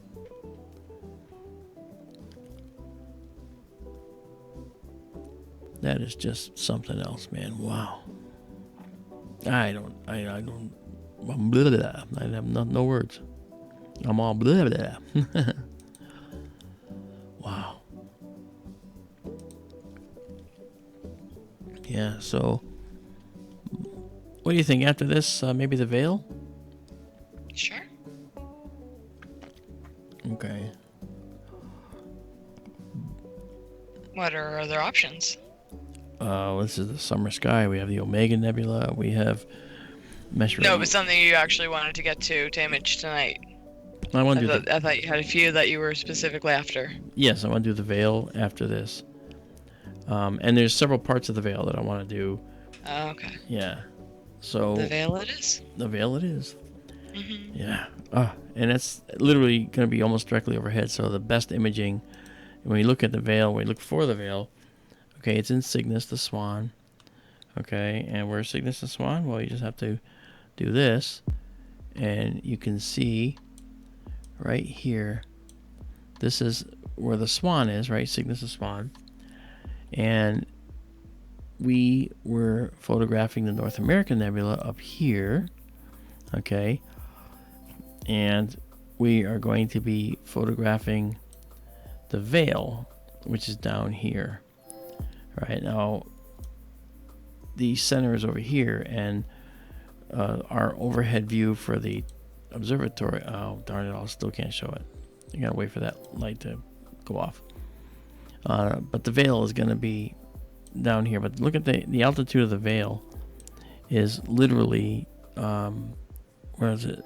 Where's our altitude here? It's gotta be close to 75 degrees. Yeah, it's almost 65, 70 degrees. Okay, so now let's go back here. I have to exhaust our time on the Eagle Nebula first. And the reason is because this is the very best ever Eagle Nebula that I've ever shot here. Ever. And it's just gorgeous. I mean, look at this. I've never been able to zoom in like this and see this subtle detail like that. And we're at 8,000 ISO, which is even better. So 1, 2, 3, 4, 5, 6. Is there a minimum 7, and maximum 8, 9, recommended for 10, stacking? 11. Yeah, I mean, minimum 12, and I'm at 12 now. Nice. Yeah. So I have that. We're in the middle of that now. And then, oh, it's beautiful. Oh, I don't think it's beautiful. Hold on. Oh, yes, it is. Haha, I was fooled. I thought it was blurry at first. And what's all that red stuff? Okay, and now I'm going to take one more shot, and then we're going to move up to a famous Veil. The Veil is, when we looked at the Dumbbell Nebula, okay, the Dumbbell Nebula that we saw earlier, the Dumbbell that we saw, I'm going to show you. When we imaged it, this was what we saw. Okay, we imaged the Dumbbell Nebula. Look at that. Okay, this is a planetary nebula. It's sort of a slow motion death of a star. A supernova is an explosive death of a star. And we're going to go visit one of the spots in space where this actually occurred. It was an explosive disintegration of a star. Cataclysmic. What's called a type 2 supernova explosion. Oh, this didn't work. Well, I've got to make it a good one, so that's got to go, and then this has got to go, and we're left with that. One more.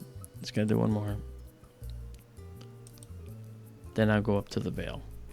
And the explosive disintegration of that star created these filaments that go out light years.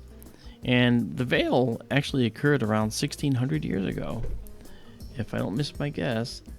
And the explosion that caused it obliterated the central star. And I'd actually like to find out what was left behind. I actually don't have a ready understanding of what was left behind when the veil progenitor, as it's called, the original star, blew up. But everything you see in the veil was inside the star and in the atmosphere, and it's all spread to the interstellar medium. And something is illuminating the veil very, very brightly, relatively brightly. If this comes out great, we're off to the veil. Guess what, folks? We're off to the veil. All right. Wow. Okay. That's, boy, what a beautiful, beautiful object. Okay, so now, and you think that's beautiful. Oh, boy. Just wait. And while we're traveling, David has a question. Okay. Okay, what determines the difference of the speed of the star's IM versus explosion? Is it the mix of elements? Why do some become planetary and some not? Good question. Thank you, David. Yep, it's a great question. That all depends on a couple things. Number one, it depends on the mass of the star. The mass of the star is very important. That mass will determine whether a star goes supernova or does a rather quiescent death where it just sloughs off its outer layers like our sun will do. And that is something that, that's something that we can't, we haven't yet seen other than in other galaxies, a supernova that blows up. And we've seen stars that have gone into, we've seen stars that have actually gone supernova. Actually, supernova 1987A was one such that did. And when we saw it go off, we actually watched the light racing through the interstellar medium. I don't know what's going on. I think maybe there's a problem with the dome that might be stopping us from seeing this. I don't know. We're going to find out. That problem could be. Well, just the edge of the dome might be in the way. Oh. Something could be causing it because it clearly wasn't. It clearly wasn't showing up. So what I'm gonna do is I'm gonna go 20 seconds at 8,000, and I'll know whether the veil is here or not. And if not, I have to go out and move the dome a little bit because the tracker system that does the tracking and aligning and high precision pointing might be blocked. But let's find out. Yeah, see, there's an edge of the dome in the way, so that's why it didn't work. Okay, chat, you know what to do. Okay. Give me questions or comments. I'll be right back. And Dave Schmidt, 3 in the morning and I got nothing. Dave Schmidt, I didn't answer your question thoroughly. I will when I get back. I'll be right back. Yes. I figure by the time I find a story, I mean, if it's something I've never heard of, I don't know what information I can give you guys. Maybe I can find an interesting story you guys have heard of. Let's see. Or if you have any questions for Mark when he gets back, any items that you guys want to say, we can try.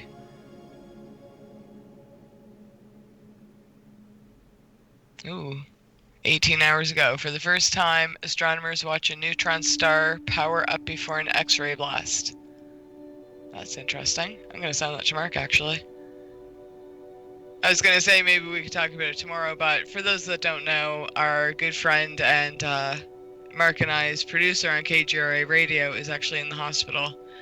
Most of you know Bill, New York Skywatcher. I can't remember. I think it's diverticulitis that he has.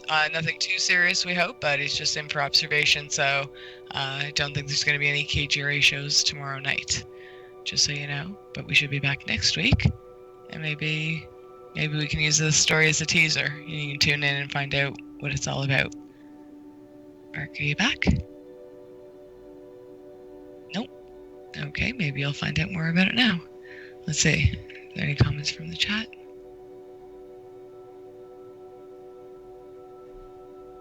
Okay, thank you for the side note, David. I'll get that. Let's see. For the first time, astronomers were able to watch the entire process of a neutron star absorbing material and eventually unleashing a powerful blast of X-rays. Scientists have long wondered why neutron stars create these violent outbursts. Do you think by the end of the article we'll know? At least have a theory? Or that they're working on it still? This time it took 15 scientists from 5 institutes using 7 observatories in order to gather a complete data set. And with that data in hand, scientists hope to finally make sense of these massive X-ray blasts. Have any of you guys heard of that? I will throw the link in chat for you if you're interested. Please do. There you go. I'm sending it to you too, Mark. Okay. Sounds interesting. I bet you'd like that. Sure. I don't know if you heard it. Astronomers watch a neutron star power up before an X-ray blast. Did you hear anything about that recently? The story, it says it was published 18 hours ago. This could have happened a few days ago, and they just released the article, you know, so... Yeah, it probably happened, if it was released a few days ago, it means it was probably observed 6 to 8 months ago, maybe a year ago. Wow. These guys, typically, they spend a lot of time, and they're very careful about, their data. Oh, yeah, for sure. Yeah, so... Okay. Might be an interesting article if anyone wants to check it out. Oh, yeah. Okay. I may be on the actual... I just told it to go to the veil, so I may be on the actual alignment star. It makes sense. That's why it's dancing around here. And then it's going to zip down to the eastern veil. And there we go.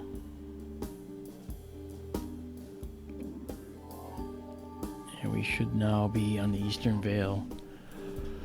Oh man, this is again, if this not that, but if this is any indication of what the night holds,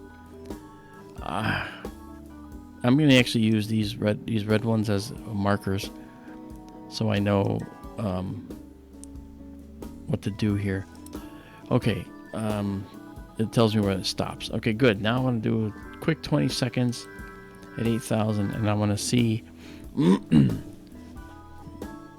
I want to see the eastern veil. I might have to reposition it. Oh man, that's I can't tell you how excited I am, guys. I just can't. I mean, this is raw. Amazing. Just amazing. Oh, look at that. There it is. There it is. The eastern veil. Holy cow. Wow. Oh, that's a lot of detail. Okay. Okay. Stay calm. Now what you're going to do is you're going to go eastward a little bit. No, you're not. You're going to go westward a little bit. And then you're going to raise it up. You're going to head to the south of the telescope and bring it up a little bit more in the field. It might be too much. Okay. Let's do another 20-second shot. This is 20 seconds now. For those that may remember, the first time I ever saw the veil was in the SkyTour LiveStream Observatory.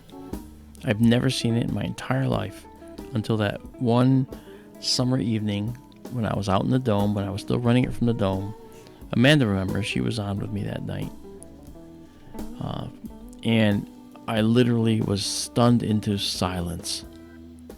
Look at this. Look at this.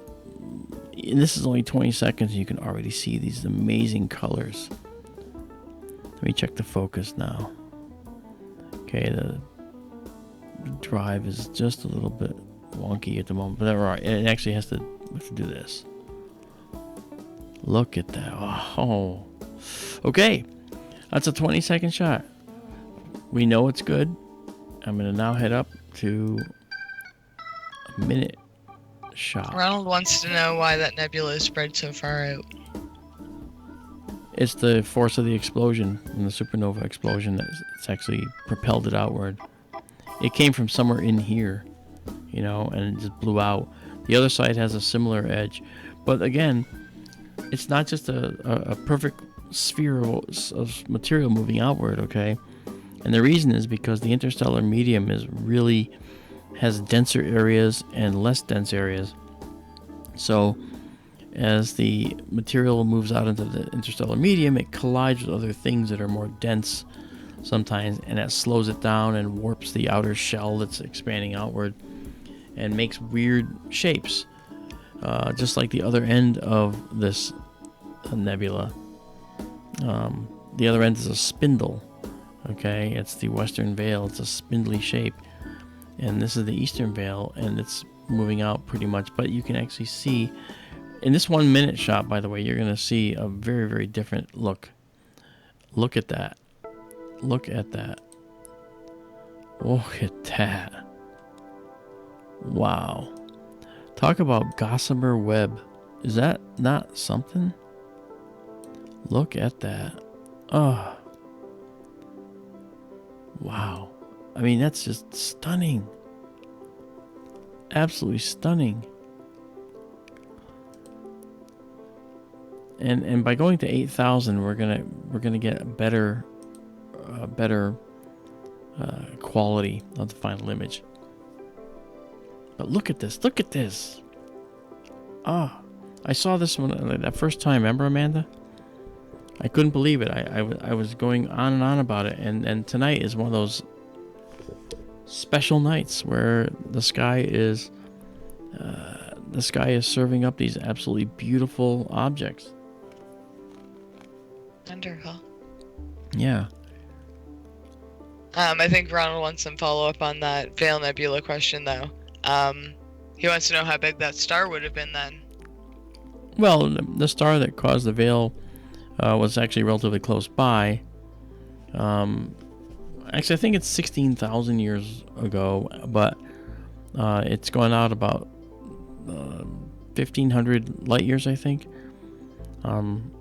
And it just means the star was probably anywhere between 8 and 10 solar masses in size, so 8 to 10 times more massive than our star. It's a prediction. It's just a guess. We don't really know. Make sure my focus is good here. It is. Oh, wow, look at that. Jeez. Yep, this is another one of those banner nights, folks. Man alive.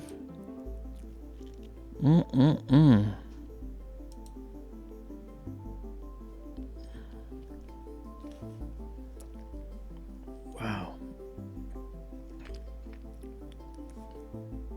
Yeah, you see that, Tara? You can see it now, yeah. This is incredible. Just incredible. Yeah.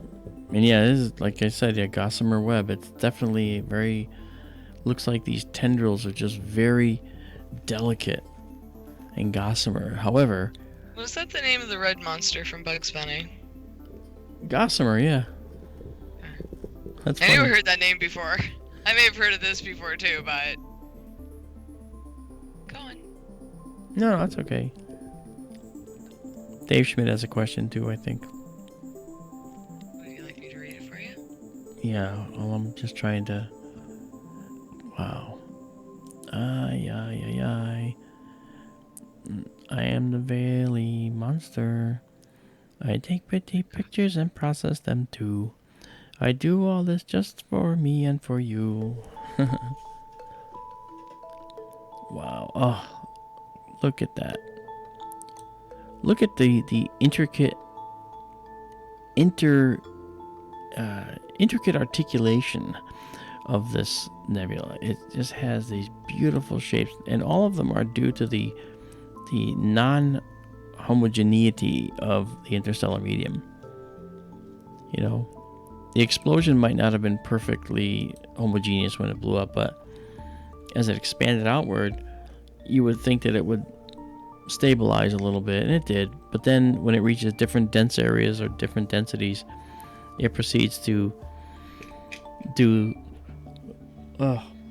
it proceeds to slow down and speed up and so forth, you know.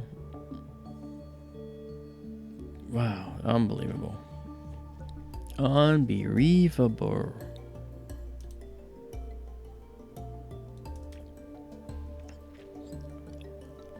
Sorry, I'll get the other image back here. While you do that, would you like to hear David's question? Yes, please. Okay. He wants to know, when they beam out EMF to detect these phenomenon, is it broad beam, a wide range of frequency, or specific? Because he was wondering if different frequencies would pass through and others refract, depending on the material's composition. I see what he's talking about. He's thinking in terms of like radar, you know, kind of a thing.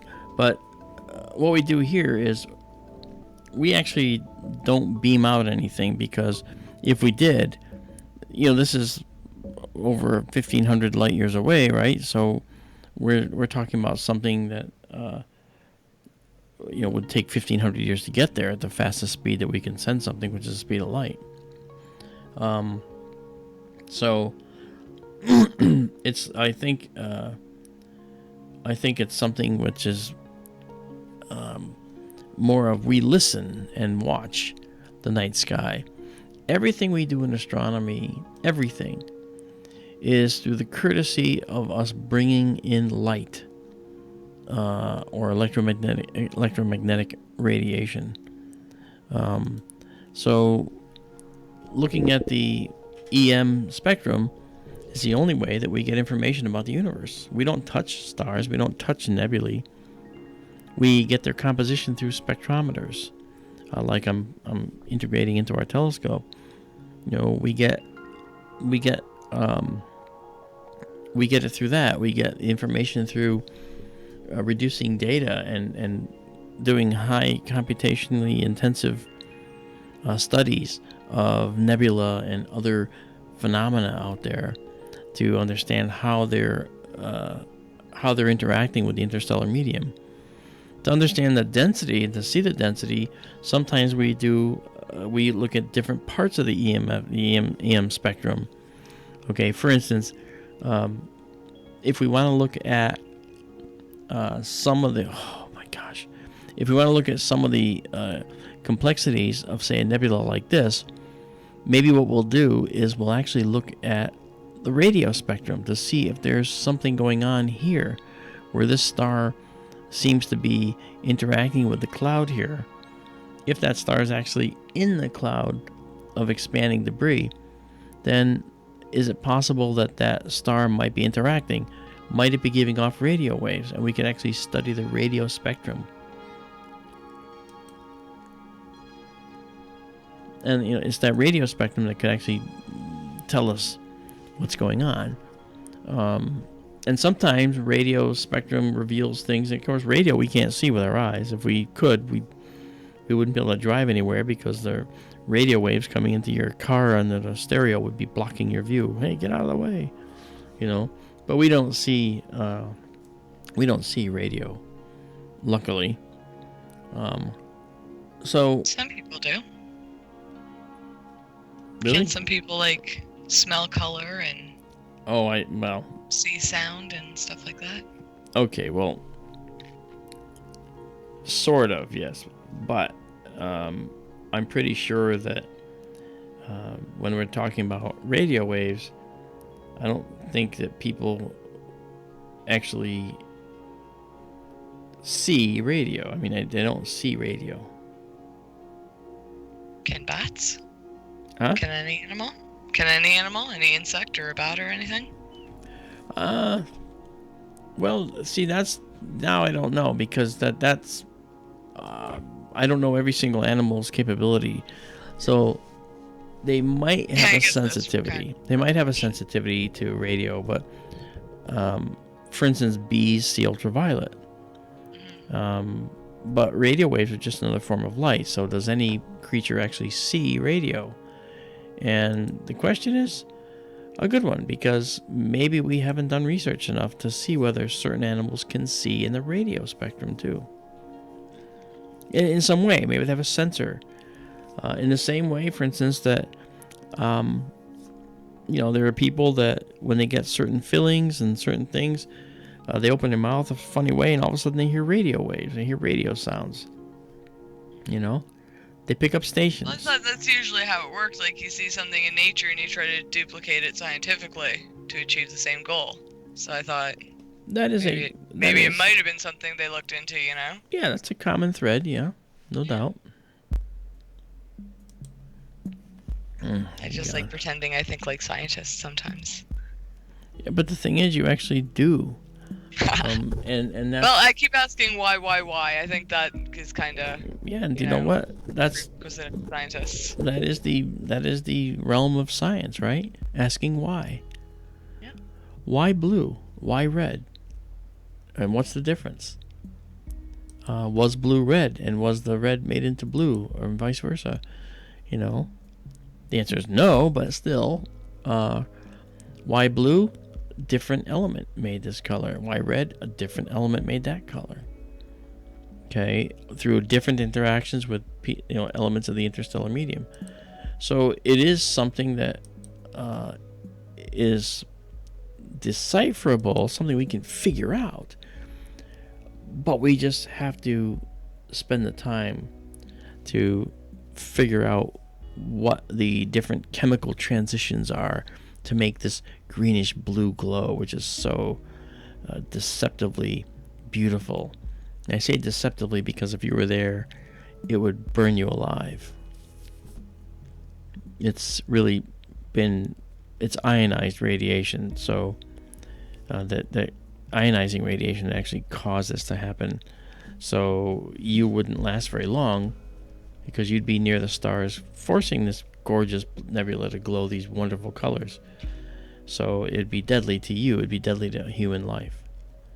So we have to wait until it's out of the range. So, in other words, farther on down the road here, maybe it'll be out of the range of the stars that are causing this cloud to fluoresce like this, okay, or become luminescent like this. If that's the case, then maybe the materials could then be scooped up and used, say, by an advanced society.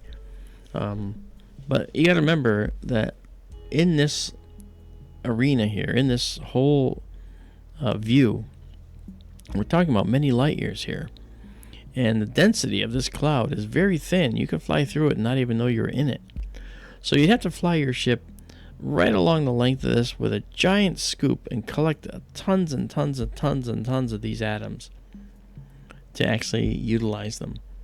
And that could take centuries, if not millennia, for an advanced species.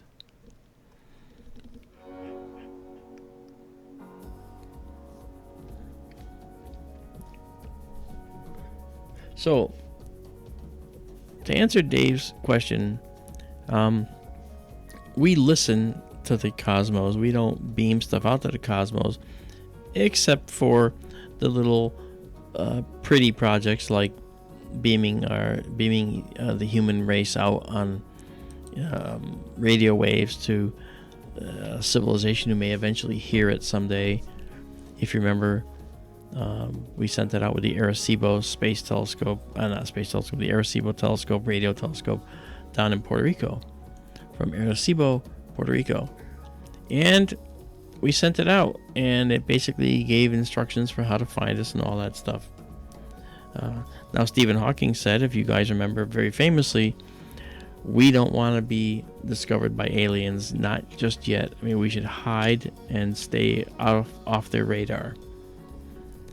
That's a wonderful thing, and he's probably right, except that beyond our control entirely. Huh? We're way too late. We are indeed, and you know why, don't you? Television signals? No, actually, that's what, a couple hundred years worth, a couple hundred light years. Those signals could have gone out.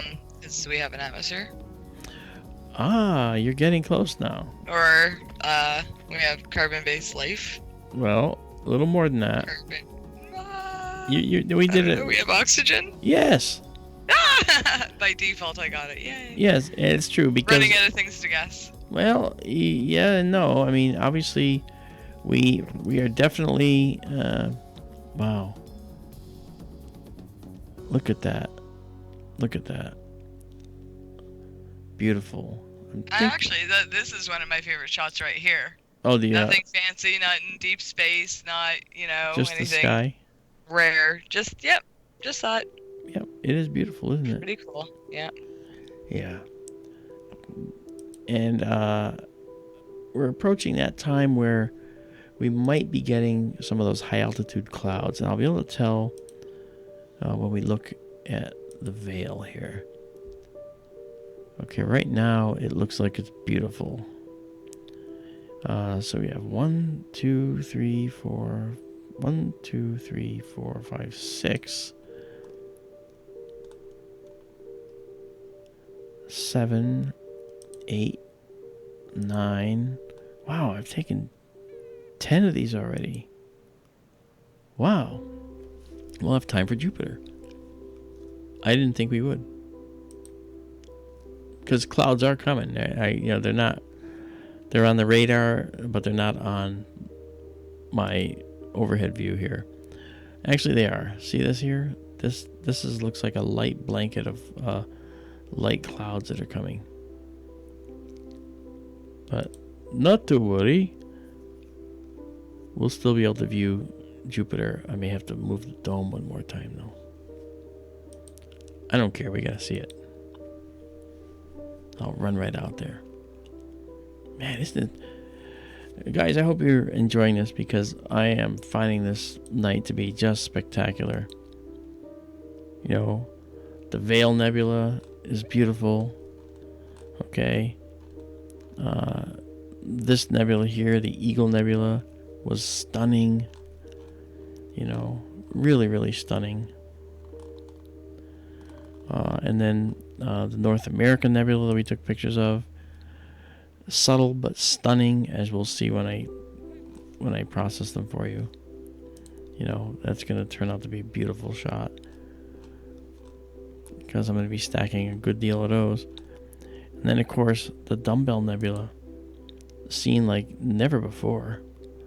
All this detail in it, which is just astonishingly good. Really is. Yep. Just beautiful.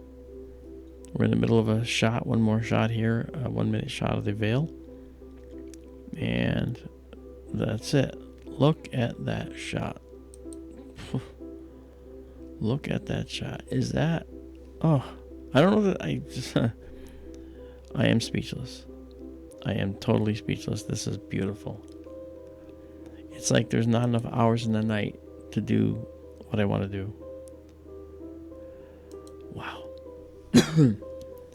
So, now while we're here, we're going to go get a shot of 52 Cygni and that part of the nebula. So, we're going to tell it to go. And we're probably going to go back to Algebra, I believe. Is it Algena or Algebra? Algena, yeah.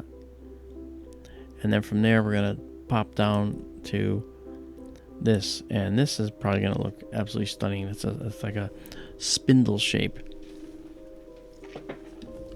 And I think my pictures are going to be better than the ones in this planetarium. Okay. That's 52 Cygni right there.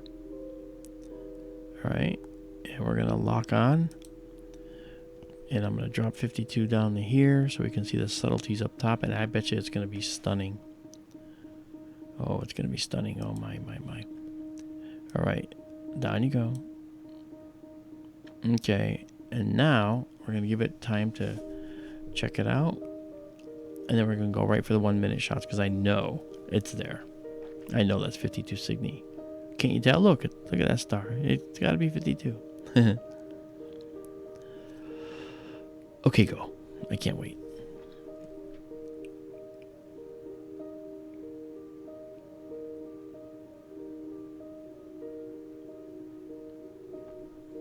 What's sing along? What'd I miss? They're saying it's too late. It's too late, baby. It's too late, baby. Now it's too late. You mean that one? Yep. Yep. For what?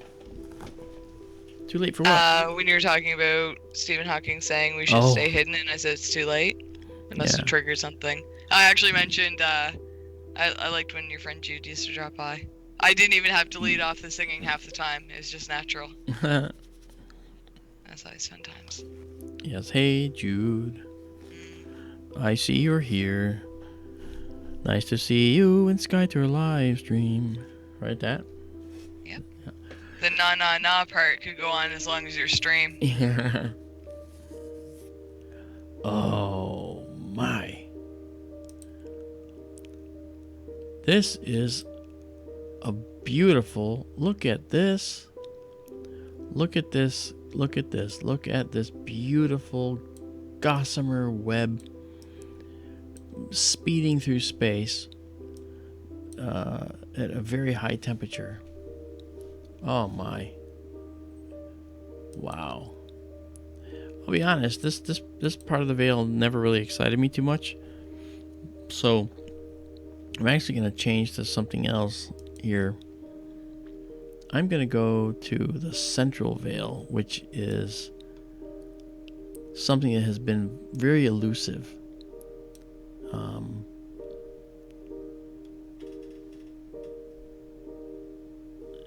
And I'm thinking, or I could look down here at this structure.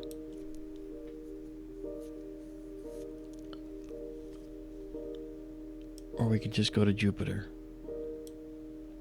Well, I think I'll try this.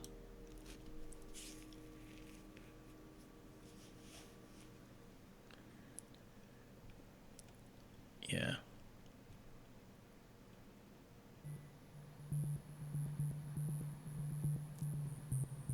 Okay.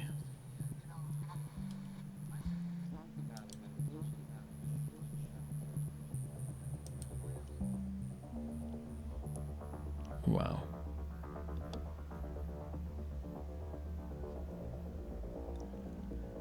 That's just something else. Okay, now I'm just gonna try.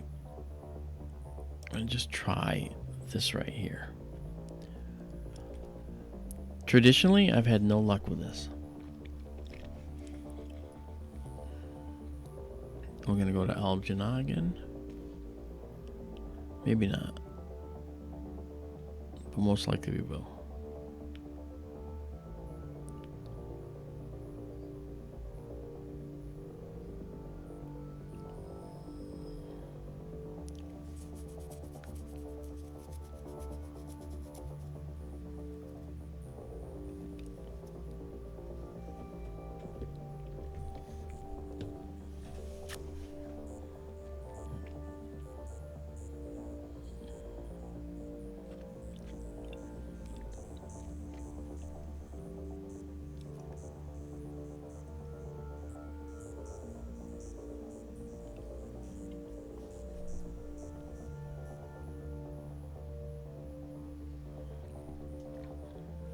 Terry, I'm going to be in Colorado Friday to do, as I've told the others here, George Norrie's show called Beyond Belief.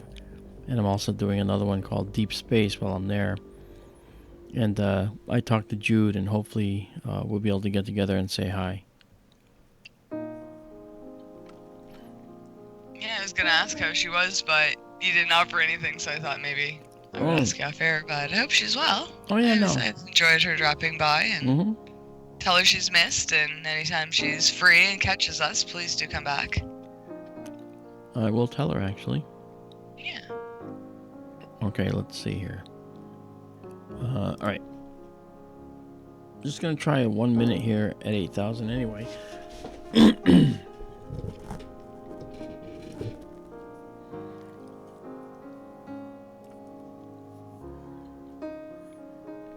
Alright, so this is going to be a region that I'm trying to capture right here. It's the Central Veil area.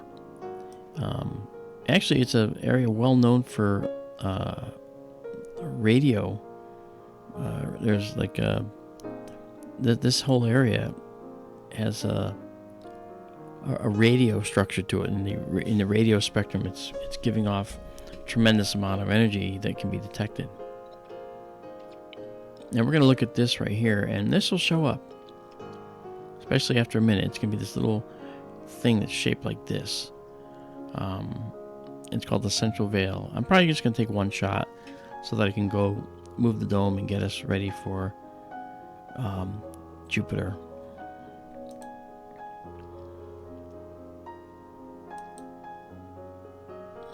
Okay, I didn't go low enough, but you can see it here. Okay. Alright, well that's my divider. So now I have to go move the dome one more time, Amanda, to get Jupiter. Can you control the crowd? Who says I want to control them? We're gonna have a party while you're gone. We're gonna run wild. Very good. Very good. What do you think we get up to? Stay on our best behavior while you're away? I would Silly Mark. say that's probably not a good idea. But look, folks, here's the Milky Way going overhead. And there's Jupiter, and there's Saturn. And I'm going to go train this so we can put the dome over here so we can check out both. I will be right back. I will leave this up. You'll see it change to the new view. And you'll probably see my light out there too. But I'll be right back.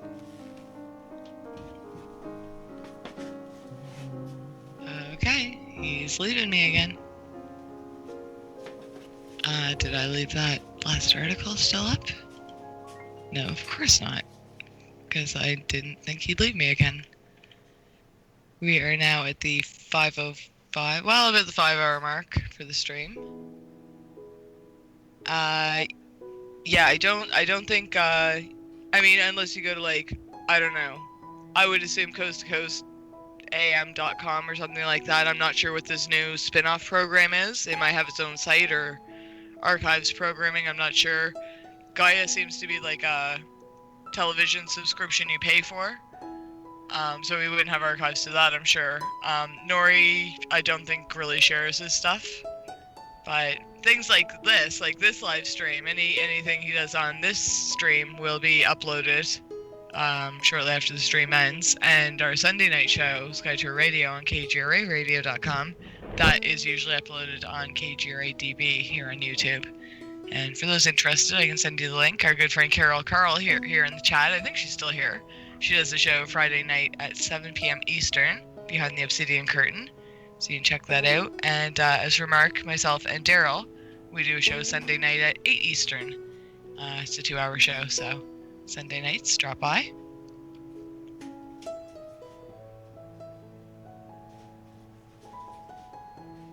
Yeah, rile them up, Amal.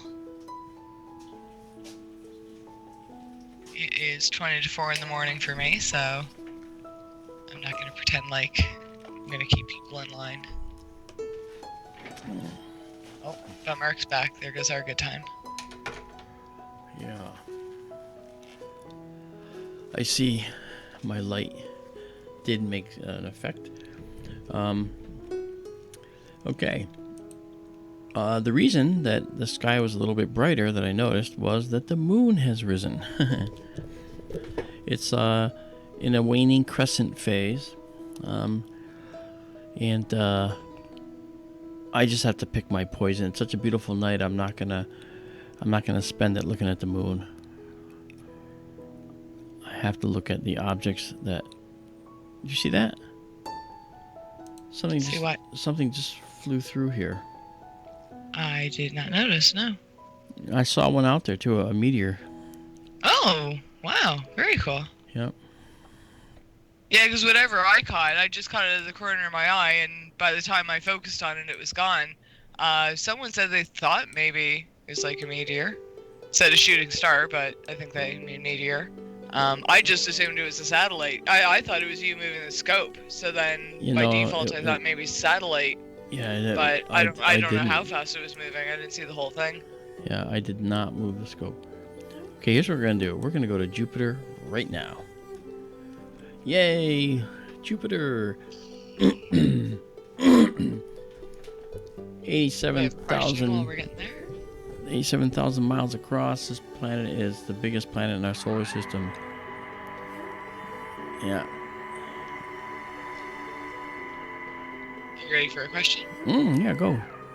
Okay, David wants to know, how can they tell in which manner the light from stars behind the veil is shifted by passing through it? Is it red shifted or blue shifted? The light from the stars? Yeah. Okay. The light from the stars behind the veil. Yeah, okay. Let's. It's not gonna be red shifted or blue shifted. But we might be able to detect. Oh, there's Jupiter. Oh man. We might be able to detect the nature of the speed based on the fact that it's possibly moving. The cloud might be moving, and we might maybe detect that certain lines that should be at a particular place in the spectrum are not in that right place, and that could be because of the fact that if the lines are moving, the lines might be blue shifted or shifted, I should say. But if it's moving parallel to us, we wouldn't see anything. It has to be coming toward us or away from us to be able to detect that. So I'm not sure we would see that. I've never seen something like that. I've never looked for that. It could be real. Okay, I gotta go. That's a very good question, though. Okay, 50. Okay, here we go. We drop down. There we go. And now I'm gonna take a quick picture here. It's gonna be instant. And let's go look at Jupiter. Oh my. Wow, look at that. There's a red spot right there. It's definitely a beautiful night. Wow. Now, you know what we could do? We could actually take a video of Jupiter, and then I could take each frame, and I could actually sharpen, or not sharpen, but stack, basically, each individual frame of the video, because it's a 4K video. And I have a program to do that. It's called PIP. Pretty good, planetary processor. Look at that. Let's see if we can do something to this.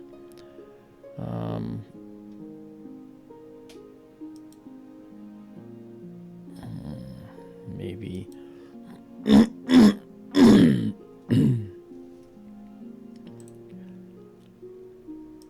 All right. And we're going to do Saturn too, by the way. We're going to look at Saturn as well. Okay, so let's try.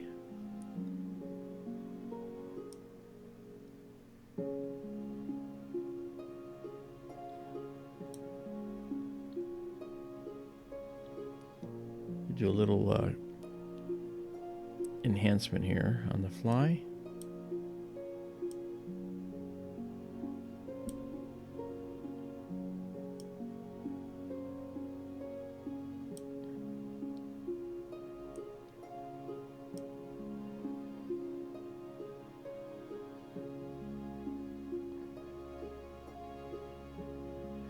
Just enhancing a little.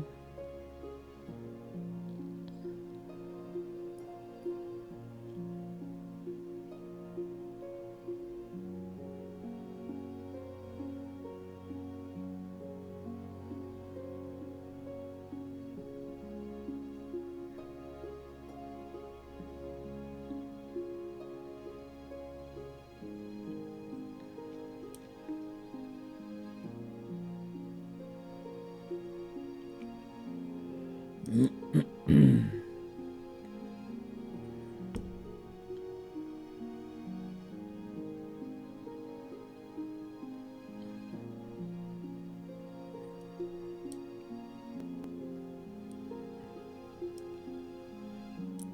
adding a couple of filters here.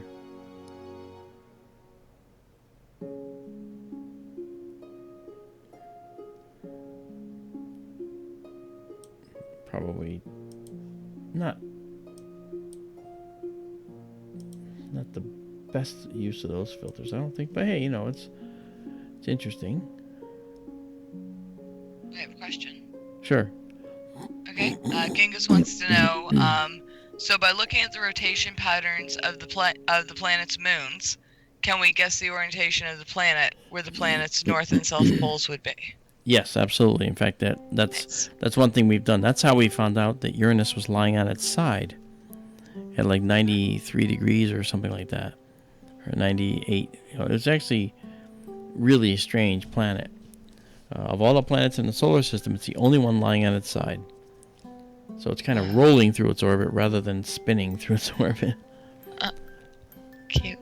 Yeah, but that's interesting too. Okay, so there's Jupiter. Do you know how many moons Jupiter's up to right now, officially confirmed? I think we're at 62, aren't we? And I think we're over 80. Oh, I thought it was like 64 when I met you a few years ago. I thought we were.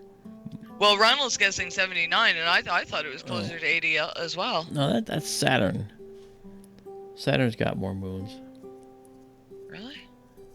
Yeah. Yep. Okay, let me, I'm thinking maybe, we want to go look at, Saturn, don't you think? And with the moon out, it's... I just got to Jupiter. Oh, I know, but it's right next to it. I know. Yeah. No, that's not the proper color of Jupiter. That's... No, it's not. We're playing.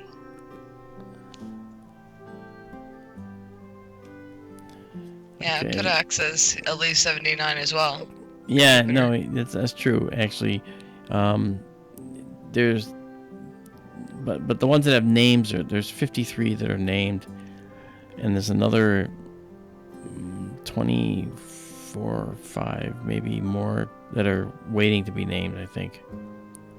Is that it? I thought there were a whole bunch of potentials, and they were trying to verify before they could officially give them the go. But like I thought they had the potential to have over 100 moons right now, Well, but just not confirmed. Maybe, but Saturn has more moons than any other planet, and that's, you know, Saturn's at 82. You know, and Jupiter does have 79 though, but not all of them are named, so I couldn't remember. Now, see, our telescopes aren't optimized for looking at the planets right now. If they were, we would actually be able to do a much nicer job, but it's not optimized for that. And this is... Look at the red spot, though, huh? Dead center. Yeah, and... Well, can you get any closer? Can you blow that up any more than this, or? This is the highest magnification right now I have. This is how big it is in the scope. Wow. So getting to this is pretty good. So what I'm going to do is I am going to take us over to Saturn, which is actually it's just a little jaunt. It's not going to be very far. I don't have to go crazy. You know? Ronald wants to know how do the inner moons have multiplying effect on gravity? He's not quite sure why Jupiter has all this magnetism. I would think magnetism or gravity? Size and mass. Yeah, I'm not sure. Yeah, it has to do with the gravity, actually. Yeah. Can you explain? Yes, I can. I just have to. Yeah. I just have to. Like, I'm not sure how to break that down because I don't know Okay. any of it. That's fair. And he also wants to know if the red spot's going away. I thought I heard something about that too. Yeah. Or the storm was dying down. The red or the spot, impact was healing. It's been changing. Well, it's not an impact that caused it, actually. It's just it's a location on Jupiter where that happened to be a turbulent area. It grew into a giant storm, like hurricanes grow on Earth. But it ended up being rather stationary. It didn't really move too much. You know?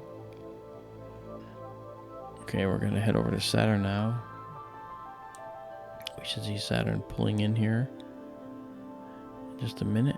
I think what Ronald meant was like the gravity of why so many moons are being attracted to it. So I didn't understand the question. Okay. Yeah. Well, and I guess that applies to Saturn too. Why is, if Jupiter's so much bigger, why is Saturn getting so many moons as well? Well, Saturn also has rings, and Saturn was in an area of the solar system where there was a lot going on. So it's possible that Saturn was able to capture more objects, and of course, some of them came from the ring system as well. You know, so that's also something to consider. And there's Saturn right there. So here we go, we have Saturn, and I just want to give us a little bit longer exposure on Saturn. And let's go up here and drop us down.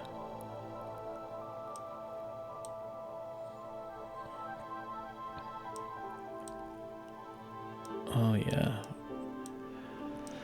This was a wonderful night, folks. I can't tell you enough that this was just such a beautiful night. You know? It was. Wow, look at that. That's pretty cool. It is, but it needs to be, I think the focus might actually be off. As the temperature drops out there, the focus does change, and we have to consider that. Let me actually, I should actually just bring Saturn down just a little bit. Okay, a little bit up. Okay, now I'm going to have it dead center in my focusing, in my focuser. Let me just do it this way. There it is. Okay, so now you can see how shaky it is. See how shaky the image is? Is that clouds or movement in the dome? Not clouds, like... No, it's actually... Atmosphere? Yeah, it's atmosphere. Yeah. Let's just take one shot like this and see what we got.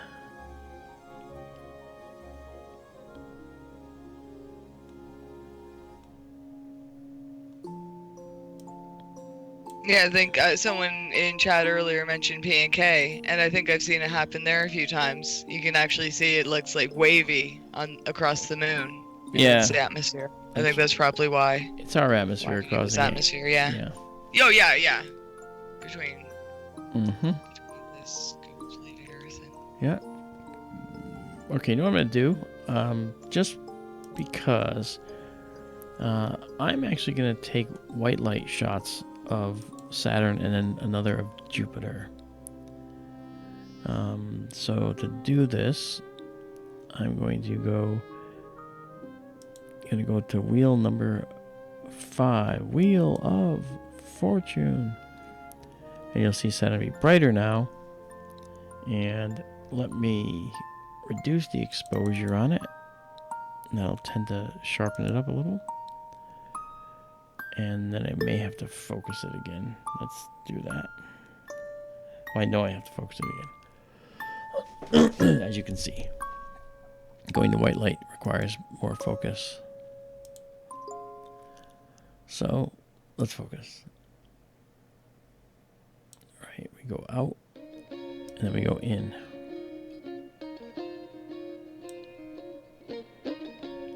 Okay, then back out. Okay.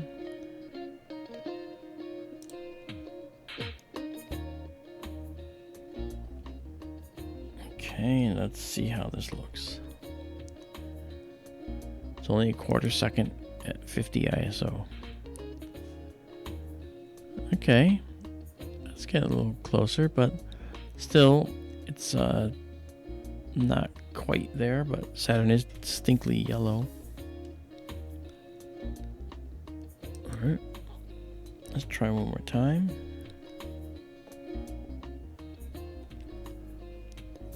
Yes, P&K, Keith and Paul, they are the quintessential planetary folks. I don't try to compete with them on this. This is exactly their bailiwick. This is what they do, and they do it like no other. Wow, look at that. That's pretty cool. The ringed planet.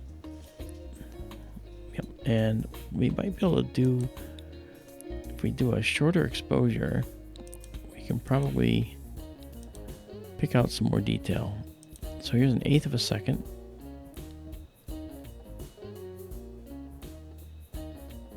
I want to see if I can see Cassini's division, which is a line, a subtle line. I've seen it a couple times from here. Wow, that's pretty. But now let's go back to Jupiter. What do you say? I knew we left Jupiter too early. Oh, no, I was going to go back.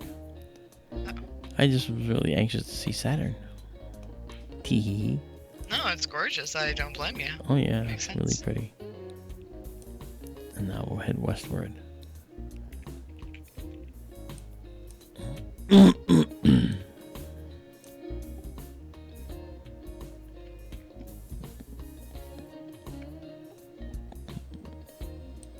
Let's go westward faster.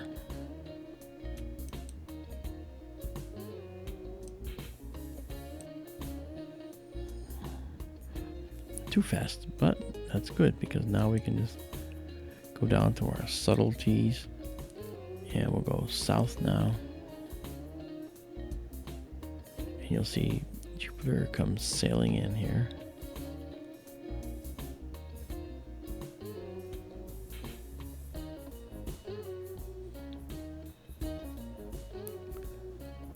There it is.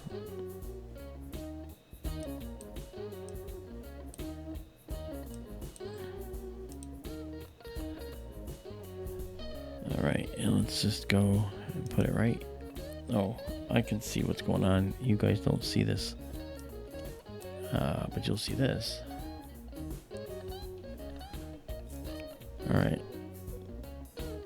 And now... Why is that darker black box in the middle? That's the focusing square. That's the focusing square. I don't know if I've ever noticed that before. It's probably there all the time and I never paid attention. No, not at all. I actually just put it up. Oh, okay. Okay, I'm not going crazy then. No, you're not. I put it up there in the last couple of weeks because I'm using it as a focusing square. So we take the focus out and we bring the focus back in.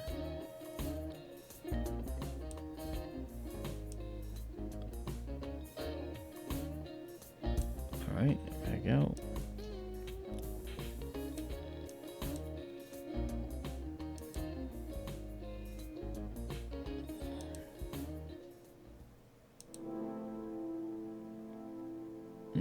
Not sure if that's working. Let's find out. I mean, I know it's working, but I'm not sure if it's... Yeah. It's not the way I want it to be. So we'll do this again.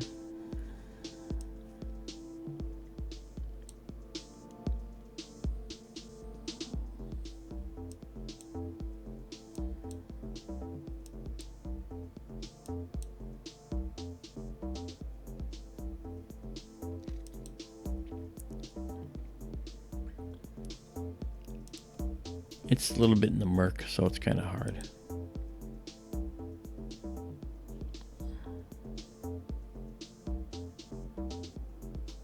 You can see some of the moons. Actually, I should be focusing on the moons. So that's what I'll do. I'm going to bring this up a little.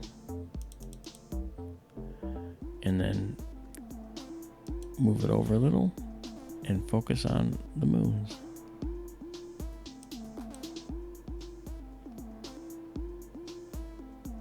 There's a moon. And now let's focus on that. When they're out of focus, they literally will vanish.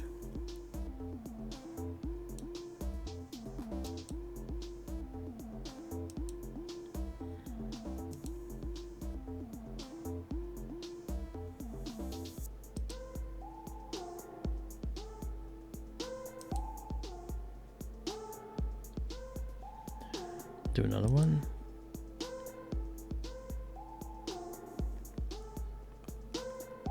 Okay, it's getting very turbulent out there. I think I'm getting some effect here. What's going on? Oh, that's beautiful Milky Way right overhead. Look at that. Hey, we spent a lot of time looking at the beautiful Milky Way. We really did. And just let me just see if I can. I don't know if I can reach it. Yeah, I can't. Yeah, I don't want to have to. Oh, I don't want to have to go here and. No, shoot. I'm gonna try. You know, but I think I don't think I've got the. I don't think the dome is gonna permit this. Yeah. As you can see, the dome might be in the way here. But that could also be an illusion.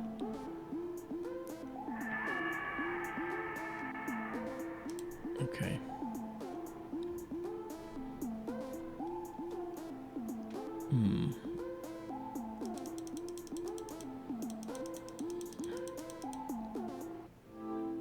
Well, I see stars.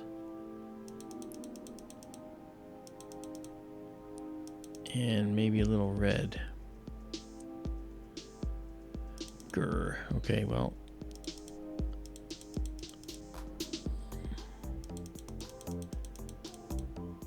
Okay, let's just go 16,000. Okay, and we're gonna go just to do a 20-second shot.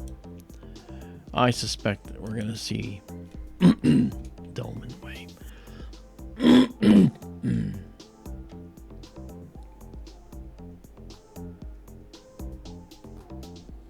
Yeah, and we got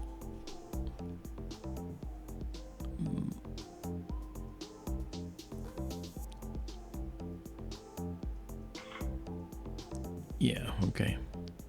But there's the Omega Nebula and a satellite. Okay, you know what I'm gonna do? I'm gonna go move the dome. I'll be right back, okay? Of course you are. Okay, be right back. Shoot, can't believe I'm doing this. I gotta get some sleep. I'll be right back. Speaking of, you do realize people are like leaving chat for the night to go to sleep and waking up and coming back. Oh, is he gone? Wow. That's what Daryl said actually when he was leaving. He's like, who knows? I might only take a short nap and you guys could still be going, and at this rate, yeah, you might be. So, thanks for hanging with us, everybody. Don't feel bad if you have to drop out. If you're interested to see how the night plays out, it will still be here. It'll be uploaded maybe by the time you guys wake up. So, you know, always check. We're almost at the 5.5 hour mark. So if you're interested to see the next possible 5 hours, you can always check that out at your leisure.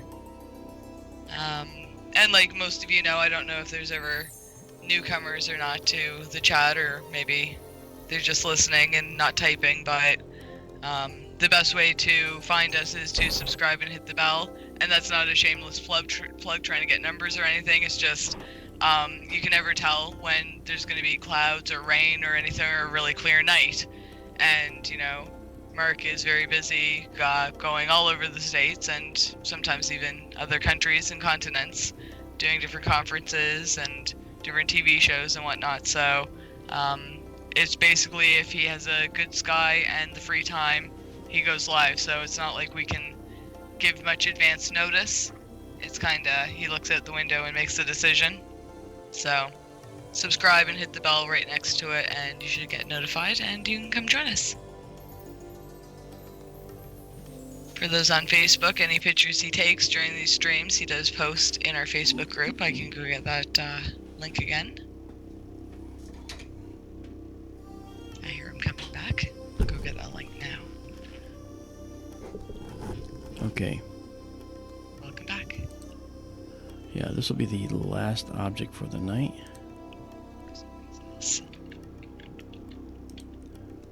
Place your bets now, folks. Is this actually the last image we take tonight? I say no.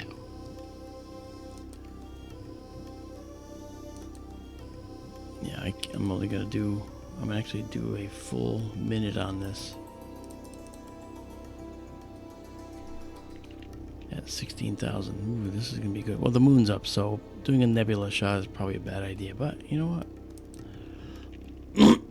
I'll do it.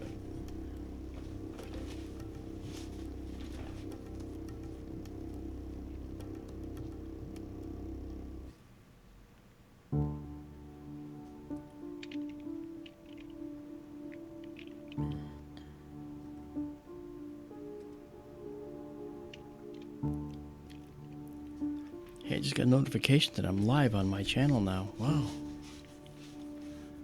Oh, and I thought my notifications were delayed.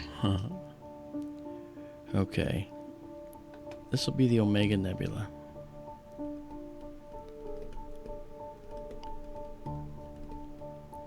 It's going to give you an idea of what we have waiting for us in the summer.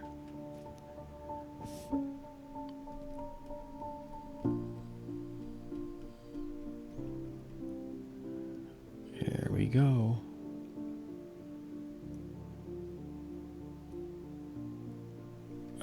This was a white light shot, I forgot. Oh yeah. Well, that's okay. I've got plenty to keep me busy. Is that because of the moonlight? Yeah, I got plenty to keep me busy. So, alright guys, well listen. What a time. What a wonderful experience this was. Tonight was just a beautiful night. I want to thank all of you for sticking with me throughout, and with Amanda and I and Daryl.